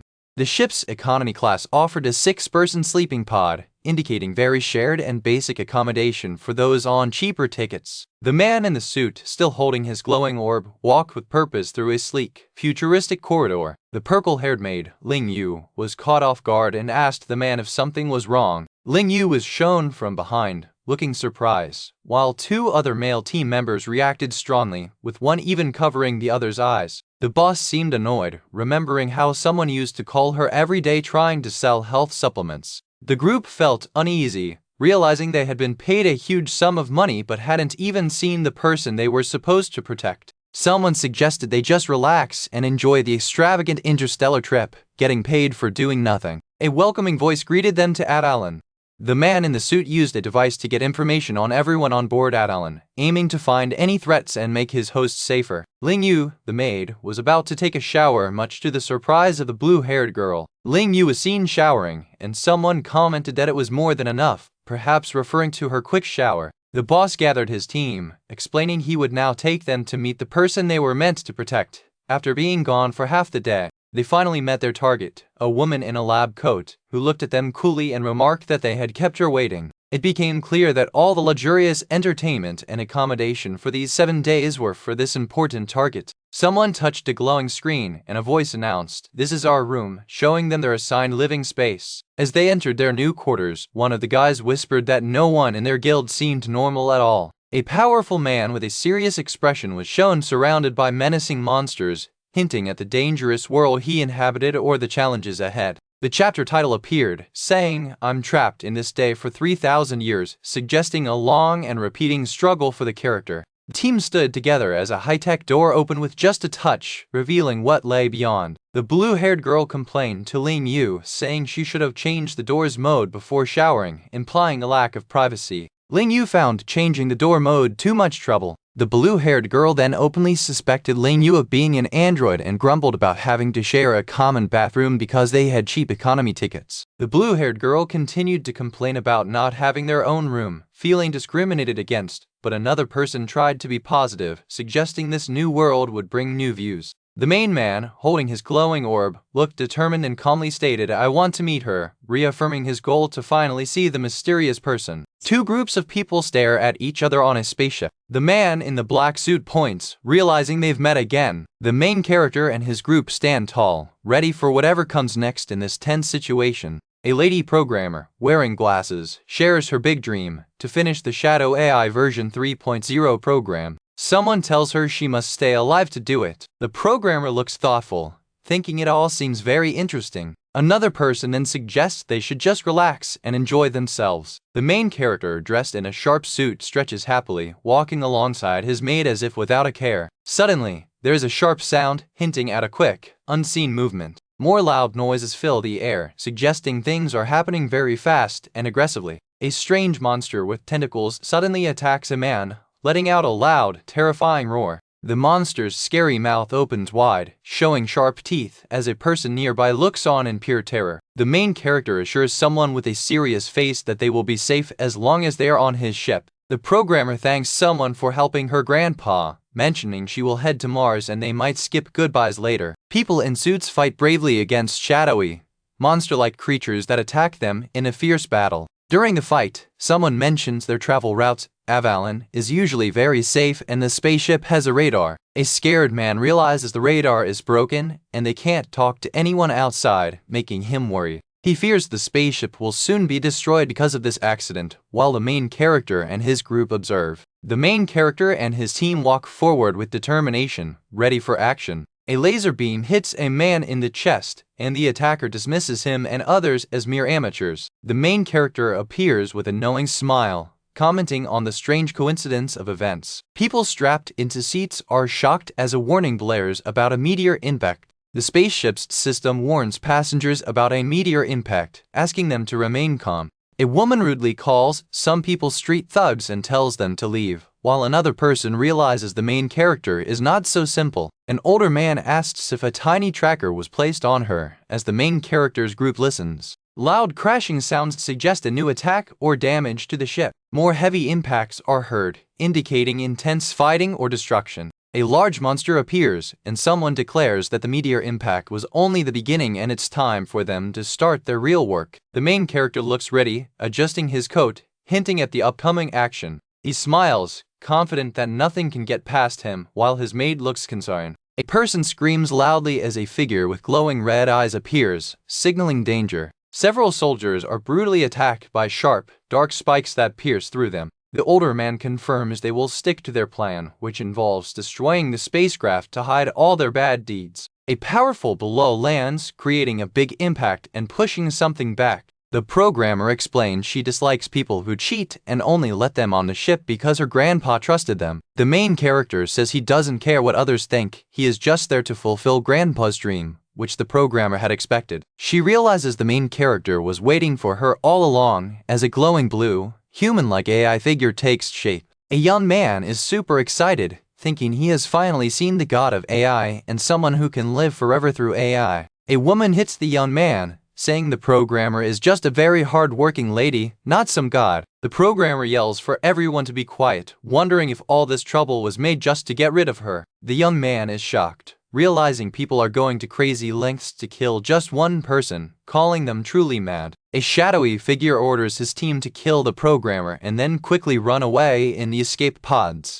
The man who was called a street thug decides to act the part, ready to fight back. He warns the other group that they will either leave with a missing hand or not leave at all. Someone shouts to quickly fix a big hole in the ship as flashes of light and damage are seen outside. The main character stands confidently among many monsters, ready to face them all. This marks the chapter title talking about fighting alone for a long time. The programmer thinks about how common death is in their world, but she must survive to complete Shadow AI 3.0. She explains that Shadow AI 3.0 is her grandpa's dream and their only hope to save the world from the Shadow realms.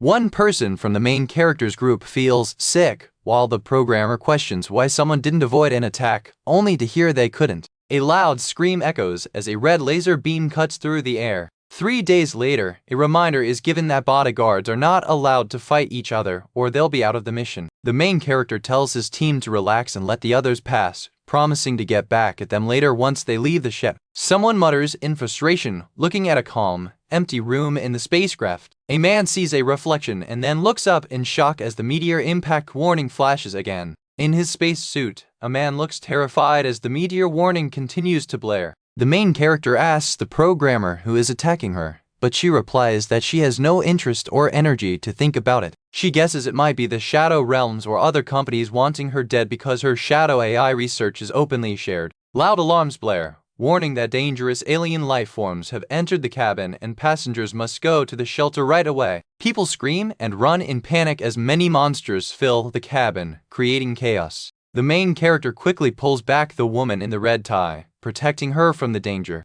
The woman looks flustered, while another man angrily confronts the main character as the alien warning continues. Soldiers quickly shoot at a giant alien monster, trying to get rid of the threat. More men in suits rush through the corridor as warning alarms continue to sound. People are urged to escape fast because it's too dangerous, and the older man watches with a creepy, knowing smile.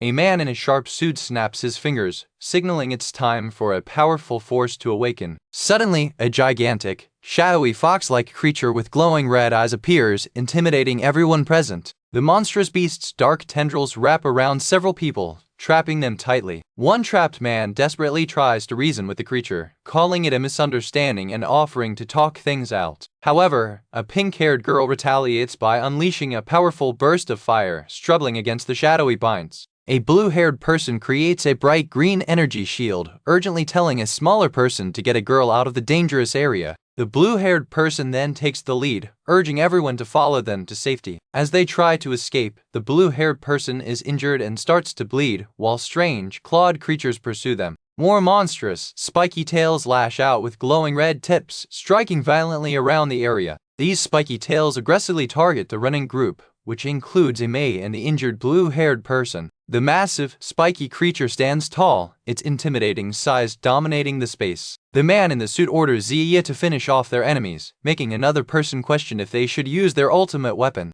The woman with short purple hair confirms that it's okay to use their powerful weapon against those who are trying to kill them. Meanwhile, in a different part of the facility, several smaller, dog-like monsters are seen defeated and lying on the floor. A group of people hides, trying to stay completely silent to avoid being discovered. Unfortunately, one woman accidentally kicks a can, making a loud noise that echoes through the quiet space. The man in the suit calmly reassures the woman that everything is fine now, as they hurry through the complex. As they move, someone tells their boss that they will leave the huge monster for him to handle. The boss confidently agrees, saying no problem, while gently comforting the woman. The enormous, spiky monster continues to move with menacing intent, its formidable presence felt by all. Another group expresses relief, glad that they arrived at the critical moment. A woman looks down in shock as many sharp, dark spikes suddenly erupt from the ground around her. She narrowly avoids being impaled by the dangerous spikes that shoot upwards from the floor.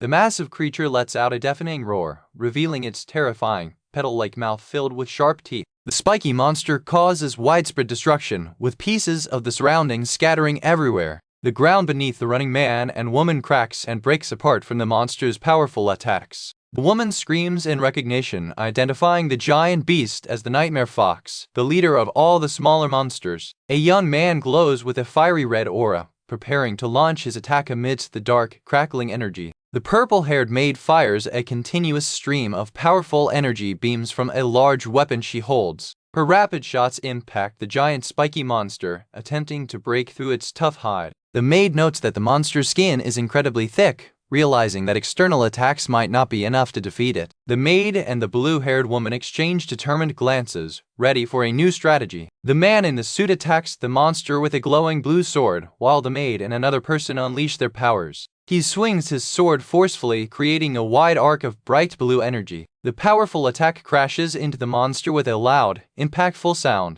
The woman screams as she frantically runs away from a swarm of smaller monsters, eventually stumbling and falling. The blue energy from the main character's attack directly hits one of the smaller monsters. The monster is blasted backward by the intense blue energy beam. The main character stands calmly with his team, unaffected by the surrounding chaos. Dark energy swirls around their feet as they confidently advance. The blue-haired woman activates her intracranial detonation power, her eyes glowing intensely green. The giant spiky monster lets out another fierce roar, still a formidable presence. The monster's immense body shakes, ready to deliver another devastating blow. Panic spreads among the trapped individuals, with one man clutching his head in agony and others looking terrified. This is an ad for another series, so it does not contribute to the story. This displays the production credits for the manhwa. A man questions why they are there, and the main character explains he had investigated their transaction history and squad movements, using a nanospy to monitor them due to suspicion. The man in the suit, who seems to be their target, demands to know who the mysterious investigator really is. Man and woman run towards a large hangar where a sleek, advanced spaceship awaits them. The ground rumbles loudly as something enormous moves nearby. A small, red spike monster is crushed under the heavy weight of a large, dark foot. A woman looks on in shock as a distant explosion shakes the facility. The large monster inside the facility lets out another thunderous roar, maintaining its terrifying presence. Armored individuals desperately shout "run" as more spiky monsters charge at them. The armed group fights bravely, trying to fend off the attacking monsters while ensuring the woman's escape. The woman flees in terror, with the roaring monsters relentlessly pursuing her. As they run, someone asks about their boss's whereabouts, learning that he went to the aircraft's bridge to repair equipment damaged by light devourers. The woman is surprised to hear their boss can repair a spacecraft, but the man clarifies it's simple, just switching a circuit in the backup systems. The man and woman are astonished by the seemingly simple solution to repairing the spacecraft. More monstrous, spiky creatures appear and launch an attack. The maid stomps her foot, activating a wave of green energy that radiates from her. The blue-haired woman unleashes her intracranial detonation power once more, her eyes glowing with powerful green energy. A man affected by the power clutches his head, screaming no. In pain, the shadowy creature's dark bindings tighten around the men, causing them immense distress. The blue-haired man confidently declares their need to protect their mission target as a group of monsters advances. The maid and the rest of the team stand ready, facing a large horde of the spiky monsters. Another man clarifies that's not the main point and reveals he had hypnotized them earlier. He further explains he could activate nanospies in their bodies at any time, making them believe they were running toward the laboratory. The hypnotized men obediently follow the false directions, while a monster lets out a loud howl. The shadowy fox-like creature engages in a fierce battle with a large spiky monster, showcasing a clash of powerful beasts. The shadowy creature attacks with sharp claws, delivering a strong blow to the spiky monster. The man in the suit asks the running woman if she is okay, and she confirms she is fine despite the chaos. The main character stands calmly as the colossal steel-winged colossus descends and forms around him. He confidently tells the woman to leave the rest to him, ready to confront the giant spiky monster. The main character smiles, thinking it's the perfect time for his evolved steel-winged colossus to be unleashed. He raises his hand, and powerful energy glows intensely around him, preparing for the transformation. The magnificent, metallic, evolved steel-winged colossus fully materializes, standing tall and ready for an epic battle. A powerful, white robot-like guardian stands ready, surrounded by bright energy, showing its strength in space. Inside the damaged spaceship, the main character tells everyone he will fly them safely to Mars space station. People are surprised, asking if he really knows how to pilot a spacecraft when it's his first time in space. He shares that he once tried to go to outer space to escape endless problems, but it didn't work out. He tells everyone not to worry and just rest until they land. A woman looks at him, wondering if there's anything he can't do, amazed by his many skills. Two hands shake firmly, showing a deal made or trust formed between them. The whole team, including many armed guards, stands together after making a strong connection. A blue-haired woman claps and says she just saw something truly amazing, maybe the best moment ever. She shakes hands with someone as others get on a lift. The team waits by the lift, looking serious while the woman still seems very excited. The main character, with a determined look, gives a clear order: throw it into space.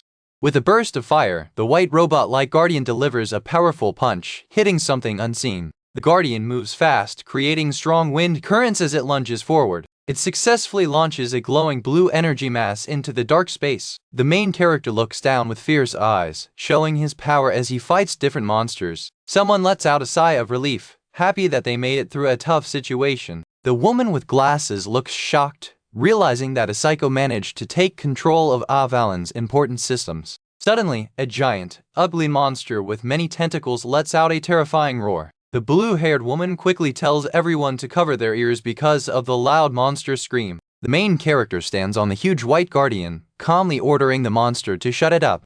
The guardian then fiercely strikes the monster, pushing it back with a strong blow. 3 days later, after a quick jump through a wormhole, they finally arrive at Mars. The destination is the huge Mars space station Avalon, floating high above the planet. Someone welcome Ms. Irene to the station, saying they are following orders. A group of armed guards stands ready, showing a formal and secure welcome. The glowing blue energy mass, which was thrown earlier, now appears contained in a special area. The white guardian gently descends into the space station, making a soft landing. The main character instructs Avalon to use nanoparticles to fix the damaged chip right away. Avalon quickly responds, confirming it understands the order and will begin repairs immediately. Meanwhile, the monstrous creature struggles, its many thorny tentacles thrashing around. The White Guardian continues its attack, using both fire and ice energy against the monster. It then uses a powerful freeze attack, trying to completely stop the monster. The blue-haired woman is happy, saying they finished their mission perfectly,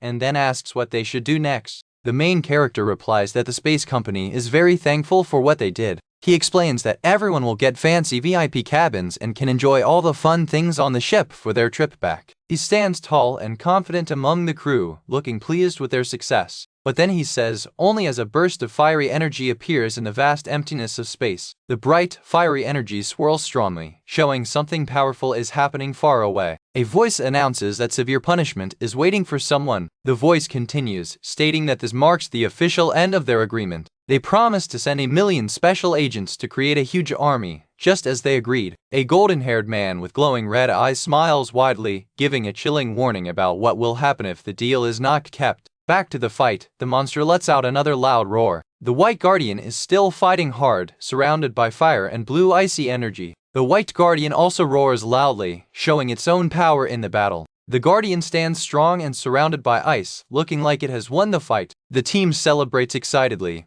punching the air in happiness for completing the mission. The main character watches, deep in thought, perhaps realizing there's more to the situation. The main character thinks about finding good friends this time and hopes they can see something important, then tells Ling Yu it's time to go. He tells Ms. Irene that she is safe now. MS. Irene thanks him for keeping her safe, and he tells her he relies on her to work on the Shadow AI. MS. Irene promises to give her best to develop the Shadow AI to fight the Shadow World, while also wondering how her grandpa found such an amazing genius. A spaceship flies through space, with big ice chunks and planets floating around it. A massive fiery explosion lights up the space, causing chaos and destruction. The golden-haired man reveals that he helped by throwing a meteor at the ship, and now he won't be involved in anything else that happens. The golden-haired man looks at a screen, while the monster's thorny tentacles thrash wildly. The White Guardian fiercely attacks the monster, using both fire and ice powers together. It continues its strong assault, wrapping the monster in icy energy.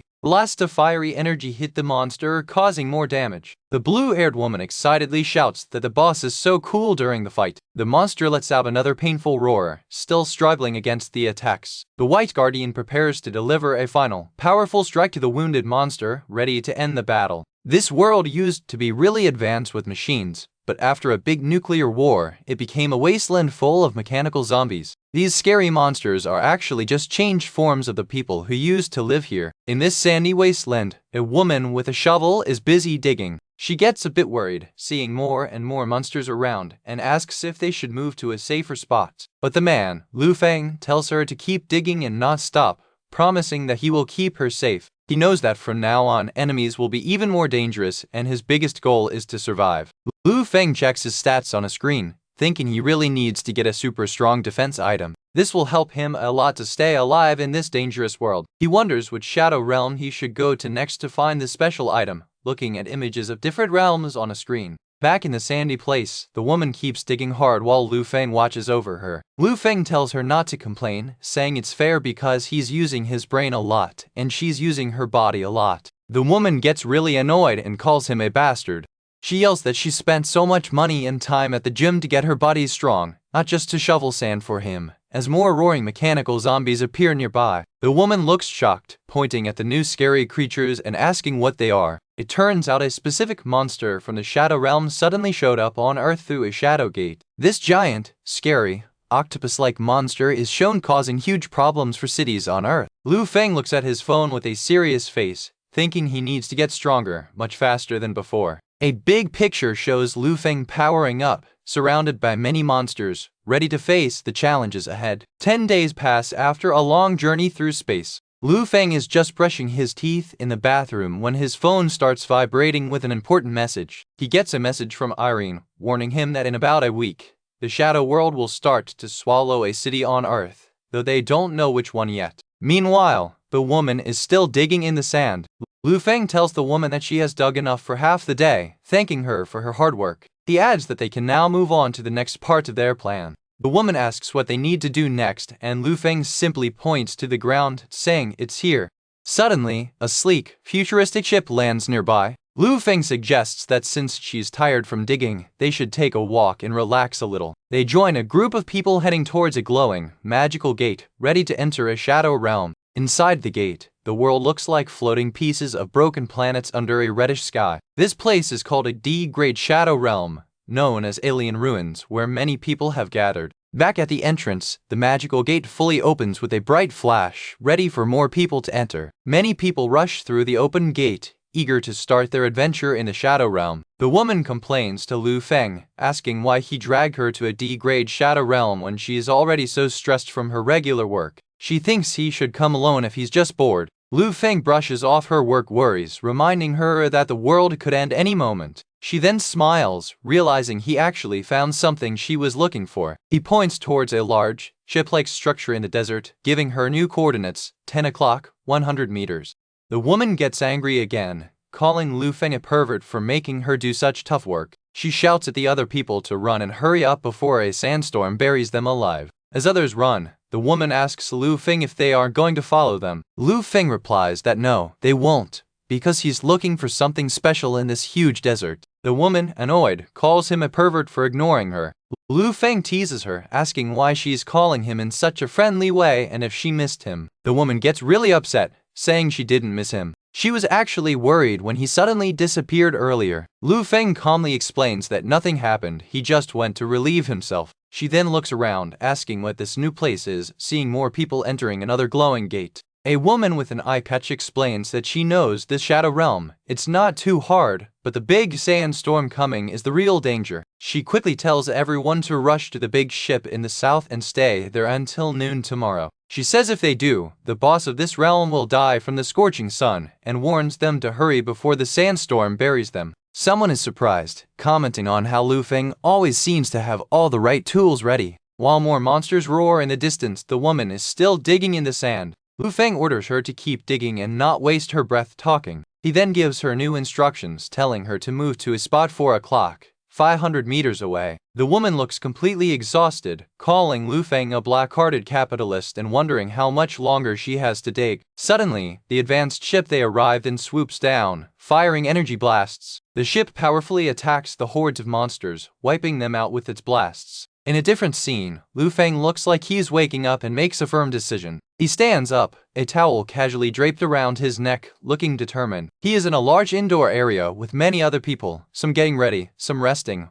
all near another large gate. Lu Feng sips from his mug, thinking that the Shadow Realm's invasion is happening much faster than anyone had predicted. He reflects on how, ever since the Shadow Gates first appeared, countless people have gained special powers and tried to conquer these realms to become stronger. A group of people are walking confidently into a bright, swirling Shadow Gate. Lu Feng also knows that, in time, these Shadow Realms will completely take over their world. He overhears people gossiping about him. The woman asks Lu Feng why everyone is staring at them. People are gossiping about how he used to date a goddess and is now sticking close to the female CEO, even making her wake him up. She blames him for dragging her into this Shadow Realm, which made her cancel important meetings. Other people whisper that it's strange for a team that survived a tough S-grade realm to be in a simple D-grade one. Someone else says only God knows why they are here, then urges everyone to get moving because the Shadow Realm is about to fully open. Mechanical zombies continue to close in. A huge wave of mechanical zombies rushes towards their position. The woman screams in horror, asking Lu Feng why he would lure all those monsters to them and if he has gone completely crazy. The story leaves us hanging with to be continued as a car speeds past in the garage.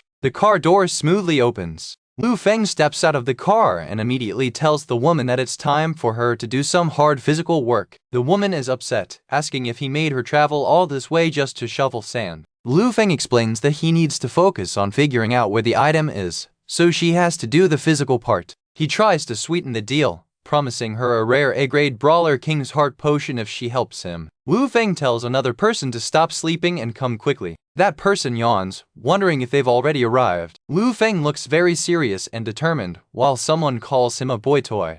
The hero stood calmly with a glowing screen, telling the confused girl beside him that they didn't need to worry about something. Suddenly, bright energy burst forth, making the sand swirl around them like a huge wind tunnel. A glowing white orb quickly grew bigger, looking like a miniature sun appearing right in the middle of the desert. From beneath the sand, a massive, futuristic ship began to emerge, showing off its sleek, advanced design. The hero and the girl looked down as the desert ground started to move, creating strong sand currents around them. A small, glowing yellow cube descended from the sky, leaving a trail of light behind it. The mysterious cube continued its descent, casting a soft, shimmering light across the area. The yellow cube landed right in front of the hero, who stood observing it while the girl looked on in shock. Suddenly, a huge, fiery monster roared, creating a terrifying blast of flames in the desert. The monster's fire engulfed many zombie-like figures, burning them in the intense heat. More of the zombie creatures screamed as the flames raged, their eyes glowing red in pain.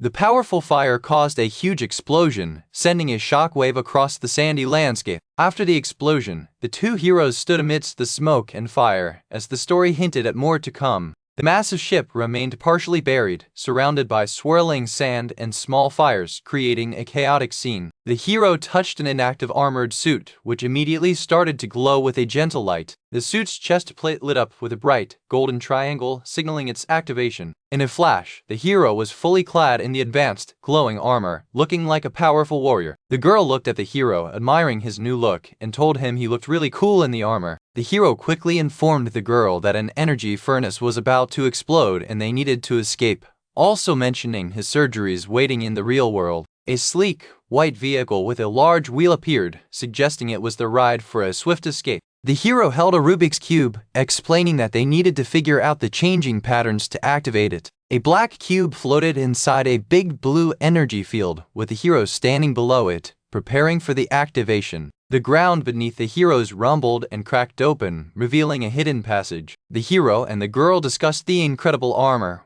wondering if anyone else had managed to get it before. They learned that one person had obtained the armor, but it was useless without the energy crystal from the realm's boss. A giant, terrifying face made of sand began to rise from the desert, looking like a monstrous entity. The girl panicked, recognizing the terrifying boss that creates sandstorms everywhere it goes, urging them to escape quickly.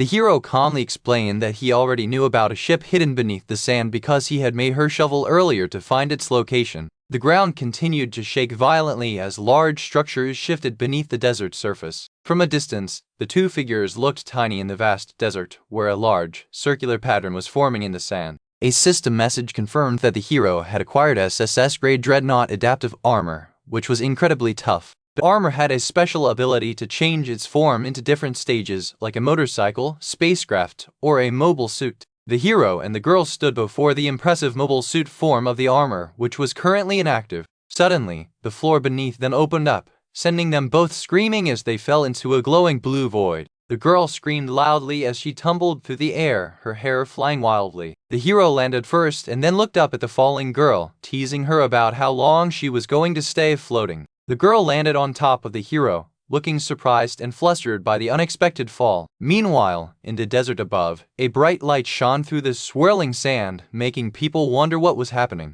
A group of people inside a building stared in disbelief, questioning how the sun could appear in the middle of the night. Outside, the sandstorm raged even more intensely, and a bright, sun-like energy roared loudly. The hero cleared his throat and asked the girl if she had found the item she was looking for. The girl replied that she was looking for a top-tier defensive item, a powerful X-rank armor. The hero wondered if it was a divine artifact, and the girl then explained the three types of shadow realms: infinite, hidden appears once, and limited appears a set number of times. The hero and the girl walked down a long, futuristic corridor, processing all the new information. The girl panicked again, realizing she couldn't find the cabin door of their ship. The hero calmly dropped a glowing blue orb into a slot, activating something important. He then told the confused girl to be careful and watch her step as they continued moving forward. Another character explained that the alien ruins they were in would only appear 3 times, and this was the very last time it would ever surface. The story showed a glimpse of an ancient war fought on this land between humans and mechanical beings, with giant robots clashing. The intense battle continued, with powerful mechanical fighters attacking each other relentlessly. Massive mechanical beings fought fiercely, showing the scale of the ancient war, and the hero realized something important. Back in the present, the hero and the girl walked towards a pedestal where a small, rotating cube held secrets of the past. The girl asked why the armor was in such a strange form, and the hero explained it was the armor's self-protection mode. The hero held the glowing cube, and outside, the sand swirled wildly, linking the past events to their current situation. The hero looked confident, announcing that they had reached their destination. It was revealed that humans created the ultimate armor to fight the mechanical race, but the ship carrying it was shot down during transport. Unable to win, mankind used nuclear weapons, ending the world in a massive explosion. A huge nuclear blast created a devastating mushroom cloud, destroying everything around it. Over time, the powerful armor was also buried in the vast desert, like the wreckage of the ship. A huge, bright explosion rocked the area, indicating a massive event or the defeat of a powerful enemy. A message flashed, announcing that the final boss of the alien ruins was killed, and all awakeners would be sent back in 1 minute. The hero and the girl zoomed across the desert on a high-speed motorcycle, racing against time as the realm began to disappear. The hero, now in his powerful form, stood ready for new challenges, surrounded by glowing energy and various monsters. This is a credit page and will not be narrated as per instructions. The hero revealed he had stolen a solar furnace that could simulate the sun's power, but it needed time to start. The girl then understood why he had disappeared. Small, dark, square fragments floated around a glowing blue orb, creating an eerie yet magical atmosphere. The hero's armor glowed with energy as strong winds swirled around him, showing his readiness. The hero stood in his full, activated armor, which shone with bright blue and yellow lights, looking powerful and imposing. The girl looked completely shocked, finally realizing that the ship they had found was actually the armor itself. The sand in the desert continued to move and swirl, slowly forming a massive, angry face, ready to attack. Both the hero and the girl stared in horror, realizing that the giant sand face was the boss of this shadow realm, and they quickly needed to find a way down or escape. A woman saw Lu Feng and thought he was just temporary staff for the exhibition, commenting on his outfit. She then offered him a better paying job, saying there's nothing wrong with working odd jobs. Lu Feng politely told her he appreciated the offer, but had to go on stage first to give an opening speech. His sister, sitting in a wheelchair, laughed, thinking he was joking, and said that even their dad wasn't allowed to speak on such a big stage. She reminded him that this place was holy for doctors, whom she greatly respected. His sister looked completely shocked when she realized he was serious about going on stage. Tears welled up in her eyes, showing her strong emotions, perhaps from happiness or disbelief. Lu Feng walked with his sister, telling her that he would be able to perform her surgery himself after she completed a short rehabilitation period. His sister's friend worried about Lu Feng's financial situation from working on odd jobs and suggested he join her family's hospital as a bodyguard for a stable and good-paying job. His sister agreed to discuss it with Lu Feng. Suddenly, Lu Feng appeared, asking his sister what they wanted to discuss with him, which surprised her even more. Meanwhile, someone else, seeing a message, got a shock, realizing they were already late for something important. He quickly tried to make a call, urgently wishing for Su Tao Tao to pick up the phone in time. But the call didn't connect, and a screen nearby showed a news report about a glowing, swirling anomaly, causing people to point and exclaim. He sighed, looking serious as he thought about Tokyo, hoping Su Tao Tao would survive even if the city's destruction seemed unavoidable. Back at the conference, a fan approached Lu Feng, saying they really looked up to him and wanted to become his student. The fan had seen clips of his surgeries and asked for his contact number, but Lu Feng firmly said he had no plans to take on any students. Then, an announcement called for Dr. L to head to the stage. Lu Feng told his sister he would go first and explain everything once they were home. As Lu Feng walked away, the persistent fan immediately approached his sister, begging her for Dr. L's contact information.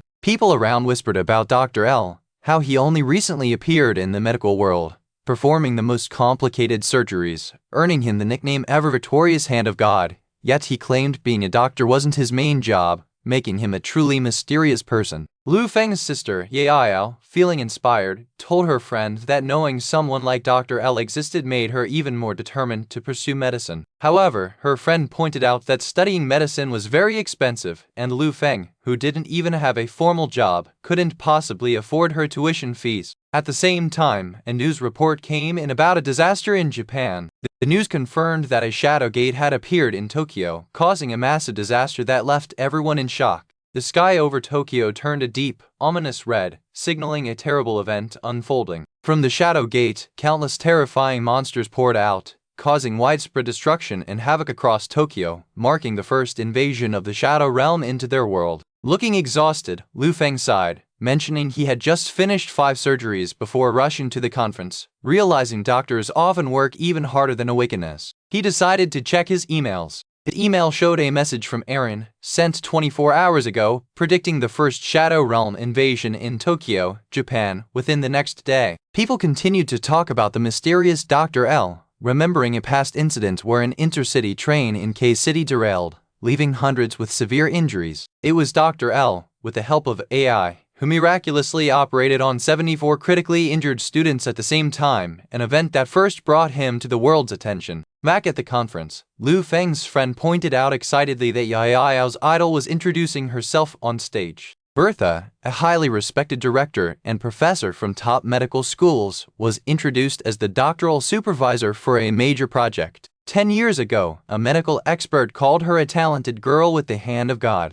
Yahello shared how much she admired Bertha, seeing her as a cool goddess and even having her picture as her phone wallpaper. Her friend explained that no electronics were allowed today because Dr. L was also attending, and his image would be blurred in any future official videos. Yahello's friend, Tanshin, spoke to her father, who was the director of Changjiang Hospital, asking him about something. Tanshin asked her dad if they could arrange a bodyguard position at the hospital for Yahello's brother, Lu Feng. Meanwhile, Lu Feng was seen in a completely different, intense scene, fighting off multiple grotesque monsters, hinting at his powerful, hidden life beyond being a doctor. The story jumped forward, announcing that 1 week later the events were taking place. It was now 1 week later, and the annual International Medical Exchange Conference was happening at the impressive Tower International Convention and Exhibition Center. Lu Feng was talking to a crying man named Lu Yao, telling him there was no need for such gratitude as he had already taken the surgery fees, so the Sun family didn't owe him anything. Bertha, also known as Teacher L, was seen looking intently at Lu Feng.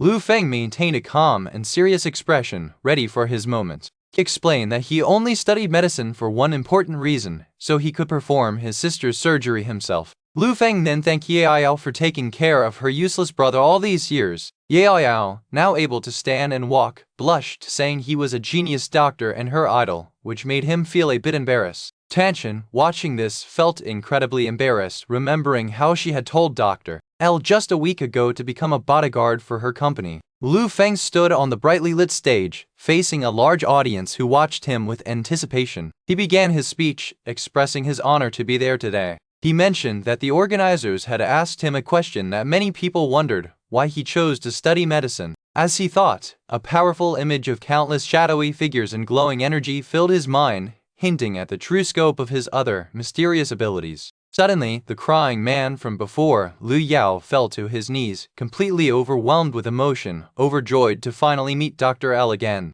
Even Tanshin's mother was shocked. Lu Yao explained that if Dr. L hadn't performed the critical brain tumor surgery on a high-ranking military official, their entire medical group would have been ruined. He had been searching for him to express his deep gratitude. Tanshin and Yahello looked at each other in utter shock, realizing the truth. Yahello, completely dumbfounded, exclaimed, "And my brother?"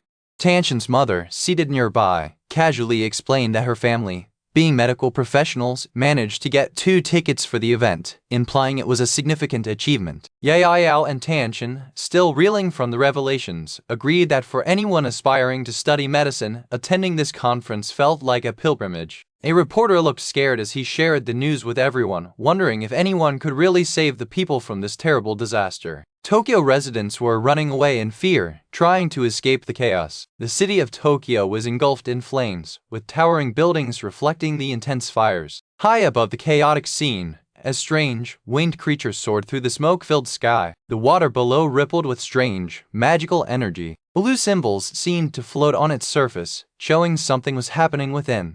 Water splashes violently, creating ripples as a command echoes for the rescue operation to begin. The danger is clear, but hope arrives as the mission starts. In the midst of the chaos, the Tokyo Biochemical Resistance Troop Squad 5 was ready to begin their rescue mission. The air glowed red under a blood moon as fiery particles rained down around them. 3 armored soldiers stood firm on a building, their sturdy boots planted against the chaotic backdrop of a fiery, red sky. They were ready for whatever came next, amidst the destruction. The rescue team assured the frightened people that they were finally safe. They promised to get everyone out of the danger zone quickly. An armored figure sped through, carrying a person in a suit who held their head. The blonde figure in the pink hood declared that they would speed up even more, urging everyone to hold on tight. A confident smile flashes under the turbulent, dark purple sky. Against the backdrop of a huge red moon, a small figure flies quickly on a broomstick, leaving swirling trails of wind behind. Giant, root-like tentacles twisted through the air, whipping around the city buildings. Below, a blood-red moon glowed ominously, surrounded by strange energy. The city was in ruins, with buildings crumbling as a disaster raged through. Amidst the chaos, a person realized with horror that everyone around them had died. Amidst the burning city, one woman tried to comfort her distraught friend, gently patting her head. They looked out at the chaos, wondering what they could possibly do in such a terrible situation. Amidst the burning city, survivors knew of an underground shelter about 600 meters away, where they planned to wait for help. They held on to the hope that their strong captain, who was tougher than these monsters, would surely come to save them. 2 figures, one a woman and a small child, soared above the burning city on brooms. They flew quickly, hoping their powerful female captain would show up soon to help. Amidst the burning city, a desperate person wished for the help of someone they called a big liar, someone they now truly missed. The flames consumed the building, reflecting the chaos and fear gripping everyone. A man clutches his head as his eyes glow with an eerie green light, perhaps overwhelmed or channeling a hidden power. Above him, sparks fly, hinting at the intense battle or dangerous situation still unfolding around him. A man with glowing green eyes and a radiant green light coming from his mouth looks intensely forward. He seems to sense the presence of humans, signaling a new and terrifying threat. From the depths of the water, a creature with glowing eyes surfaced, sensing the presence of humans. It found the scent quite appealing, like a delicious meal. A man screamed in terror for everyone to run as the monstrous kappas were closing in. Even amidst the fear, a voice tried to reassure them that everything would be all right. From a high rooftop, a person looked at the giant red moon and hoped they would see their grandma again. They believed others would also get to see their loved ones soon. The city's buildings were crumbling as strange, dark tentacles wrapped around them. It was a terrifying sign of the disaster that had befallen Tokyo. A powerful fighter with green hair stood ready as many giant tentacles smashed into the building behind her. Clouds of dust and debris exploded from the impact as the destructive attack continued. A man looks on with a panicked expression, shouting in frustration as a powerful impact shakes the ground around him. The danger is clearly far from over, despite earlier efforts. A fighter was caught tightly by a large, snake-like creature, getting squeezed with great force. Sharp, powerful attacks landed around him, showing the intense danger of the battle. Strange, shadowy tentacles ripped through the area, tearing apart the ground with a loud, tearing sound. These mysterious forces brought destruction and chaos. Many screaming faces were stuck among dark, twisted branches, forever trapped in agony. This grim scene was just one horrifying part of the disaster unfolding across Tokyo. The young man looked determined, with electric energy sparking around him. He stood amidst the chaos, facing grotesque monsters while other people battled below. A chilling red moon hung over the city, casting a terrifying glow as if 3,000 years had led to this moment. The once bustling streets were now a scene of chaos and destruction. Tokyo was burning, with buildings engulfed in flames and strange monsters like the Yamada no Warachi and Tengu flying over the devastated city. A live broadcast was being attempted from a mobile phone, as all regular TV signals had been lost due to the chaos. A worried reporter, surrounded by the burning city, broadcasts live from a mobile phone, knowing it won't last much longer. The sky glows red as the disaster unfolds, and a question is asked about a grandma's whereabouts. One person thought about how lucky their friend was to be in New York for business. Sadly, they did not share that luck and were stuck in the midst of the unfolding disaster. They remembered their boss's warning about a catastrophe this year, which had now shockingly come true. A mysterious figure stood firm, holding a long staff under the looming red moon. Sparks danced in the air around them, hinting at the intense battles taking place. He desperately wished his boss, a big liar but actually quite reliable, was nearby to save him, even though the boss was thousands of miles away. He also thought about their strong leader, believing that if she were around, they could all get out safely. A person with long green hair looks on with a worried face while another person stands nearby. Below them, a powerful figure in flowing white robes floats gracefully above a shimmering blue surface. Automated troops from all over the world rushed to Tokyo, with the first groups of soldiers already fighting fierce battles against the monsters. Explosions lit up the city as the fight against the yakai continued. Soldiers and a tank fired a barrage of glowing energy, striking down the monstrous yakai. The attacks were fierce as they eliminated the targets that caused so much trouble. A young girl in a red hooded cloak spoke up, believing they must rely on themselves to escape this disaster. She felt they needed to use their own strength to get out of this dangerous situation. The person in the red cloak looked down with wide, worried eyes. Below them, the city burned brightly, engulfed in fierce flames. A dangerous green-skinned monster with glowing eyes was reaching out, its hand stretching towards something. The ground around it glowed with scattered embers, showing the destruction that surrounded them. A man in a suit clutched his head, his face filled with fear and sweat. He desperately wanted whatever was approaching to stay far away. The terrified man held his head, trapped and vulnerable against the glass. A monstrous creature with glowing green eyes watched him closely from the other side. The terrifying kappa monster with glowing green eyes let out a loud roar. It seemed to be calling out or reacting to something unseen above it. A person kneels on the ground, filled with sadness, believing they won't be able to visit their grandma again. Sharp, dark shapes surround them as they quietly apologize for a future visit that now seems impossible. Suddenly, sharp slashes cut through the air, hitting unseen targets with fierce power. Then, a bright, incandescent blast erupted, engulfing everything in a blinding flash of light. Someone reached out a hand, telling the young woman to quickly grab it. There was a bright, urgent light all around, urging her to move fast. A strong robotic arm was held up, ready for battle, as many brown, whip-like tendrils attacked nearby. A quick, bright strike cut through the air, aimed at the chaos unfolding around the building. A soldier took a direct hit from a bright green energy beam, looking surprised and in pain. Another person in combat gear stood close by, holding a weapon and reacting to the sudden attack. A loud, crashing sound echoed through the air as something huge fell. The world around them seemed to break apart, sending debris flying everywhere. A large vehicle crashed down onto sharp, rocky spikes, sending debris flying everywhere. Below the chaos, a small figure dodged a powerful attack in the middle of the destruction. A powerful force exploded through the area, sending sharp fragments flying everywhere. This intense impact marked the ongoing fierce battles against the monsters. A fierce warrior with long green pigtails took down another enemy in the destroyed city. She was among the advanced troops, bravely fighting the yokai to protect the trapped residents.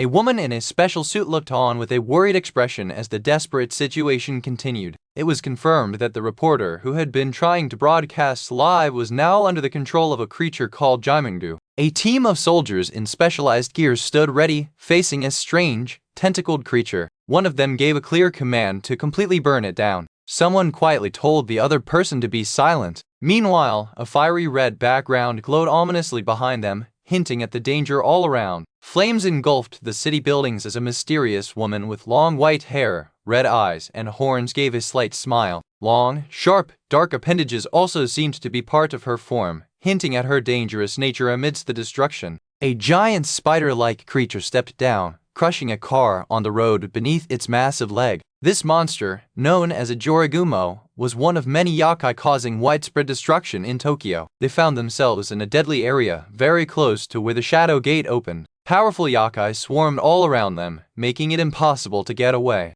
The terrifying kappa creatures were everywhere, with several of them lurking in the water. One of them suddenly burst out, scrambling onto the land with fierce speed, ready to attack. A monstrous green creature fiercely attacked, its clawed hand raised to strike. Meanwhile, many small, turtle-like beings emerged from the water, eager for food.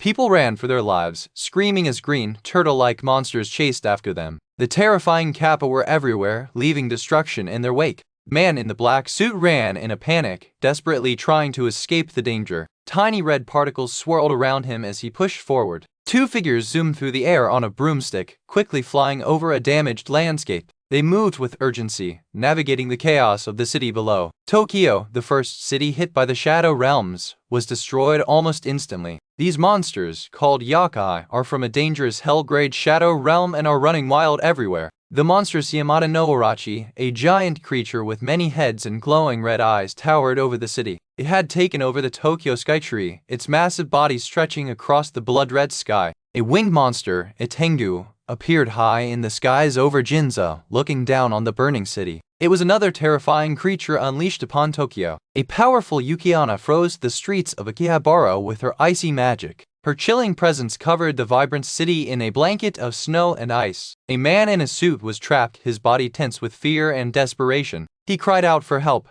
hoping someone would hear him. Someone was screaming, their cries echoing in the dark. The fear was clear in their desperate shouts. A terrifying, multi-headed creature with glowing red eyes soared through the blood-red sky. It looked like a legendary monster, a true horror unleashed upon the world. A giant monster with sharp claws easily tore apart a train as fires raged across the city under a menacing red sky. Tokyo was in chaos, completely overwhelmed by the sudden attack from the legendary yokai. Two news reporters looked scared and worried as a train car lay broken and burning behind them. They were trying to stream live updates, but the disaster around them made it almost impossible. The strange turtle monsters, known as kappas, launched powerful energy beams, hitting several people. Many individuals collapsed to the ground, overwhelmed by the continuous attacks. Powerful laser beams rained down, hitting both the humans and the strange turtle-like creatures. The targets in this area had been eliminated, leaving behind widespread destruction. Soldiers marched in a tight formation, firing their weapons continuously. They managed to take down their targets, clearing the path ahead.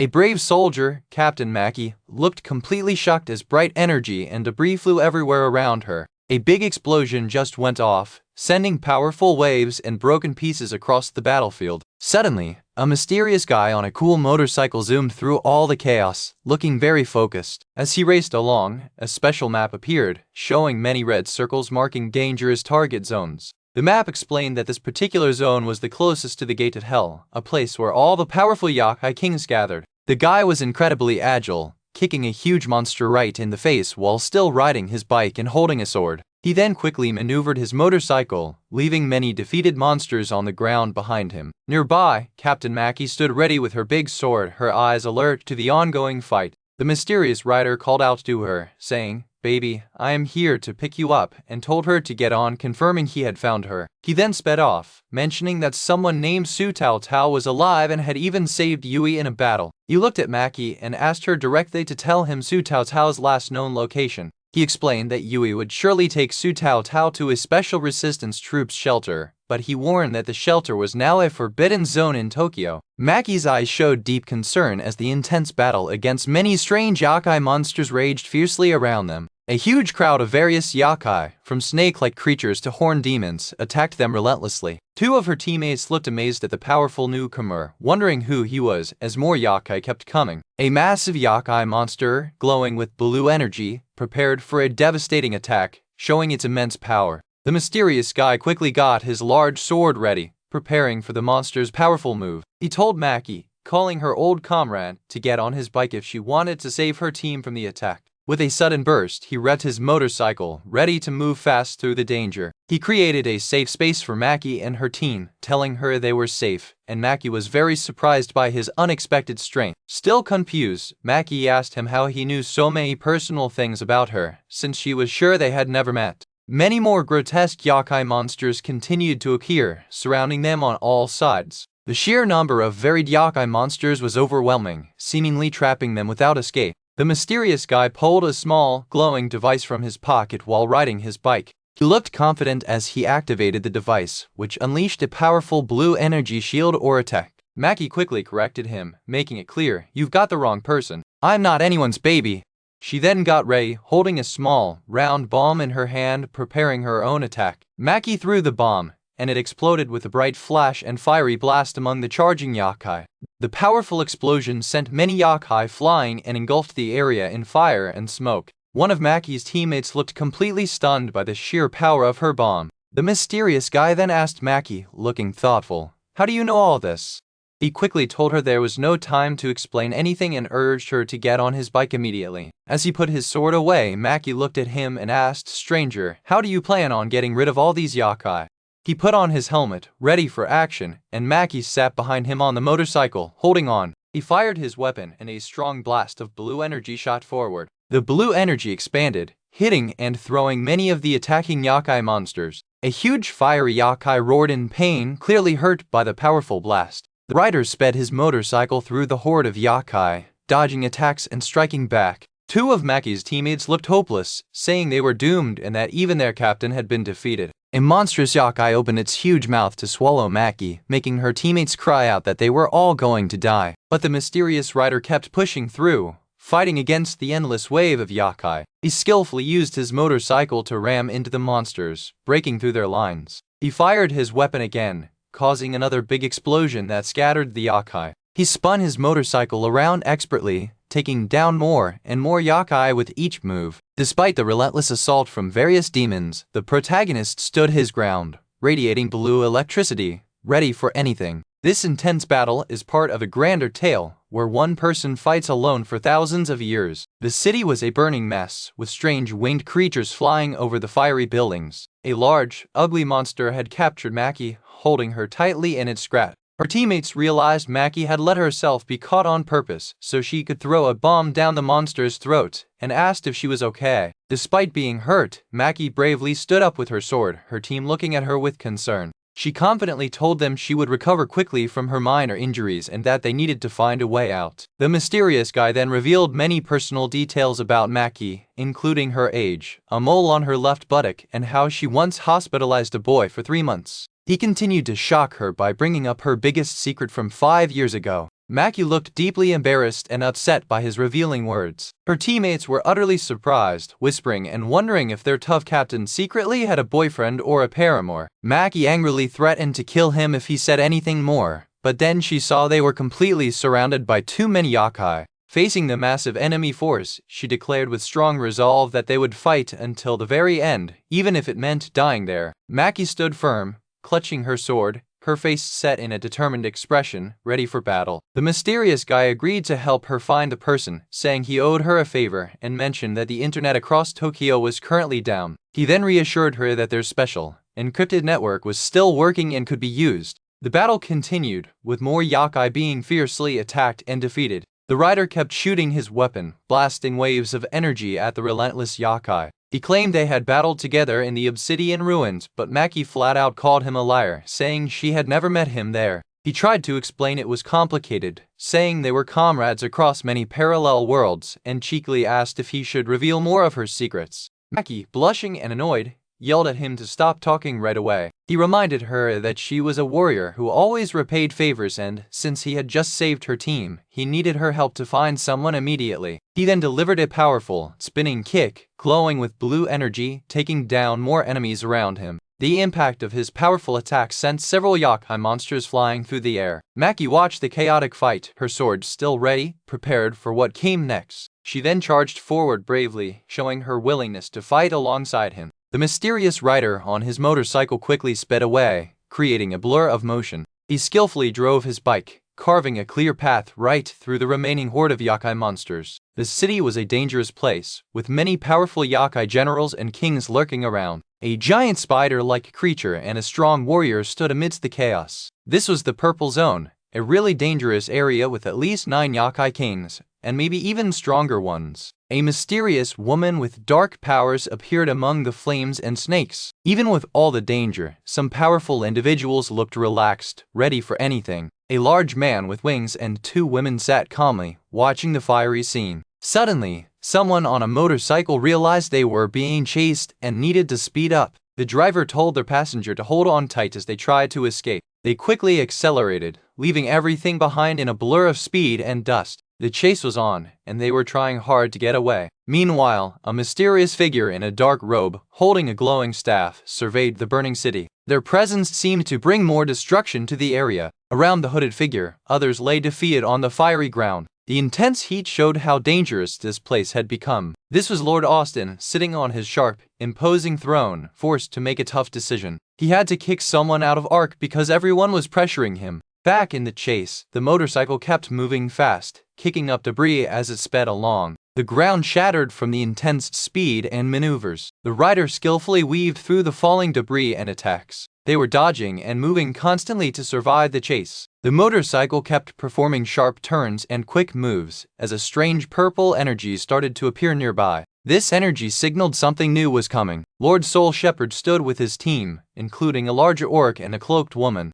Dark, mysterious energies swirled around them, showing their power. The cloaked woman asked Lord Soul Shepherd if they were truly heading into the dangerous Hell Zone. She wondered if they would go all the way to the gates of Hell. Lord Soul Shepherd replied with a determined look, stating he had no other option. His path was set, no matter how dangerous it seemed. Meanwhile, the chase turned into a fierce fight as someone bravely faced a red-armored warrior. Swords clashed with intense speed and power. The fighter skillfully dodged an explosion by using a grapple to swing away. They moved fast, avoiding danger from the flying debris. The passenger, now back on the motorcycle, seemed tired but relieved. The rider checked on them, knowing they had just narrowly escaped. They were now in the Blue Zone, a place filled with many ordinary yakai soldiers and a few generals. A giant bird yakai flew over the buildings, adding to the chaos. The huge bird yakai swooped down, attacking innocent people on the street. Everyone ran in fear as the monster brought destruction. The motorcycle rider shouted to use a special move called Sky Slash. They planned to fight back against the huge threats. The passenger launched themselves into the air, getting ready to perform the attack. They moved with incredible speed and agility.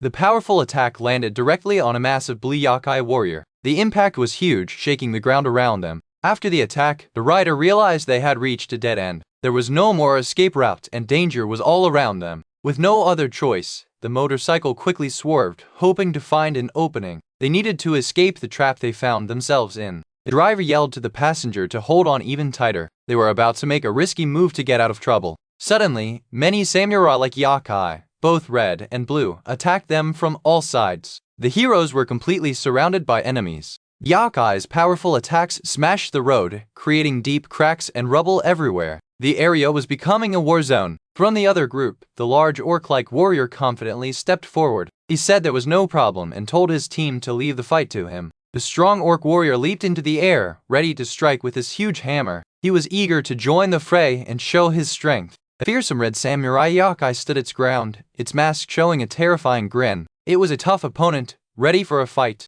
The orc warrior swung his hammer, causing a huge explosion of force. The ground shook violently from the impact of his blow. The red samurai yokai fought fiercely alongside a blue one, their combined strength a serious challenge. They were working together to take down their opponents. Amidst the intense fighting, the motorcycle continued to dodge and weave through the chaos. They were still trying to escape the dangerous situation. From a distance, Lord Soul Shepherd calmly observed the battle unfolding. He seemed to be evaluating the situation and his allies' performance. Lord Soul Shepherd thought about his goal, to become one of Lord Austin's 12 saints again. He felt he had no other option but to continue his dark plan, even showing shadowy figures from his past. More shadowy forms surrounded him, hinting at the many lives he had touched or controlled. These shadows represented his influence and history. The motorcycle rider noticed that the enemies were working together, which was unusual and caught his attention. He found their coordinated attacks quite interesting. A menacing blue samurai yokai glared with its red eyes, looking ready to strike.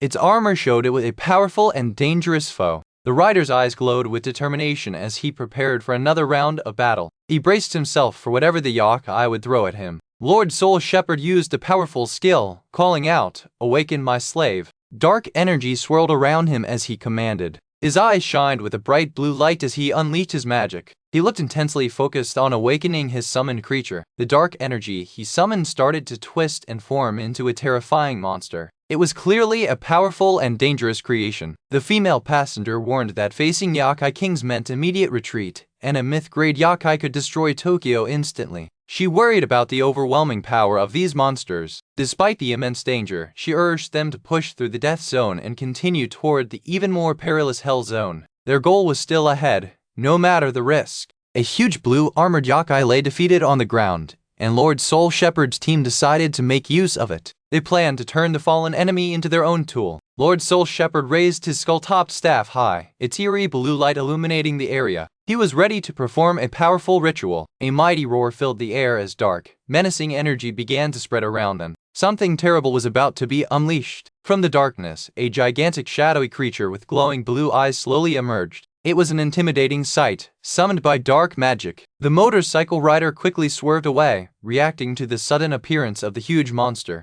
They needed to put distance between themselves and the threat.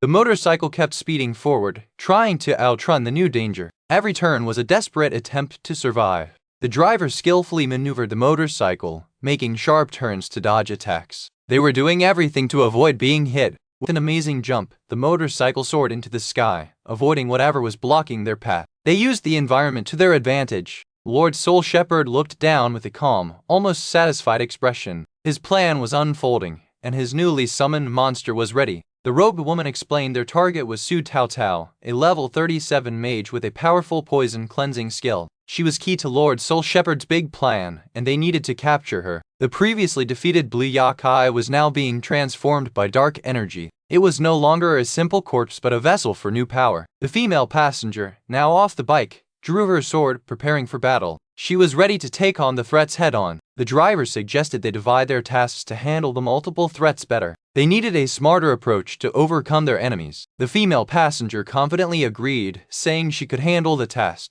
She promised to eliminate whatever stood in their way. She launched herself high into the air, gracefully descending to strike her target. Her attack was swift and powerful. Back with Lord Soul Shepherd's team, the robed woman asked their tracker if he had found their target's location. They needed to pinpoint her exact whereabouts. The tracker confirmed their target was hiding in the Hell Zone using his shadow search skill. He believed they could capture her easily there. Lord Soul Shepherd commanded his team to move out immediately, declaring Su Tao Tao as their main target. Their mission was now officially underway. A massive, dark warrior, likely the awakened slave, towered over the city buildings. Its presence was a terrifying sight for everyone. The motorcycle duo continued their frantic escape, kicking up a trail of dust and debris. They were still being pursued relentlessly. The ground around them kept breaking apart from the continuous impacts of powerful attacks. The destruction was spreading fast. The fierce orc warrior and the red samurai yokai once more clashed in battle. Their fight was intense, with neither side giving up. The red samurai yokai let out a loud roar, releasing a powerful wave of energy. It was trying to overwhelm its opponent with sheer force. The orc warrior swung his hammer with full force while Lord Soul Shepherd watched the fight. He seemed to be observing the effectiveness of his team. Lord Soul Shepherd was a rare awakener, known for destroying 3 cities to perfect his unique Soul Shepherd skill. His power came at a terrible cost, proving his strength was no small feat. Lord Soul Shepherd shared his ultimate goal, to get a myth-grade undead from the 100 Ghost Realm, deep within the gates of hell. He knew this realm was full of deadly miasma, too strong even for dragons. He added that they just needed an awakener who could get rid of the dangerous miasma. Meanwhile, the orc warrior continued fighting with fierce swings of his hammer. The battle continued to rage, causing more and more damage to the city ground. Debris and broken asphalt flew everywhere from the impacts. The motorcycle duo skillfully rode up a bridge structure, attempting another risky maneuver. They were using every part of the environment to escape. The bridge itself began to crack and crumble from the intense forces at play. Their escape was causing massive destruction to their surroundings. The blue-armored yakai looked like it was being affected by some unseen force.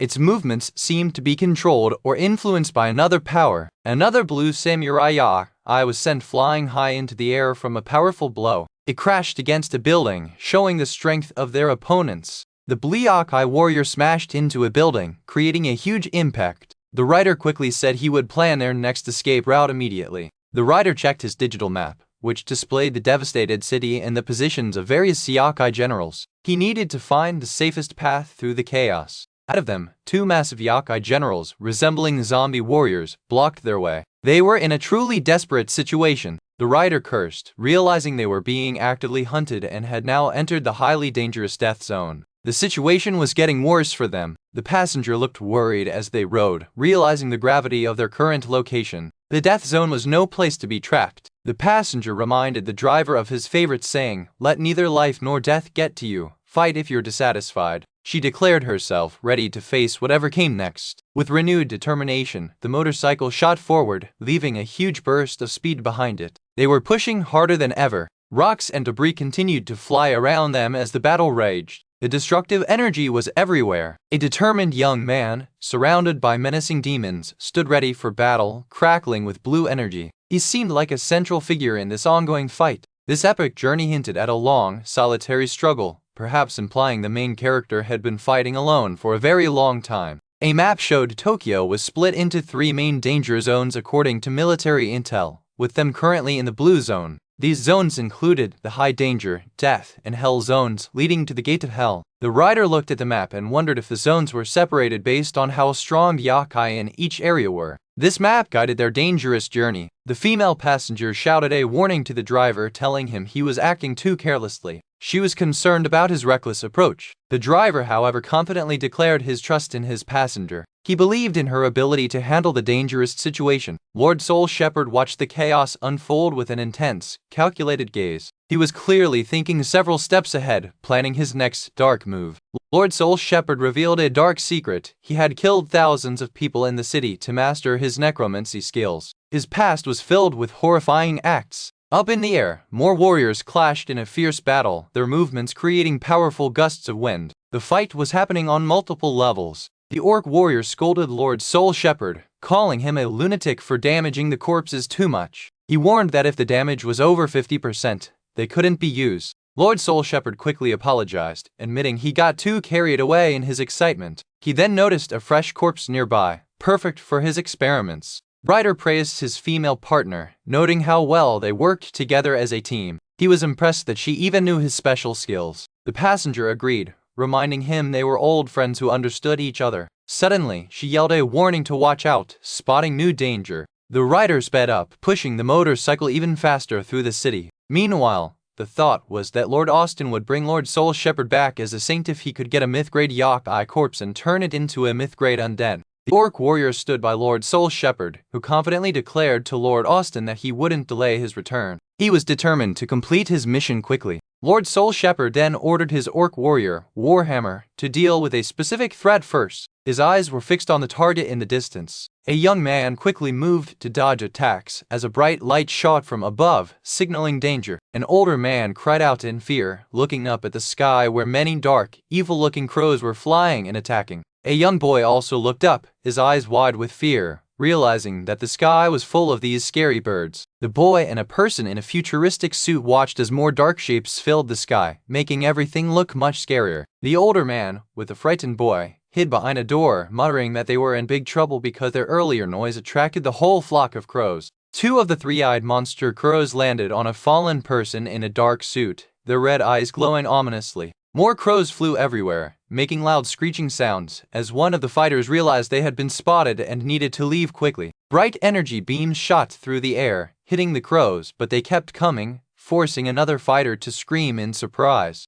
A fighter in military gear spun around, rifle in hand, as more crows attacked from all directions. Another fighter, wearing a dark cloak and futuristic armor, quickly jumped onto a special bike, ready to move fast. As the fighter rode away on the sleek bike, a swarm of dark crows chased after them, trying to catch up. After escaping, a man in a long coat and a woman in military gear looked around a misty, ancient-looking place, thinking it felt dangerous and they should leave soon. The man told the woman to follow him as they moved through the thick fog, making it hard to see the old buildings around them. Suddenly, the man in the long coat jumped high, attacking with his sword as a figure in a red mask appeared below him, ready to fight. The woman also joined the fight, swinging her sword with great power as more masked figures marched toward them, making a drum-like sound. The man and woman fought off the masked figures, deflecting bullets and showing their skill against the strange enemies. Meanwhile, the older man carefully held the frightened boy, shushing him and telling him not to make any sound because the three-eyed monster crows had very sensitive hearing.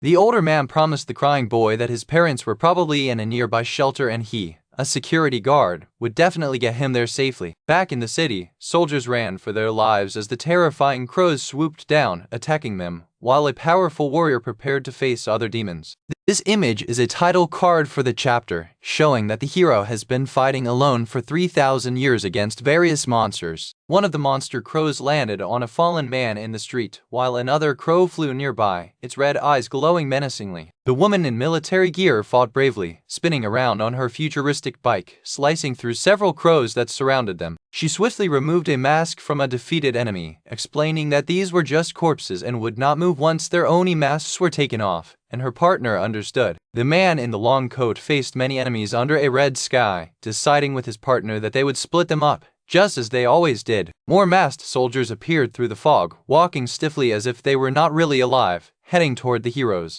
One of the heroes wondered if this was a soldier who had fought against the yokai, the ghostly monsters. The other hero looked shocked as more of these masked figures emerged from the mist, their faces hidden by red masks. The man in the long coat confirmed that these masked figures were no longer human, as he fired his gun at them. The older man, who was with the boy, wished for the heavens to protect these kind people, as the heroes realized the fog was too thick and decided to get off their bike. The woman on a futuristic bike dismounted, surrounded by a strange, hazy mist that made everything seem unclear. The older man and the boy ran frantically through the street, trying to escape the danger. Suddenly, the young boy tripped and fell, crying out in fear as a powerful shockwave hit nearby. The woman warrior, looking intense, explained that only 2 of her spaceship's modes were active and things would be much easier if she could activate the 3rd mode. The older man looked terrified as a flock of three-eyed monster crows flew over the buildings, closing in on him. He looked back at the fallen boy with a worried expression, knowing the crows were right behind them.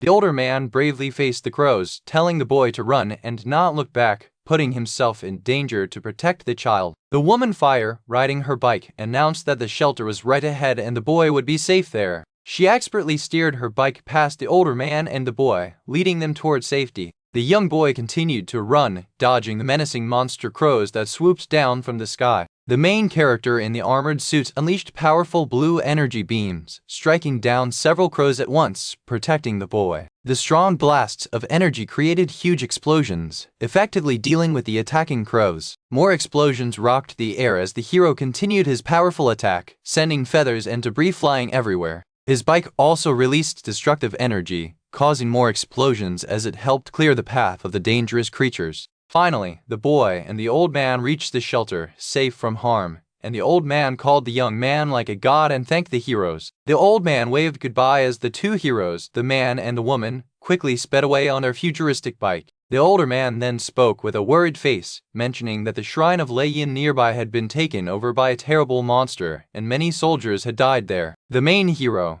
facing away, told the old man not to worry and to focus on getting the kid to safety, saying they would handle the monster. The man and woman continued their fight, creating powerful gusts of wind as they moved through the misty landscape. They charged forward, meeting the enemy with powerful blows, making loud banging sounds as they fought. The sound of drums echoed through the misty air as the two heroes prepared for their next challenge.